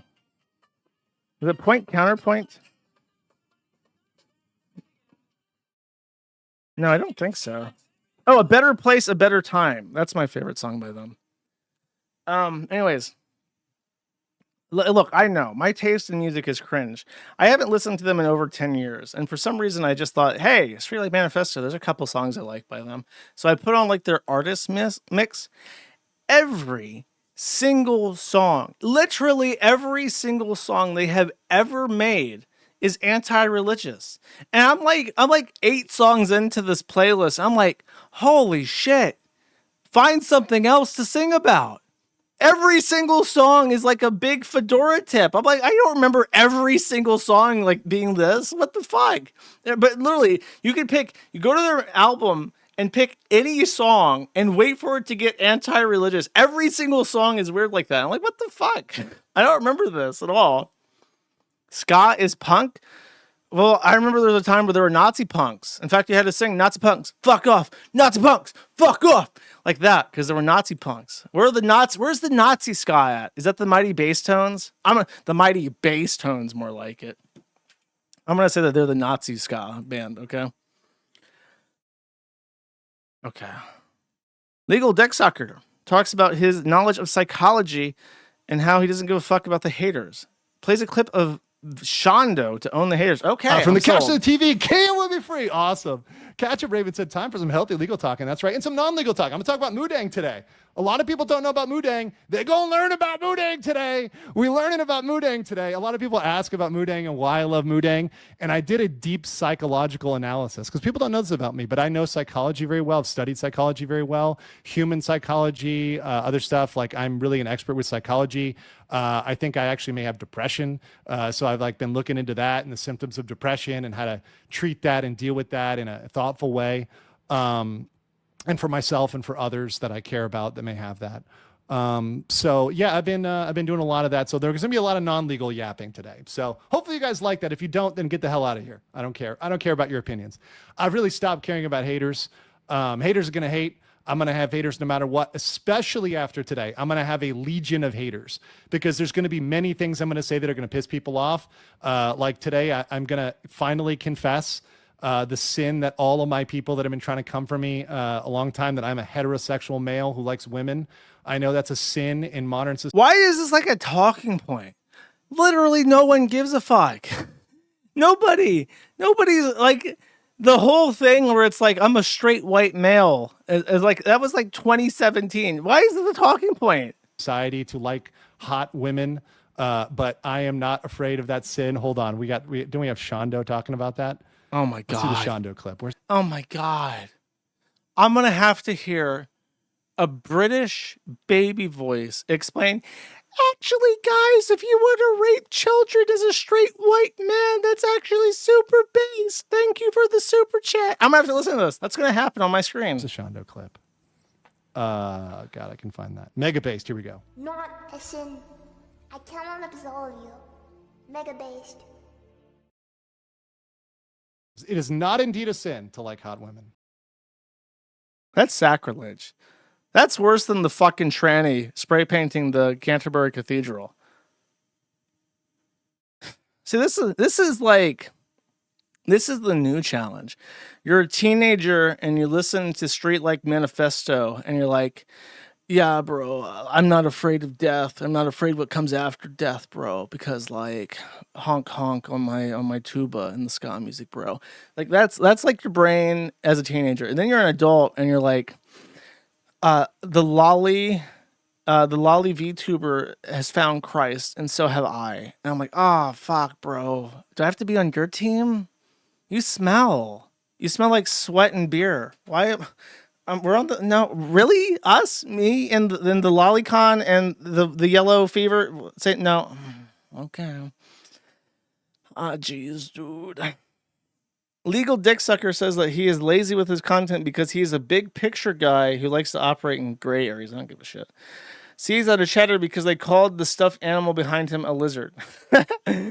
Dick Sucker talks about Johnny Somali and Antifa white women stalking him. Okay, we heard about that. Legal Dick Sucker says that YouTube should ban the word Nazi and fascist. Okay, let's hear that. Worse. Sam says, is it bad enough to consider making the word Nazi and fascist in the same parental guidelines categories of their unspeakable words? Yeah, why not? I mean, I don't think, I agree with you. I don't think they should be allowed to say those words. And I actually think YouTube should change their rules to ban people from saying those words. If they want to ban other stuff, you know, they want to be fair to conservatives. Let's be fair to conservatives. Oh, so his old Go East stuff. Did he have like a pickup artist era, like the Carl Jobs guy? And it was like, white man, come home. Your home is in Japan, in Vietnam, in Thailand, in South Korea, in the Philippines. White man, come home. And now he's like embarrassed by that. And that's why the white women are pissed off at him, because he's got yellow fever. Listen, I'm going to give a hot take. And wait, hold up. Let me find this picture. Okay, here we go. Let me put this up here so everybody knows what a fucking hero I am. Yellow pussy is not based. Yellow pussy is giving up. You go to a third world country to buy a desperate non-woman, not when you are a economically free male who can roam the world.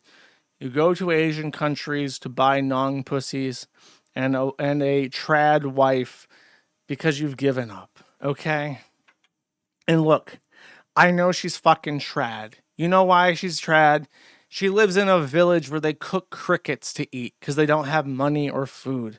She's been cooking and cleaning since she was as old enough to hold a broom because her parents work all day in the rice field, and she doesn't have the liberty to not take care of children because her parents both have to work in the rice field all day. And as soon as she was able to take care of the kids, she was forced to.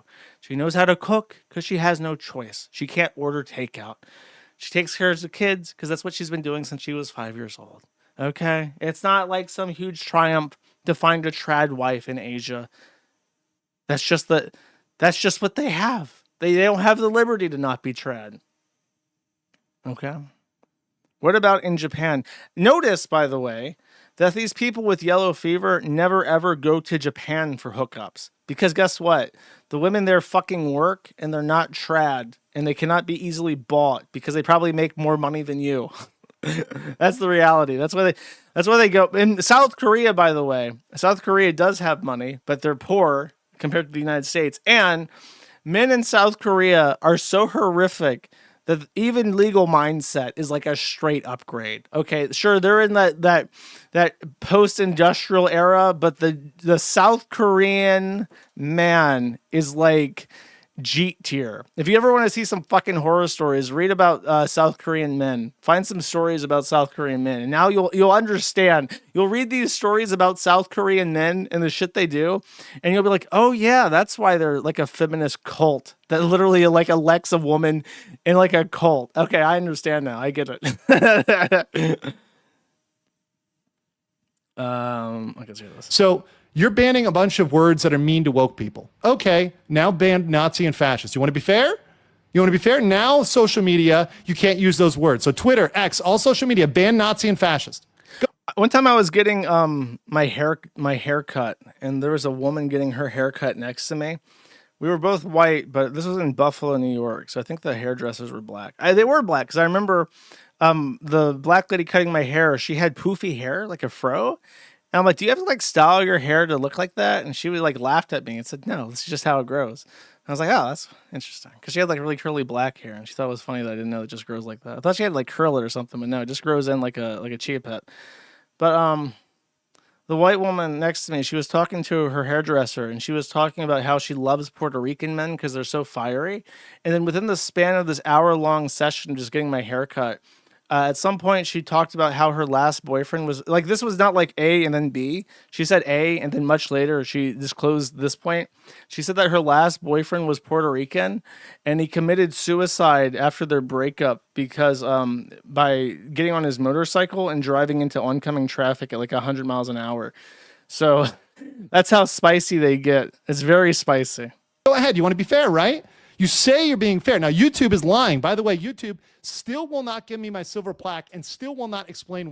I let my hair grow out for a year at a time, and then I get it cut all at once. So that's why there's pictures of me with like longer hair, because I only get it cut like once a year. I've been doing it more now, but back in the day when I was in my 20s, I would let it grow out. So it takes a while to get it done. Why?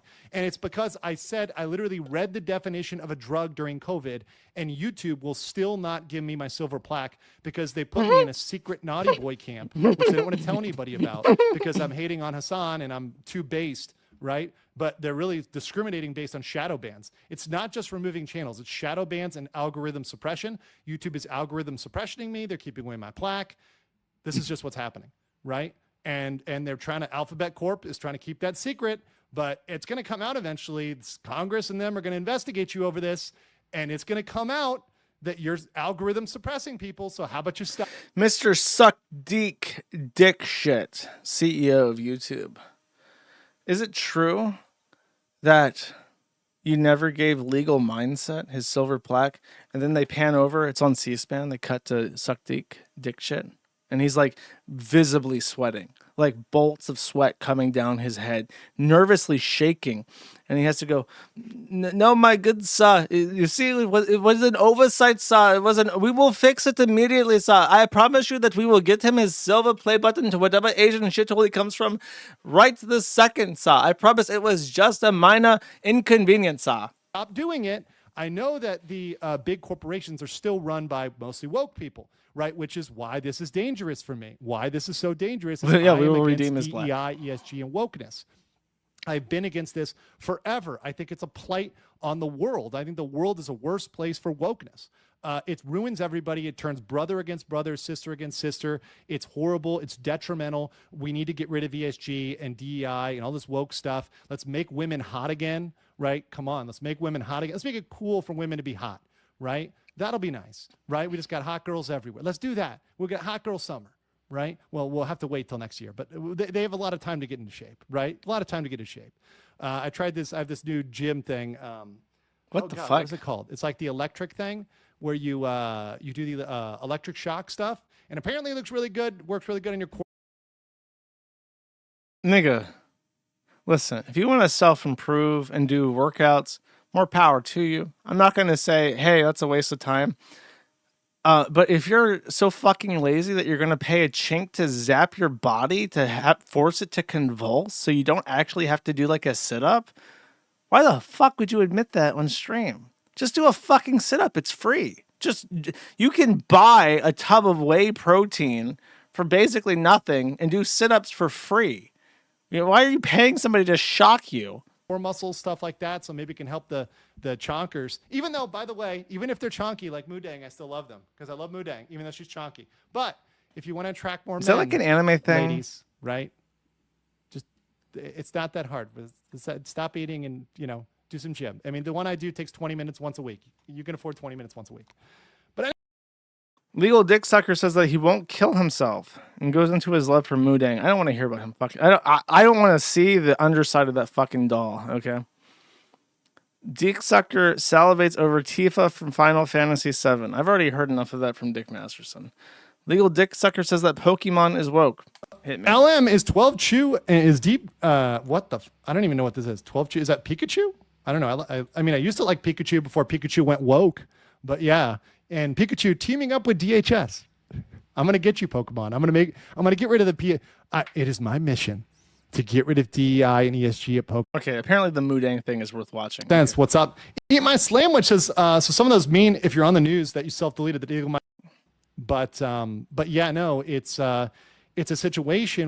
I have the fucking Kleenexes right here for fucking Mudang. Buddy, I was making a joke. You didn't need to say that. Right? I don't know why I love this fucking hippo so much. Like, actually, I did think about it. This is my psychology. I self-analyze myself. So I grew up in a family of 3 brothers. And What? Why would you segue? I fucked this hippo plushie to let me tell you about my childhood. Come on, buddy. I never had a dog. There was no like female energy in my house. I never had a dog? Is that what he was going to say? I never got to fuck a dog? And ordinarily, in every household with 4 boys, it is customary for the parents to buy a sexy Labrador Retriever for the boys to fuck as they come of age.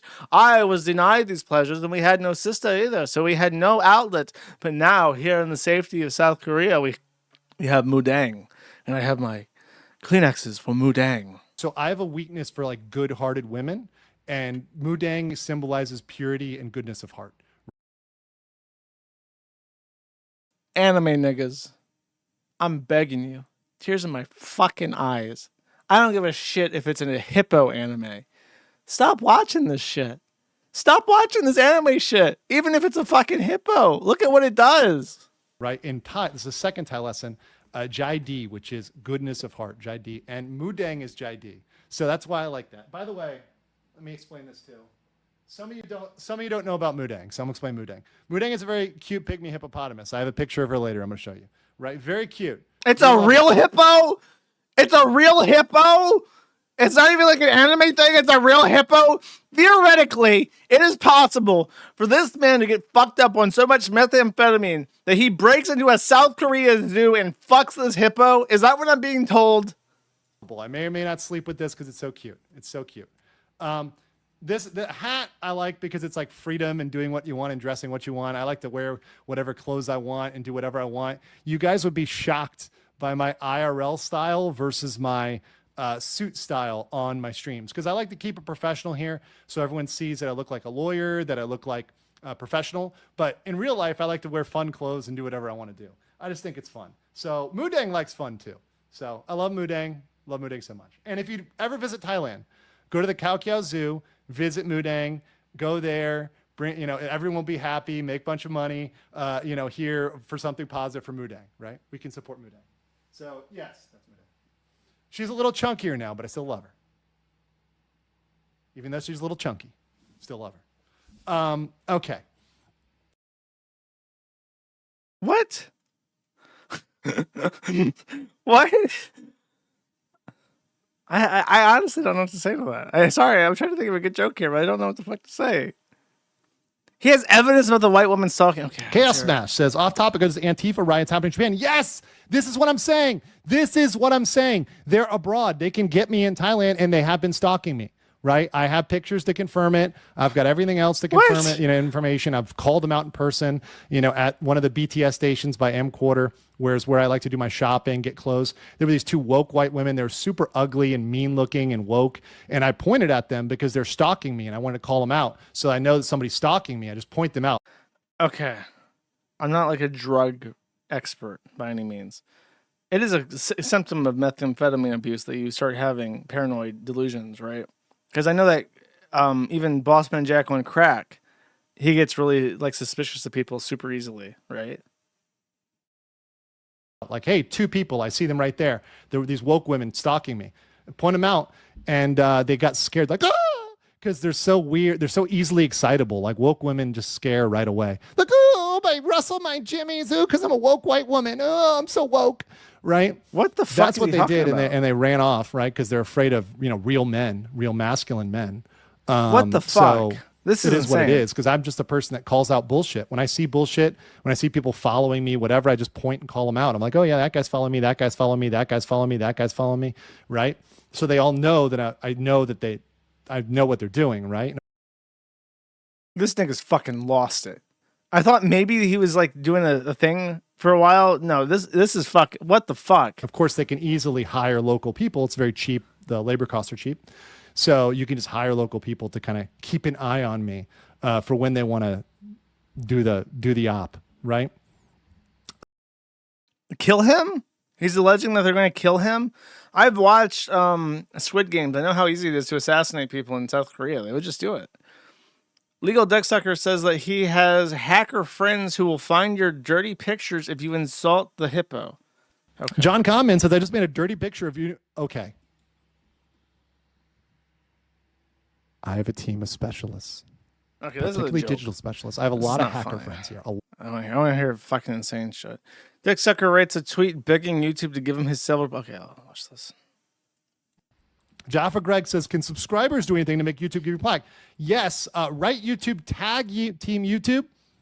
In fact, let's do it right now. Let's do it right now. Let's do it live.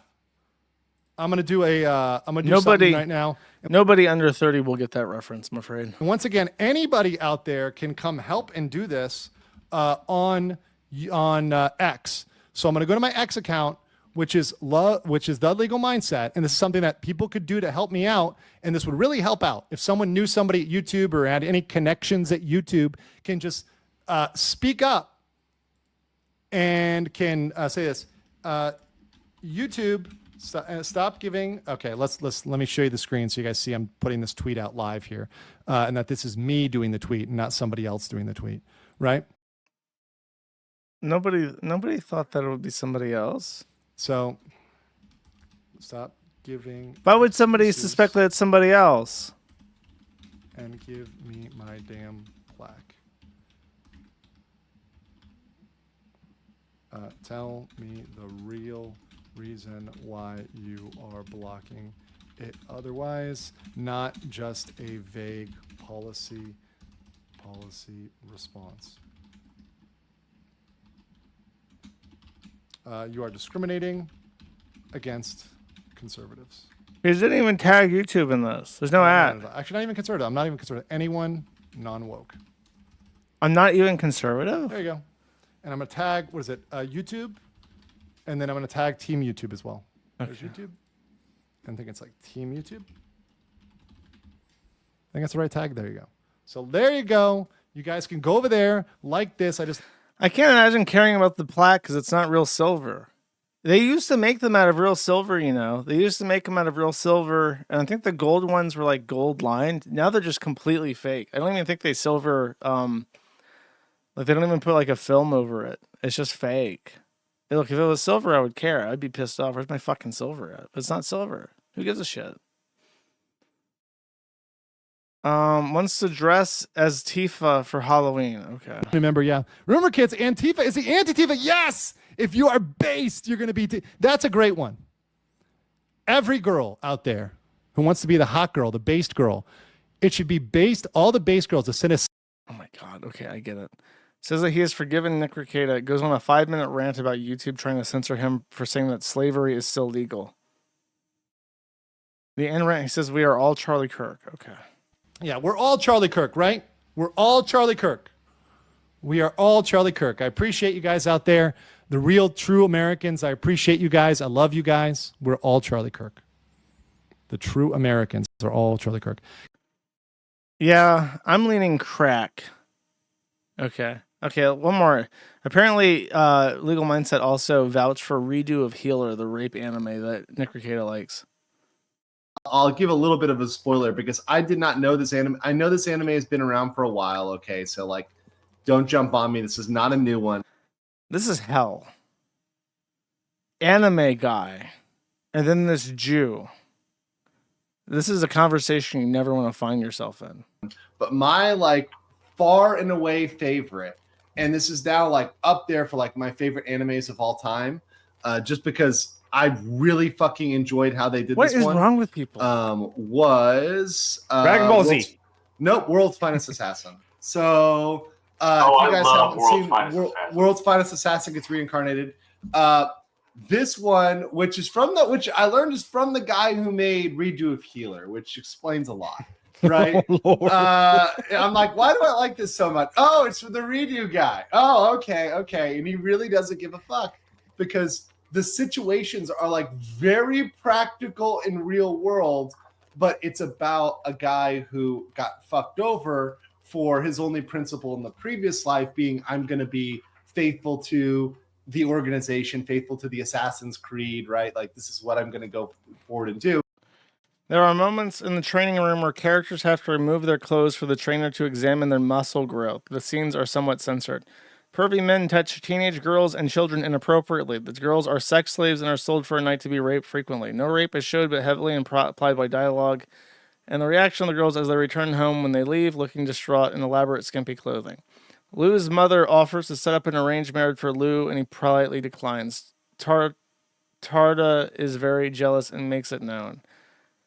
Lou takes a bath with a girl. His bare butt is shown. Her breasts are fogged over by steam. So it's like a lot of cleavage and then extreme sexual slavery. Rated 12 plus in Taiwan. Okay. I think that the guy saw the rape slave scene. I was like, the Redo of Healer guy must have made this one. That's his calling card. I remember that one from that current guide.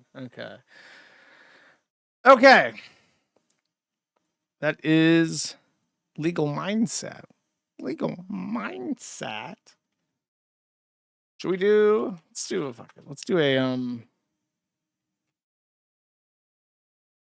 Let's do a thingy like I did last time. Can I search by this? I said I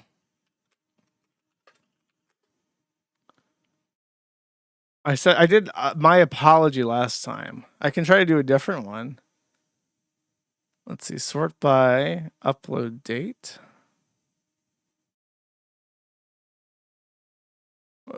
Let's just try forgive me. And then we'll sort that by upload date.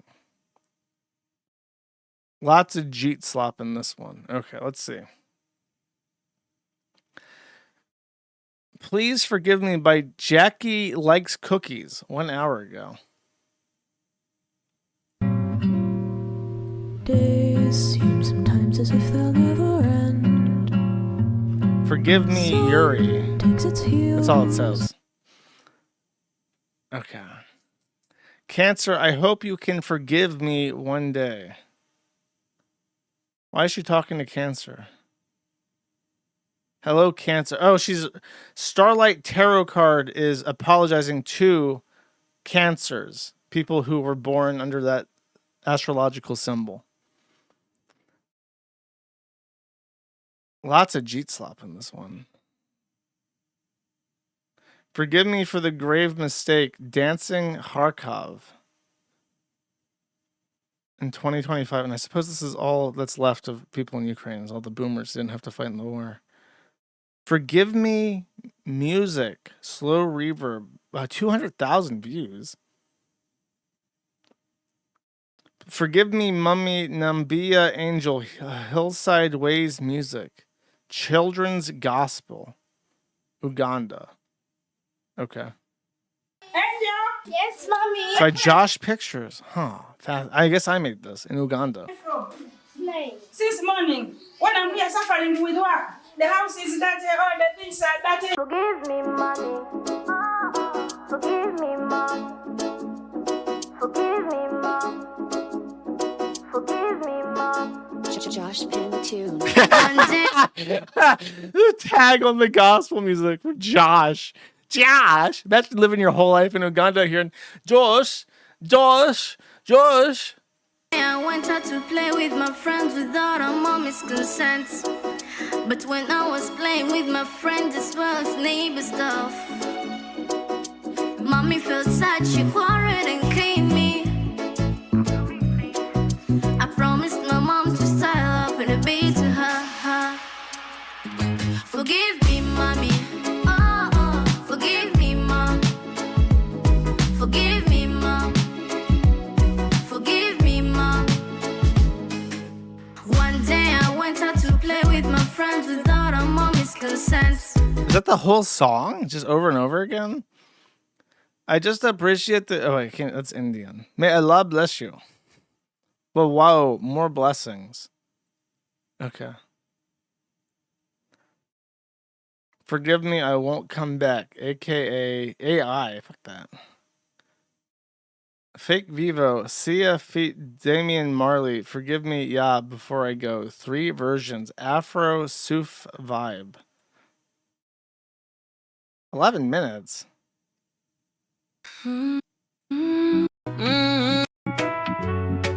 If my heart stops tonight, let it know. What's this, like AI slop? Oh, no AI slop. Forgive Me, Sir by Sanjina Ritika Channel. This has 2.6 thousand views. Okay. Naughty, forgive. Me, sir, forgive me. Huh? They said I never learned My jaw literally opened and like I'm in shock. lesson.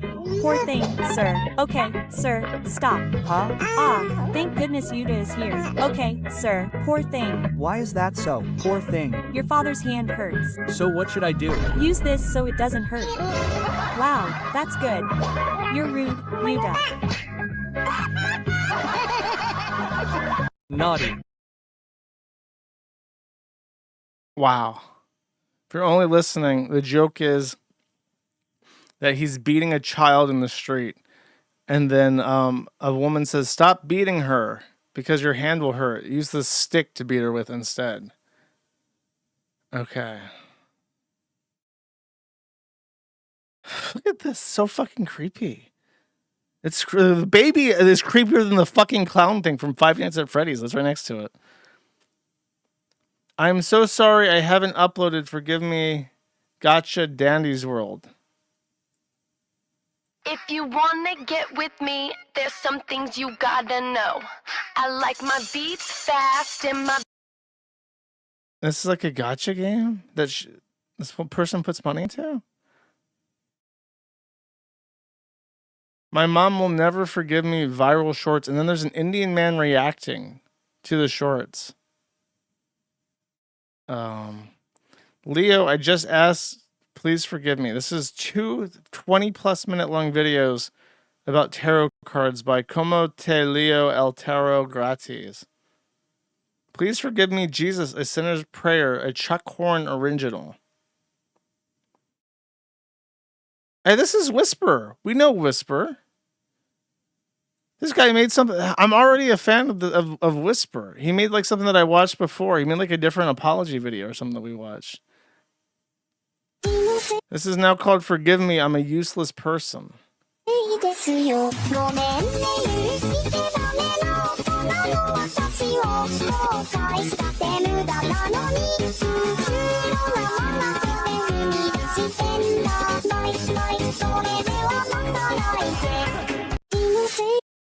Okay, I honestly, I don't know what the fuck this is, but some kind of Roblox comic. Okay. For some reason, Forgive Me is much scarier than My Apology. Do you forgive me? And then it's an interracial couple, but there is a spanking Spanish. Nobody cares. MC Insane, Forgive Me. By Rabi Kumar. Okay. Hindi rap. Oh, fuck yeah.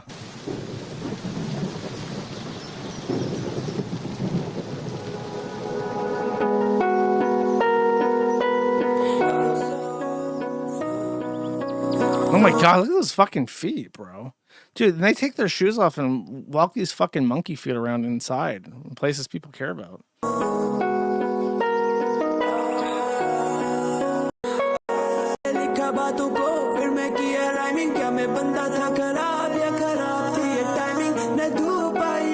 It's not even lip synced. He didn't even like sing it. He's just like shuffling around in a field in India.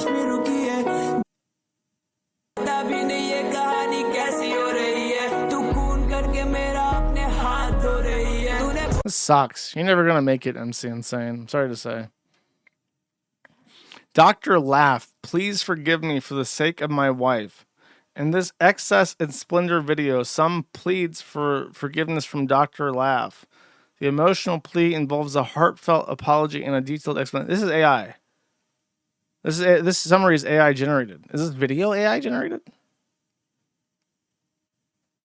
It doesn't look like it. In my life, I slept. No, this is not AI generated. Police station for the first time in my life. For what? Nothing.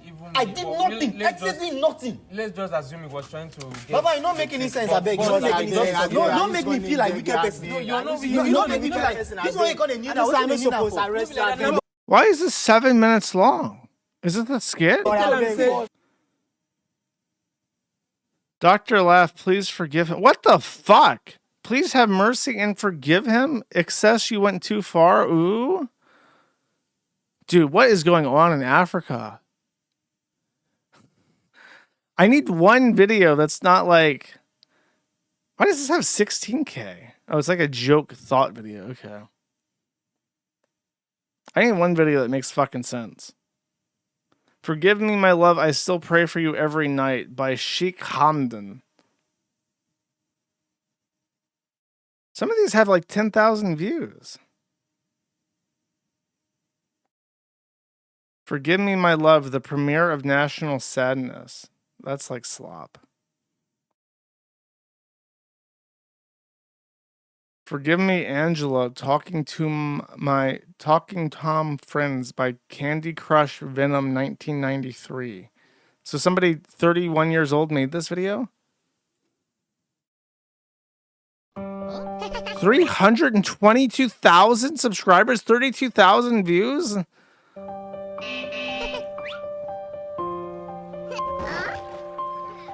Okay, this is the last one. I placed a bomb in front of your door? 4,900,000 views? Bro, this is what JF Garyepi's kids are watching. They're watching this. They're on the fucking tablet, and this is the shit that's going to autoplay on their fucking tablet. This is what we can see what JF Garyepi's kids are watching.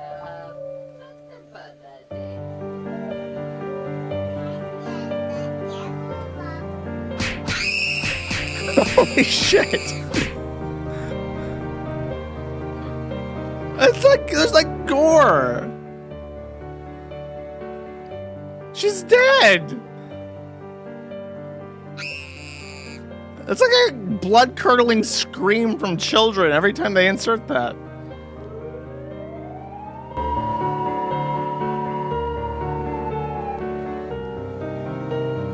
She's in the hospital.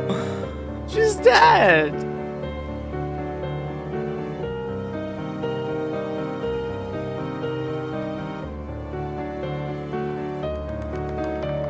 She's still. They haven't even bandaged her horrifically mutilated face. This must be healthcare in Vietnam.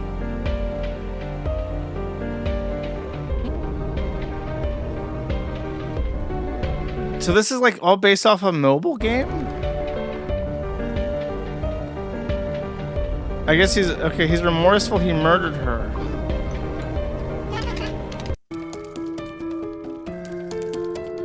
Now she's okay. And she apologizes for sending her to the hospital. Okay. This is what I'm just letting you know, now that we've watched this, if you give your children unsupervised access to a tablet, they are watching the fever dreams of impoverished Vietnamese people trying to siphon ad revenue off of them. And this is what this looks like. No child who grows up with these images beamed into their brain are capable of saving the white race. They are doomed. Their spirits are doomed to walk this dead earth. Okay. That is my takeaway from this. Okay. These kids are screwed. All right. I guess now I will read the super berries, right? That's how this works. Do I have anything else I want to say? Should I say anything, chat? Should I talk? No. Every time I make promises, every time I talk, nothing happens. I just humiliate myself, and the internet breaks my computer. And then I spend a week doing nothing, and I don't get to publish my video, and it breaks my heart, chat. Okay. Thank you for watching. I'll see you guys next week. I will be reading the super chats now. How do I make it green? Speech? No. It's a bad idea. It's a bad idea, chat. All right, I'll read the Rumble ones first. If you're on Rumble, don't send any on Rumble because I'm reading them first. And then, actually, you know what? Let me start with the Monero ones. Those are easier. Racist soft shell crab for 10 says, this made me chuckle and I hope it does the same for you. Okay, let's see. Pull this up on the screen. Let's see. Cat 5 Mashicane. Ready to see what you picked up, Haru? Oh, yes. Open that curtain. You want a 12-week course of professional driving lessons. Oh, I need that so much. Because you're driving is shit. Mabel, let's see what you just won. It's a brand new coffin. That's pretty good. You lucky bitch. Well, it's about damn time. Let's go. I got a job. He wouldn't be happy. My suspension of disbelief is broken for this. Kurt Eichenwald, anime masturbator for 10 says, Glorious Kiwi Emperor. And then there's unsighted wiki./characters. Can you review these characters, particularly the 20th one down? Okay. Wow, okay. Black, gross, uninspired, black.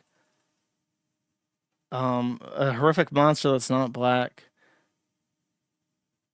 I mean, the pixel art's okay, but it could have been made by a computer. You never know these days. Is anyone not black? Tobias is black? Not black? Yeah, this sucks. That's my review of this. This sucks. This is shit. I hope you didn't spend money on this. Thank you. From Mutt's Law to Ohm's Law for 150 says, what does the resistance mean to Hasan? Complaining on the lowercase I internet. What does resistance mean to Kaya? Voltage over current. That's true. That's very true. Thank you. The lowercase L internet for 15 says, we shouldn't be so hard on Hasan. His dog lives an active lifestyle. He even let her drive a train one time. Turns out she's an excellent conductor. all the current jokes, all the electricity jokes. I could never. I'm not that clever, chat. I don't know how electricity works. I never took an electrician course to become an electrician instead of a programmer. Thank you. I can't show them because the thing was broken. Sorry. Monero Ching Chong for $1.50 says, China is a paper dragon. They haven't accomplished anything of note in hundreds of years. They're barely good at making okay quality mass-produced things smarter people have invented. They're as much as a threat as India, only disease parasites. You say that, but India is definitely a real fucking threat, considering they've taken all the jobs and also that they are completely siphoning our economy of all its value. Like, do you not consider that a threat? Let's see.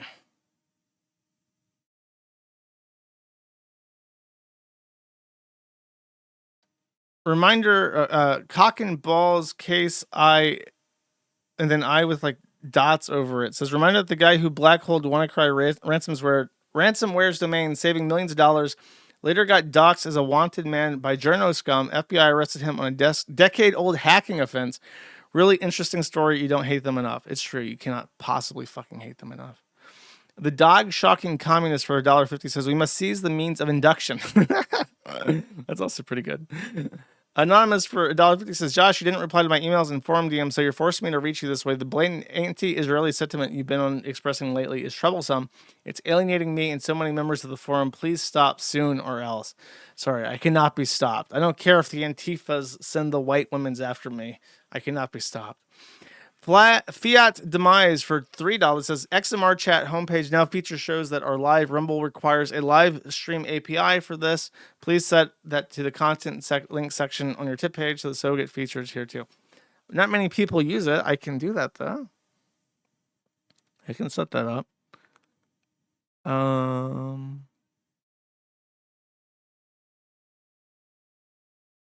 Okay, that's it.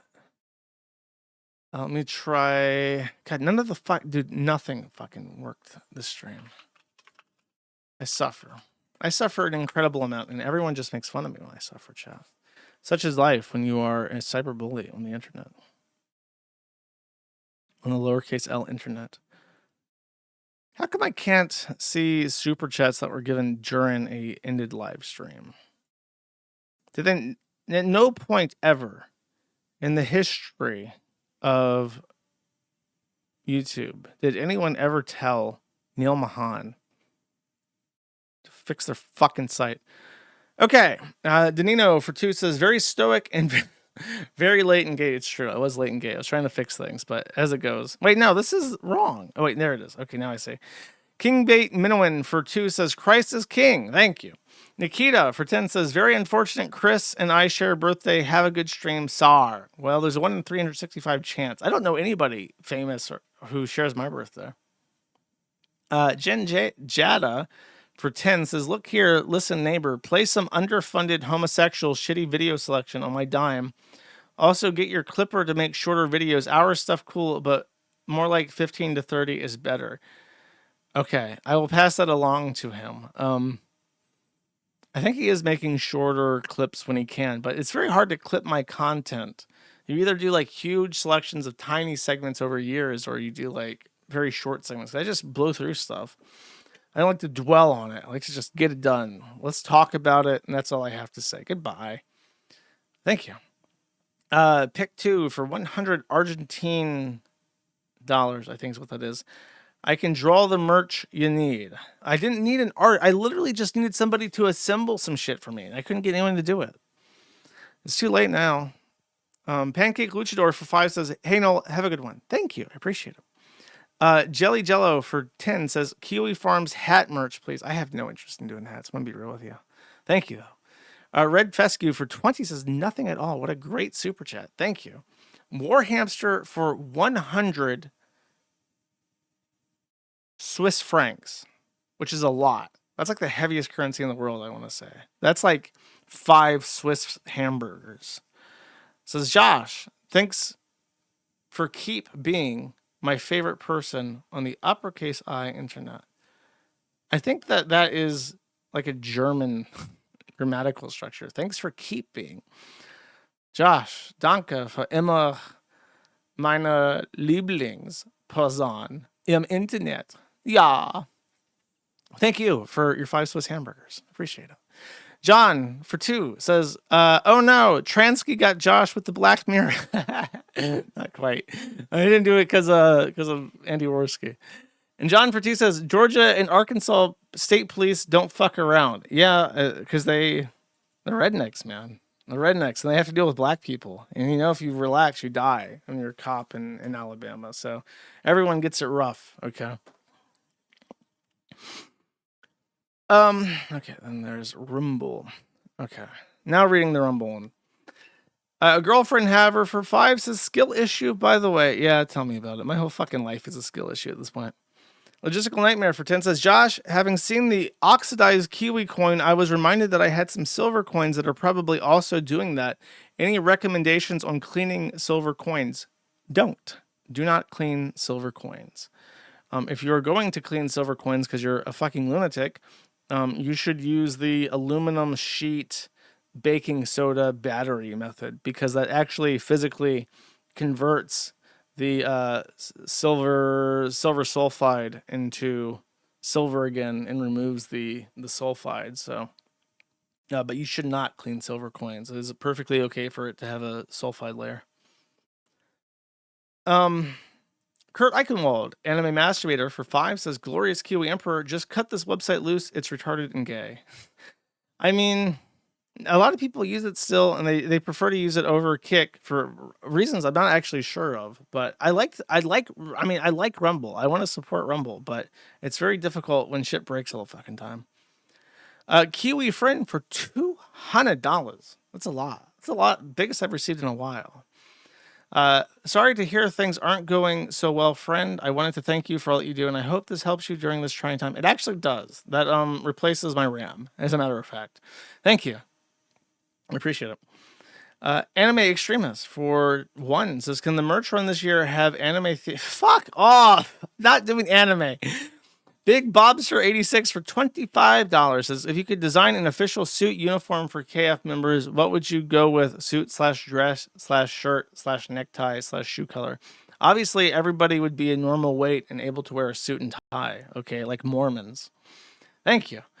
TB Deluxe for 5 says, Josh, what 2 types of candy should I hand out for Halloween? Choices: Reese's, Snickers, Butterfingers, M&M's, Nerds, Kit Kat, and slices of American cheese.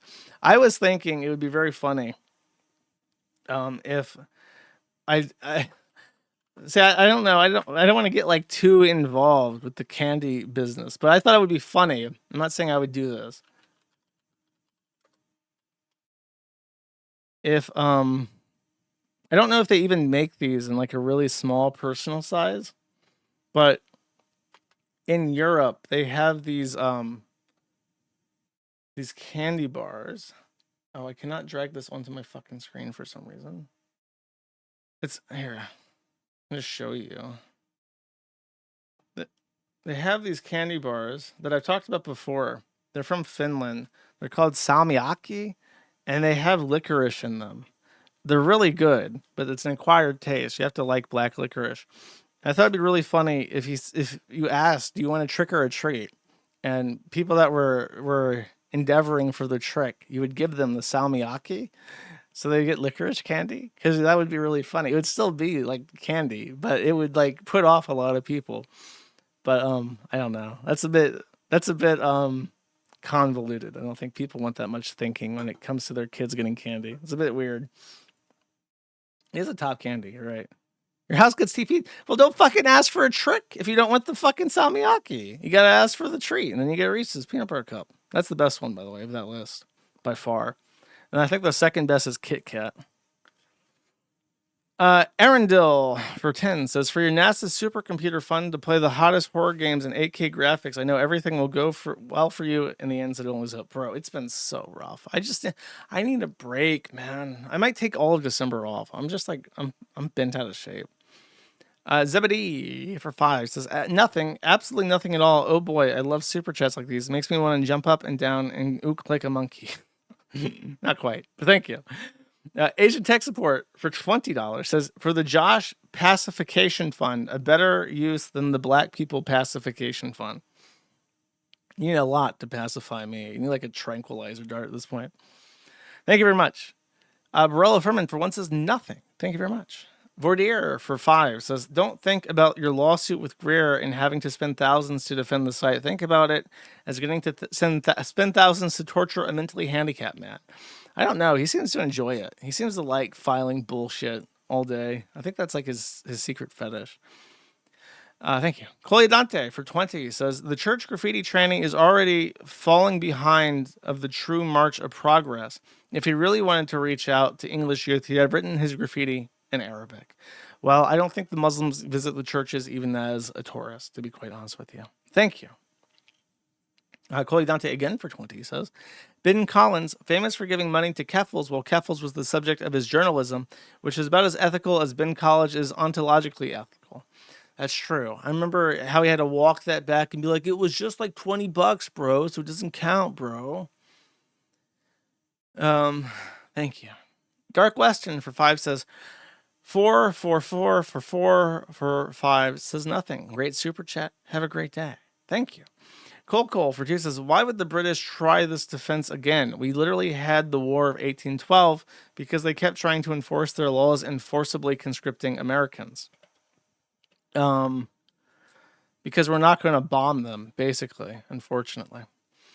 Good Luck 7 says, buy a shot of Tanqueray. I don't know how to pronounce it. I know what it is, though. Tanqueray gin. Pronounce...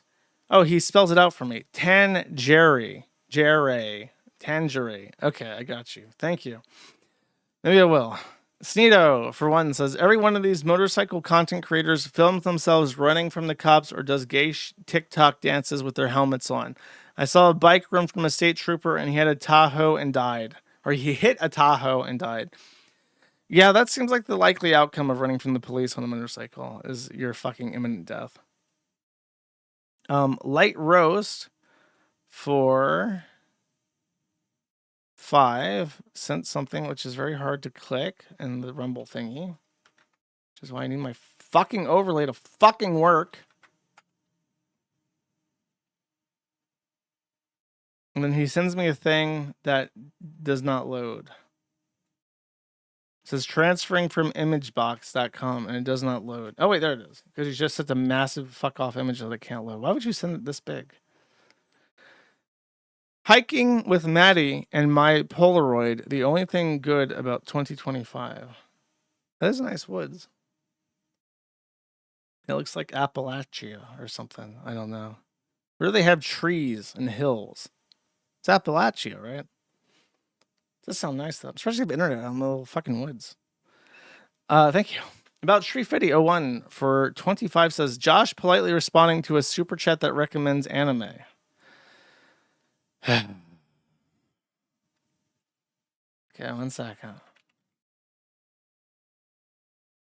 Get the fuck back in your fucking hole! Now!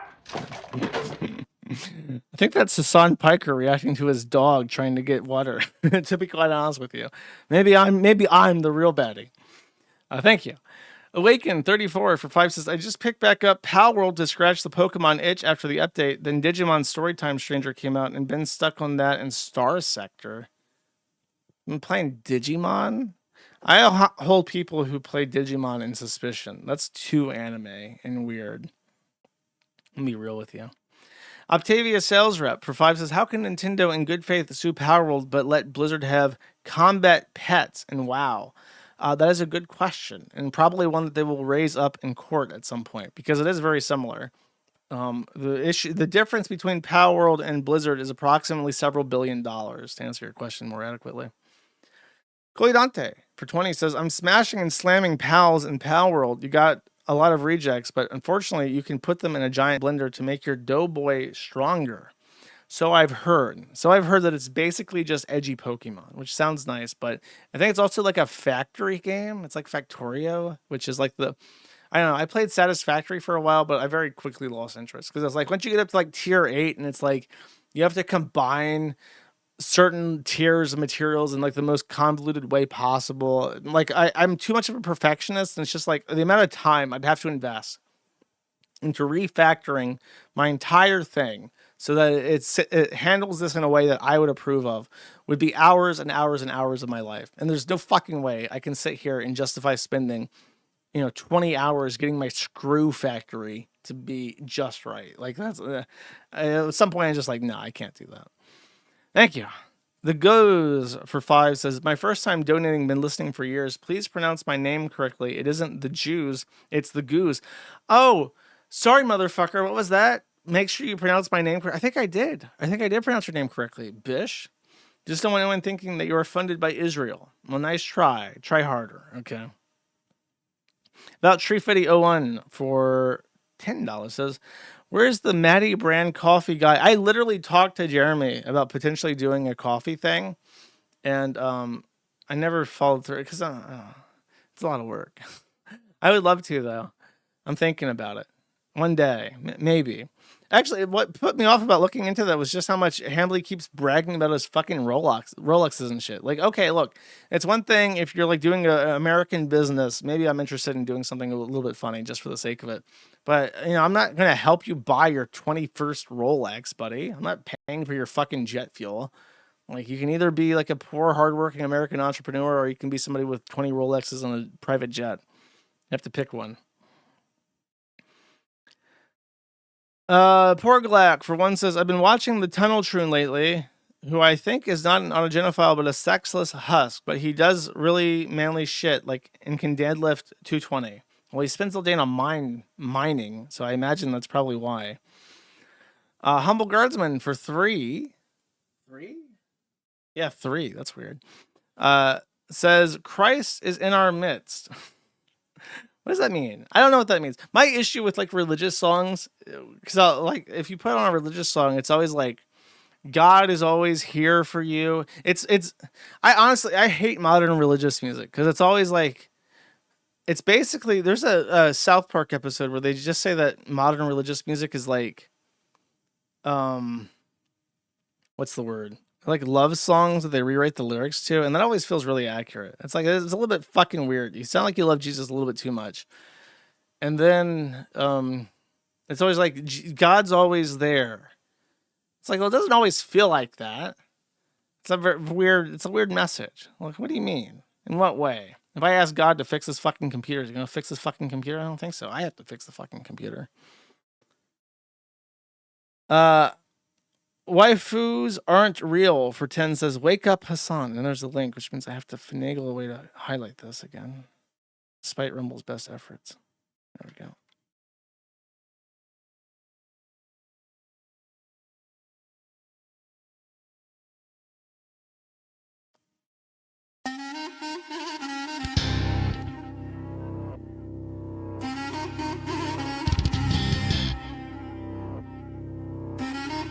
Get to the lyrics. Oh my god. That's one hell of a skip.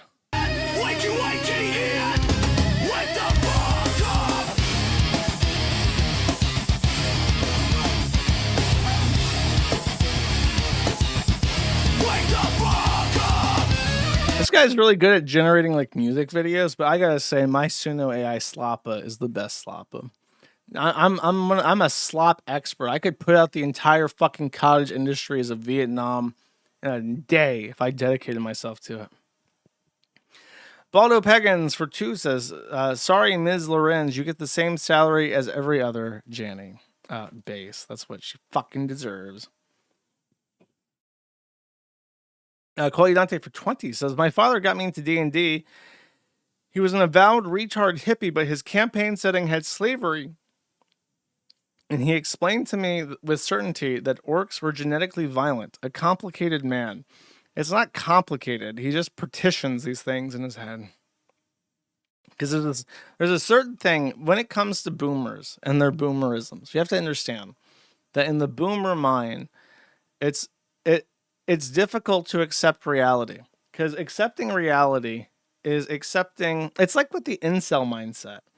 I've said this many times before, but it's like an incel, by the time he's like 30, he has a really hard time accepting that his misery and loneliness is his own fault. And the only person who can fix his life is himself. So they'll basically bury themselves alive and die that way.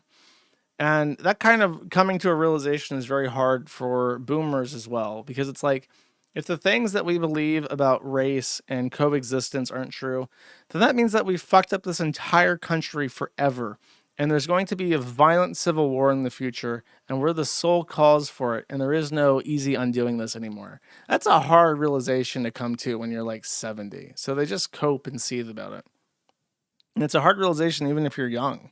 Like knowing that you can't just, you're never going to hashtag coexist. You're going to have to eventually pull that fucking Band-Aid off or just lose and succumb to like violent foreign ideology. That's a hard thing to come to, you know. It's hard to admit to yourself that it's going to get real ugly. Anime Sucks Cope and Sneed for 8 says, fighting the male urge to get really fucking jacked and start a podcast giving lukewarm takes I cannot fucking afford. The appeals lawyer and background checks equals destroyed. Jover or go get going. You should be working on getting Chantal in your bed, homie. Come on now. You're falling behind the schedule. Sneeda Stanny for 5 says, thank you for red pilling me on PMs with your silly motherfucker coin. I've literally doubled my Monopoly fiat money on them. I wish I bought more. Everybody who bought Christian coins especially is like super rich. There's some guy that bought like 100 with like Monero. And he even showed me like his giant stack of Monero coins that he bought. So that guy's doing really well because Monero went down. Thank you. Sneedo, for 1, says, hey Josh, did you Worski's infamous costume on Monday's show? No, I did not. Sorry. Unless it was the booba one that I just showed. Devious V for 2 says, kick emoji, cog emoji. I don't think I had cog. David S877 for 25 says, hello from another travel day. Hello. I hope you're doing well. Don't end up high on coke in South Korea. Good luck. Thank you. Baldo Peggins for 2 says, J-Bay is dumb. Nobody does I can't breathe anymore. The new arrest meta is to ask for female officers. She should ask for a 550-pound officer. They got those. I need somebody who's as fat as I am to handle this arrest. Can you do that? Then you got a fucking issue. Anime Sucks Cope and Sneed for 2 says, on a scale of JFG to me, how well do you treat women, Josh? That's a scale for sure. Why haven't you, if you're so fucking good, buddy, how come Chantal is still in Syria? It can't be that great. Spinglecat for 10 says, Catbox file, wonderful. Those don't work usually, but let's see. Oh, this one works. Oh, this is it. I can't breathe. I can't breathe. I can't breathe.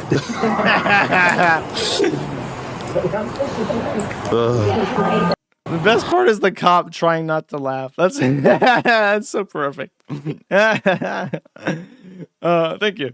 Pancake Luchador for 1 says, all the charges were dropped because she was fat. They should have. I mean, what the fuck are they going to do with her? Her body's a prison. You're sentenced to continue being alive in your current state, you fat cunt.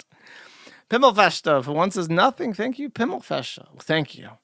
Baldo Peggins for 1 says, with H3 deciding to no longer talk about iDubbbz unless he can get 500 live viewers, what do you think about the doing a no Anissa in November? That's pretty fucking easy. They don't usually do too much. I know that PPP likes to talk about them a lot, but they're just kind of like doing the same shit. You know, I need her to like shit on his face, like in the middle of a stream, just like on Twitch. And then Twitch can't ban them because it's not like nudity or whatever. It's just like, that's like performance art. So therefore they can't be banned. I need something weird like that to happen to escalate the situation. Baldo Peggins for fire that. Prairie Dog for 5 says, I Hypocrite is calling you and Kino Casino Boys agents of Gabe Hoffman. He also accuses Hoffman of reporting doxing right-wing accounts that aren't Zio cucks. Didn't he already do this a while ago? I remember him complaining about me at some point. Is he still doing it? He didn't link me to anything. Kino Casino. Oh, it starts off. That's why you didn't.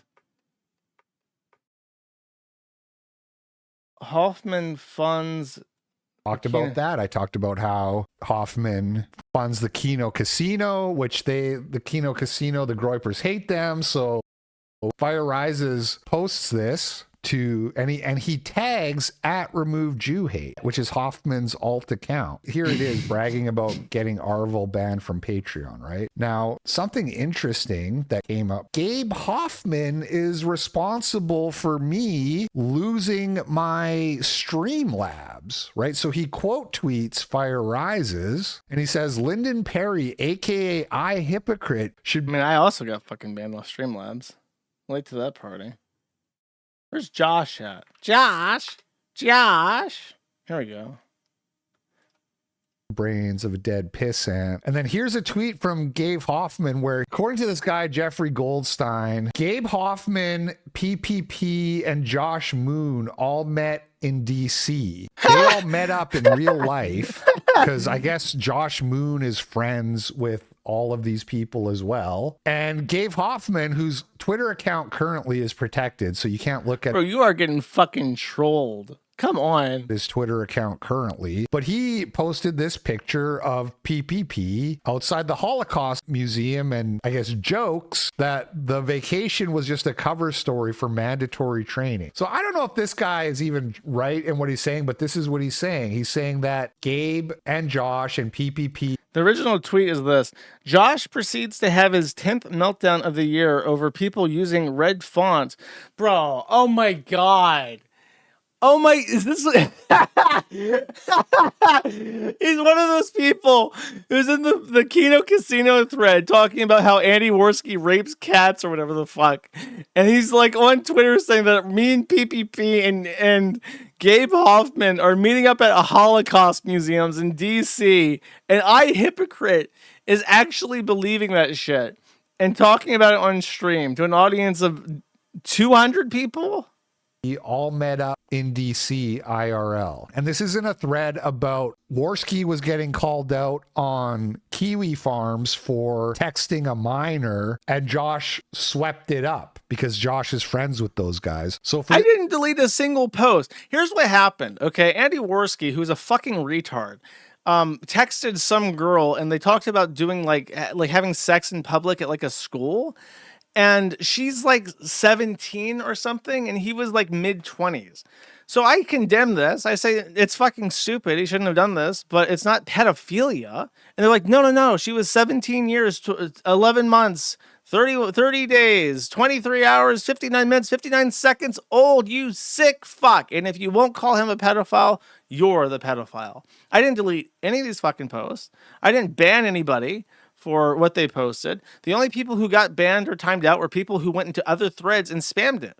And I specifically asked, all I asked of them, please do not make giant posts in all caps with red text, which is what they did. Cause it's a thing from 8chan where if you posted with the hashtag in front of a line, it would make it an H1 that was colored red on cow on 8chan. So it's like an image board meme. I'm like, look, don't do that.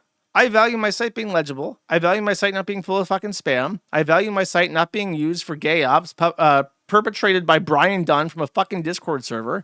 I don't appreciate this. I'm not going to like say you can't say anything that you want in the fucking Keno Casino thread, but don't spam the rest of the fucking site. And they got mad and they started tagging me. And then when I said, look, I don't give a fuck.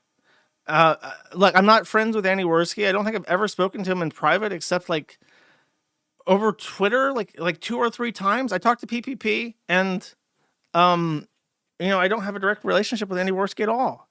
And I condemned it, but I was like, that's not pedophilia. What he did is not pedophilia. You can say it's whatever the fuck you want. You can say it's illegal or illicit or creepy or weird, but it's not pedophilia. And that's somehow me sweeping it up for them. It's like, sorry, you asked me my fucking opinion. If you don't want my fucking opinion, don't ask for my fucking opinion. For those of you who, this is like deep Worski lore, which there's a lot of, but he was busted on Snapchat texting with a minor sexually. The minor told him she was underage and he kept going. Okay, that's who Andy Worski is. If you try to talk about this on, 2019 sounds about right. It's a long time ago. If you try to talk about this on Kiwi Farms, Josh Moon will spurg on you and sweep it up and ban you. And what Josh does is he says that that story is fake because it all comes from this guy Zoom, which is only old fags will remember that name. And he says Zoom made it all up and Zoom can't be trusted, so the story is garbage. However, that has been proven wrong. That's what it sounded like. That was the other thing. Like, these guys were really mad that nobody was talking about their big expose on Andy Worski and PPP. And they couldn't put together like a single post explaining what the fuck it was or why anyone should care. And like there was just like this smattering of random bullshit, and Zoom was involved, and it's like you're trying to get me to give a fuck about this and you can't explain what the fuck's happening, and it looks like your source is Zoom. So that's what I said. That was my initial reaction. Like, I'm not gonna believe anything that Zoom says. And got mad at me. It's like, fine, be fucking mad at me. I owe you nothing. Not Lock for $10 says, got off work early. Anyways, SS13 get together Saturday tomorrow at 7 p.m. Eastern Standard Time. If the link doesn't work, I pasted the image in the Maddie thread. You pasted a BMP, bro. I don't think that anything in the world can render a BMP. I know what you're talking about, though. I'll go find it.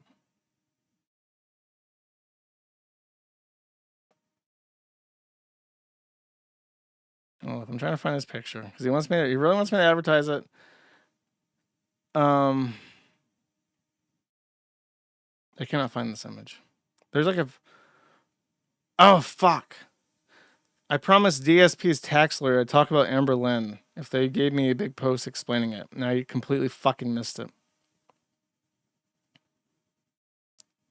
Sorry, bro. I cannot find this image in this thread. I apologize.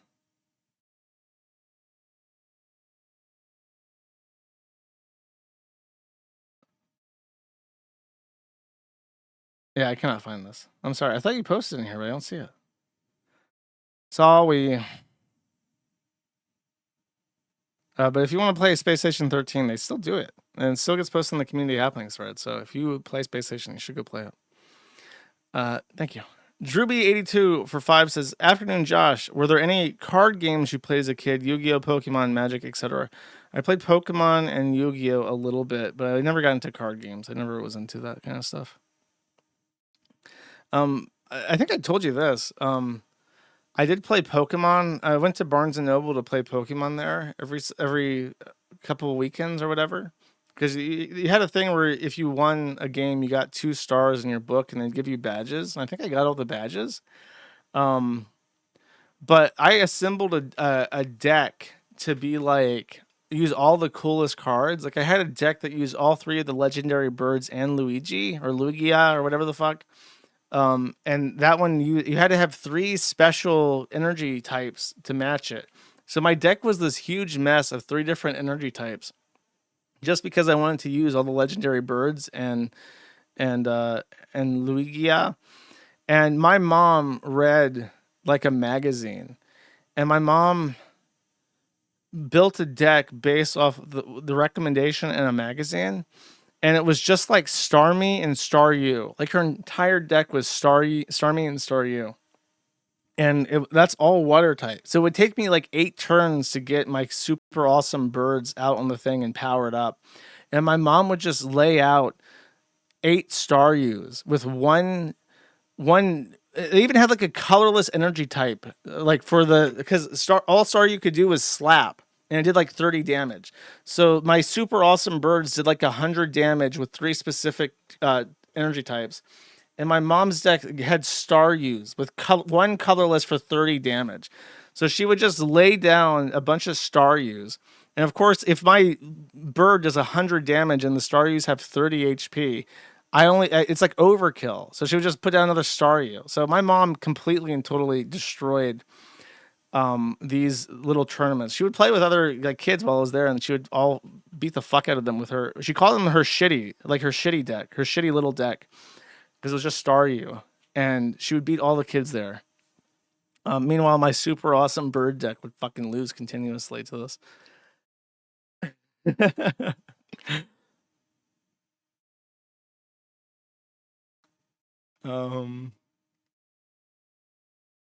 Bunker Housing for 5 says, I think I found a horror show that traumatized you. Comments about how kids were fucked up. Hee hee. Alien Encounter from Disney World. They closed it down, and they replaced it with Lilo and Stitch Alien Encounter. And yeah, this is it. It was this thing. I don't know if it's like a video of it, but you were sitting in a circle around the tube. There was like an alien creature that would show up in the tube. It had smoke effects. It was dark for most of it. There was like the two repair guys were up in the ducts above you, and they would talk the entire thing about trying to get it sorted because it was like a teleporter or something. Like there was nothing in here, and then they're like, well, we're gonna try to get the teleporter to work, and they were trying to teleport in like friendly, cute aliens or something to show you, and it teleports in this giant fucking monster instead. But like you see the seats, how you're like locked in. There's little vents that breathe down your neck, and there's a little like a thing like above you on the ceiling that will spray you with water as the guys in the duct get killed by the alien and stuff. It's really fucking intense. And they replaced it with Lilo and Stitch, which is like silly, and it has like instead of the breathing and the crunching of bones, it has like he burps Cheetos and it smells like Cheeto dust or something. It's supposed to be like a replacement for the experience, but it's definitely not the same thing.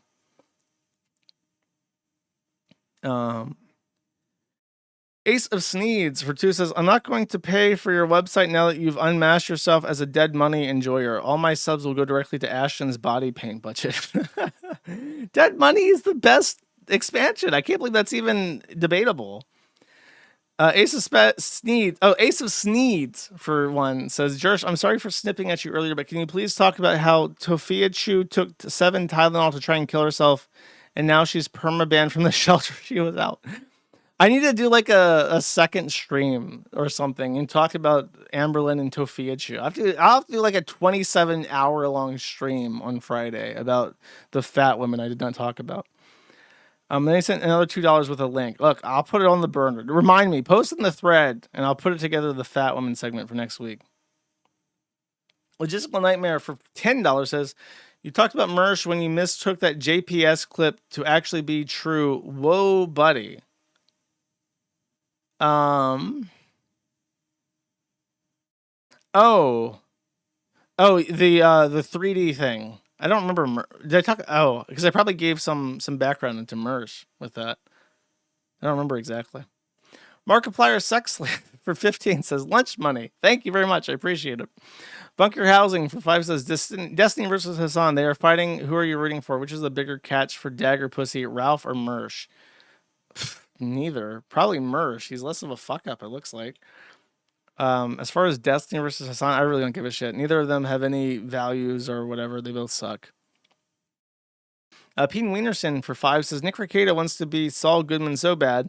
He isn't 1/100th of the lawyer Saul Goodman was. He just settled for being 100 times as disgusting and degenerate. And in the show, Saul works for the cartel. Yeah, as far as I'm aware, Nick Rekieta is not even a lawyer at this point in time. So he's pretty far off from being Saul Goodman, whoever that is. Anime Sucks, Cope and Sneed for 5 says, you need to subpoena because if you only ask for a statement, you're going to get felted when the witness never shows up. Speaking from experience, when a crucial witness in my case never appeared. You can record voluntary testimony and submit that as evidence. And you can do a lot of things besides trying to get a fucking subpoena through the hog, okay? Peen Wienerstein, for 1, says, these woke white women and liberal Antifa thugs won't let me smoke meth and fuck ladyboys in Thailand and want me dead for doing so. Legal mindset, aka legal dick sucker. That seems to be an accurate synopsis of what I just saw, because I don't know how else to explain it. Dunmaris Top Brass for $100 says, here is your sticker money. Do you have any patches from the 2022 sale? My Eye of Sauron has been infected with glaucoma. I do actually have the patches still. I guess I could put those up for sale again. It's an odd number of patches each, which is why I stopped selling them. I need to like liquidate all my inventory. I think I have a couple things of everything left. I'll try to do that, I guess, if people still want them. Thank you very much. Foxes for 5 says, regarding legal mindsets break, paranoid schizophrenia x hand stalking sure is something. What? I just don't want to show my hands and have weirdos know what my hands look like. My hands might be extremely sexy. You don't know. Foxes for 2 says, gang stalking, gotcha'd by my phone, rip. Oh, instead of hand stalking. I thought he was taking jabs at me. I mean, gang stalking is usually a symptom of paranoid schizophrenia. Unkind Naysayer for 2 says, I will live to see Nazi become the new N-word, huff the Hopian whippets. How is it going to be used informally between the Nazis and the Nazis? Wie Gates? Wait, they say Digga in German. Wie Gates Digga. We have to say something like that, but with Nazi. Wie Gates Naga. Mugger Rousing for 3 says, legal mindset can buy Styx Heckenhammer's plaque. I heard it's going up for cheap. That's true. He should buy that. That would be a great replacement. That'd be a great story too. You could tell the Happa kids about that. Bean Wienerstein for 1 says, Neil Mahan being questioned in front of Congress. I redeemed the 5th Sa. Very true. Thank you. Pancake Luchador for 100. For 5 says 100% becoming a Christian after Charlie Kirk is fucking cringe, and putting his face on money is also fucking insane. It's fucking appalling how much people praise him when they never gave a shit. It's true. I can't even pretend to give a shit because it's I made fun of him while he was alive. So how am I going to sit here and be like, oh, what a great man, what a brave stance he took, getting shot in the neck? It's like, okay, I feel bad, and apparently he did a lot of good, but I didn't know anything about him. I wasn't in TPUSA. I wasn't like a fan of his. I think I said the only good thing Fuentes ever did was humiliate Charlie Kirk because he was an Israeli stooge. It would be like such a craven thing to be like, oh yeah, I super knew that guy. It was like super cool. It's like I was a dickhead to him. I didn't know anything about him, so I can only say so much. Awaken 34 for 2 says, you will stop watching anime, but only if I can stop watching things like Ultraman and Power Rangers. What the fuck are you talking about? Bunker Housing for 4 says, I have watched Legend of Galactic Heroes and AOT and Goblin Slayer. These are the only one. What is my danger factor? How much do I need to be saved? Goblin Slayer is nothing but rape. I remember that they even took it down from Crunchyroll because it was nothing but rape. That's pretty bad. Peen Wienerstein for 2 says, I bet Candy Crush Venom has a silver play button. Legal Dick Sucker has every right to be angry. I mean, he probably has a gold one, I think. A Weenie Smoothie for 10 says, this is really good, specifically the Practo spoiler.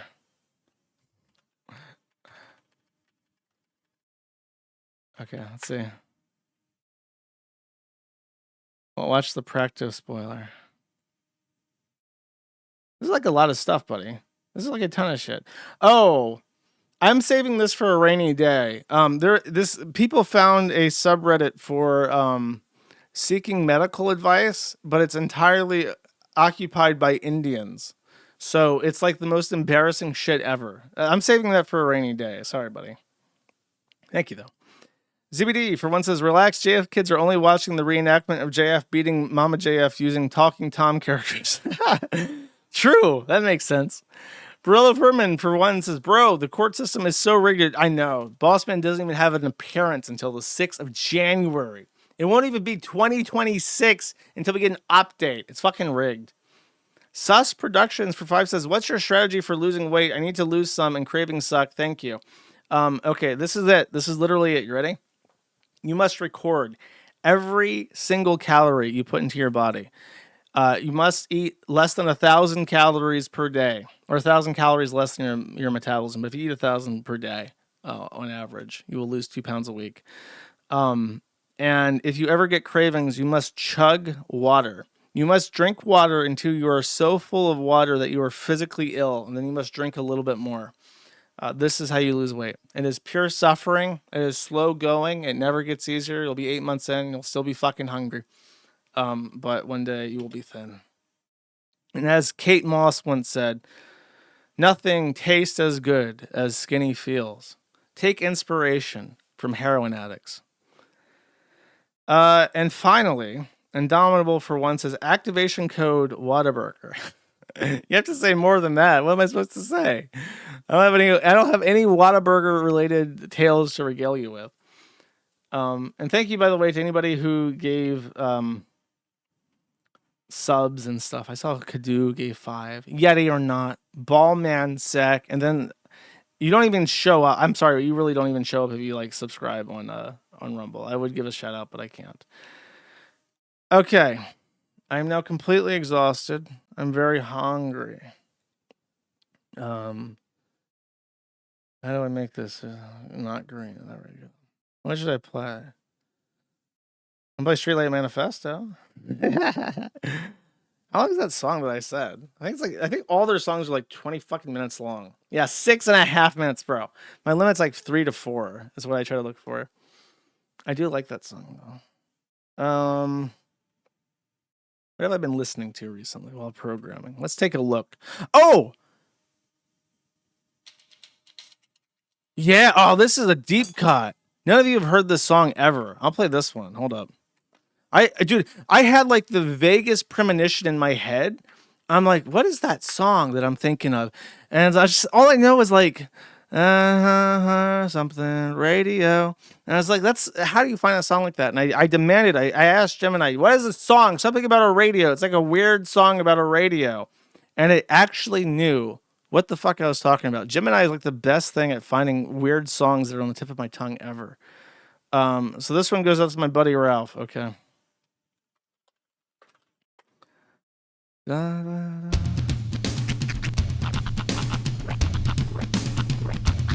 Yes. Mexico. Radio.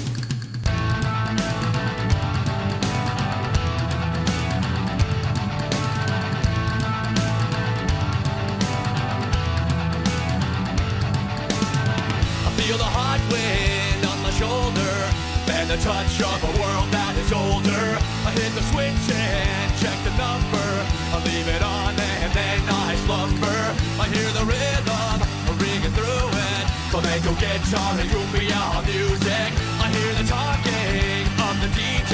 Let's have a listen. What does he say? I'm on a Mexican radio. I'm on a Mexican radio.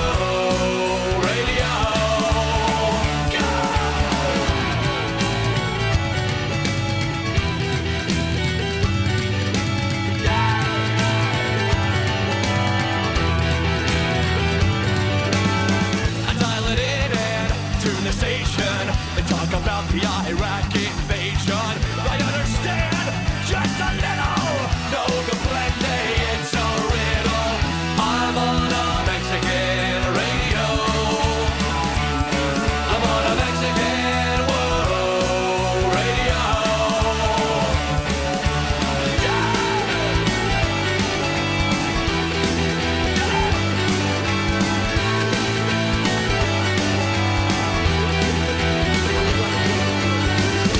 I was in Tijuana, sipping back an ice-cold caguama. I take requests on the telephone. I'm on a wavelength. I feel the hot wind on my shoulder. I dial it in from south of the border. I hear the talking of the DJ. They're trying to figure out what does he say. I'm on a Mexican radio. I'm on a Mexican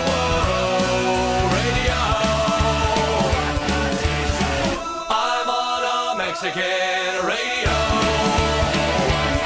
I'm on a Mexican radio. Radio, radio, radio, radio, radio,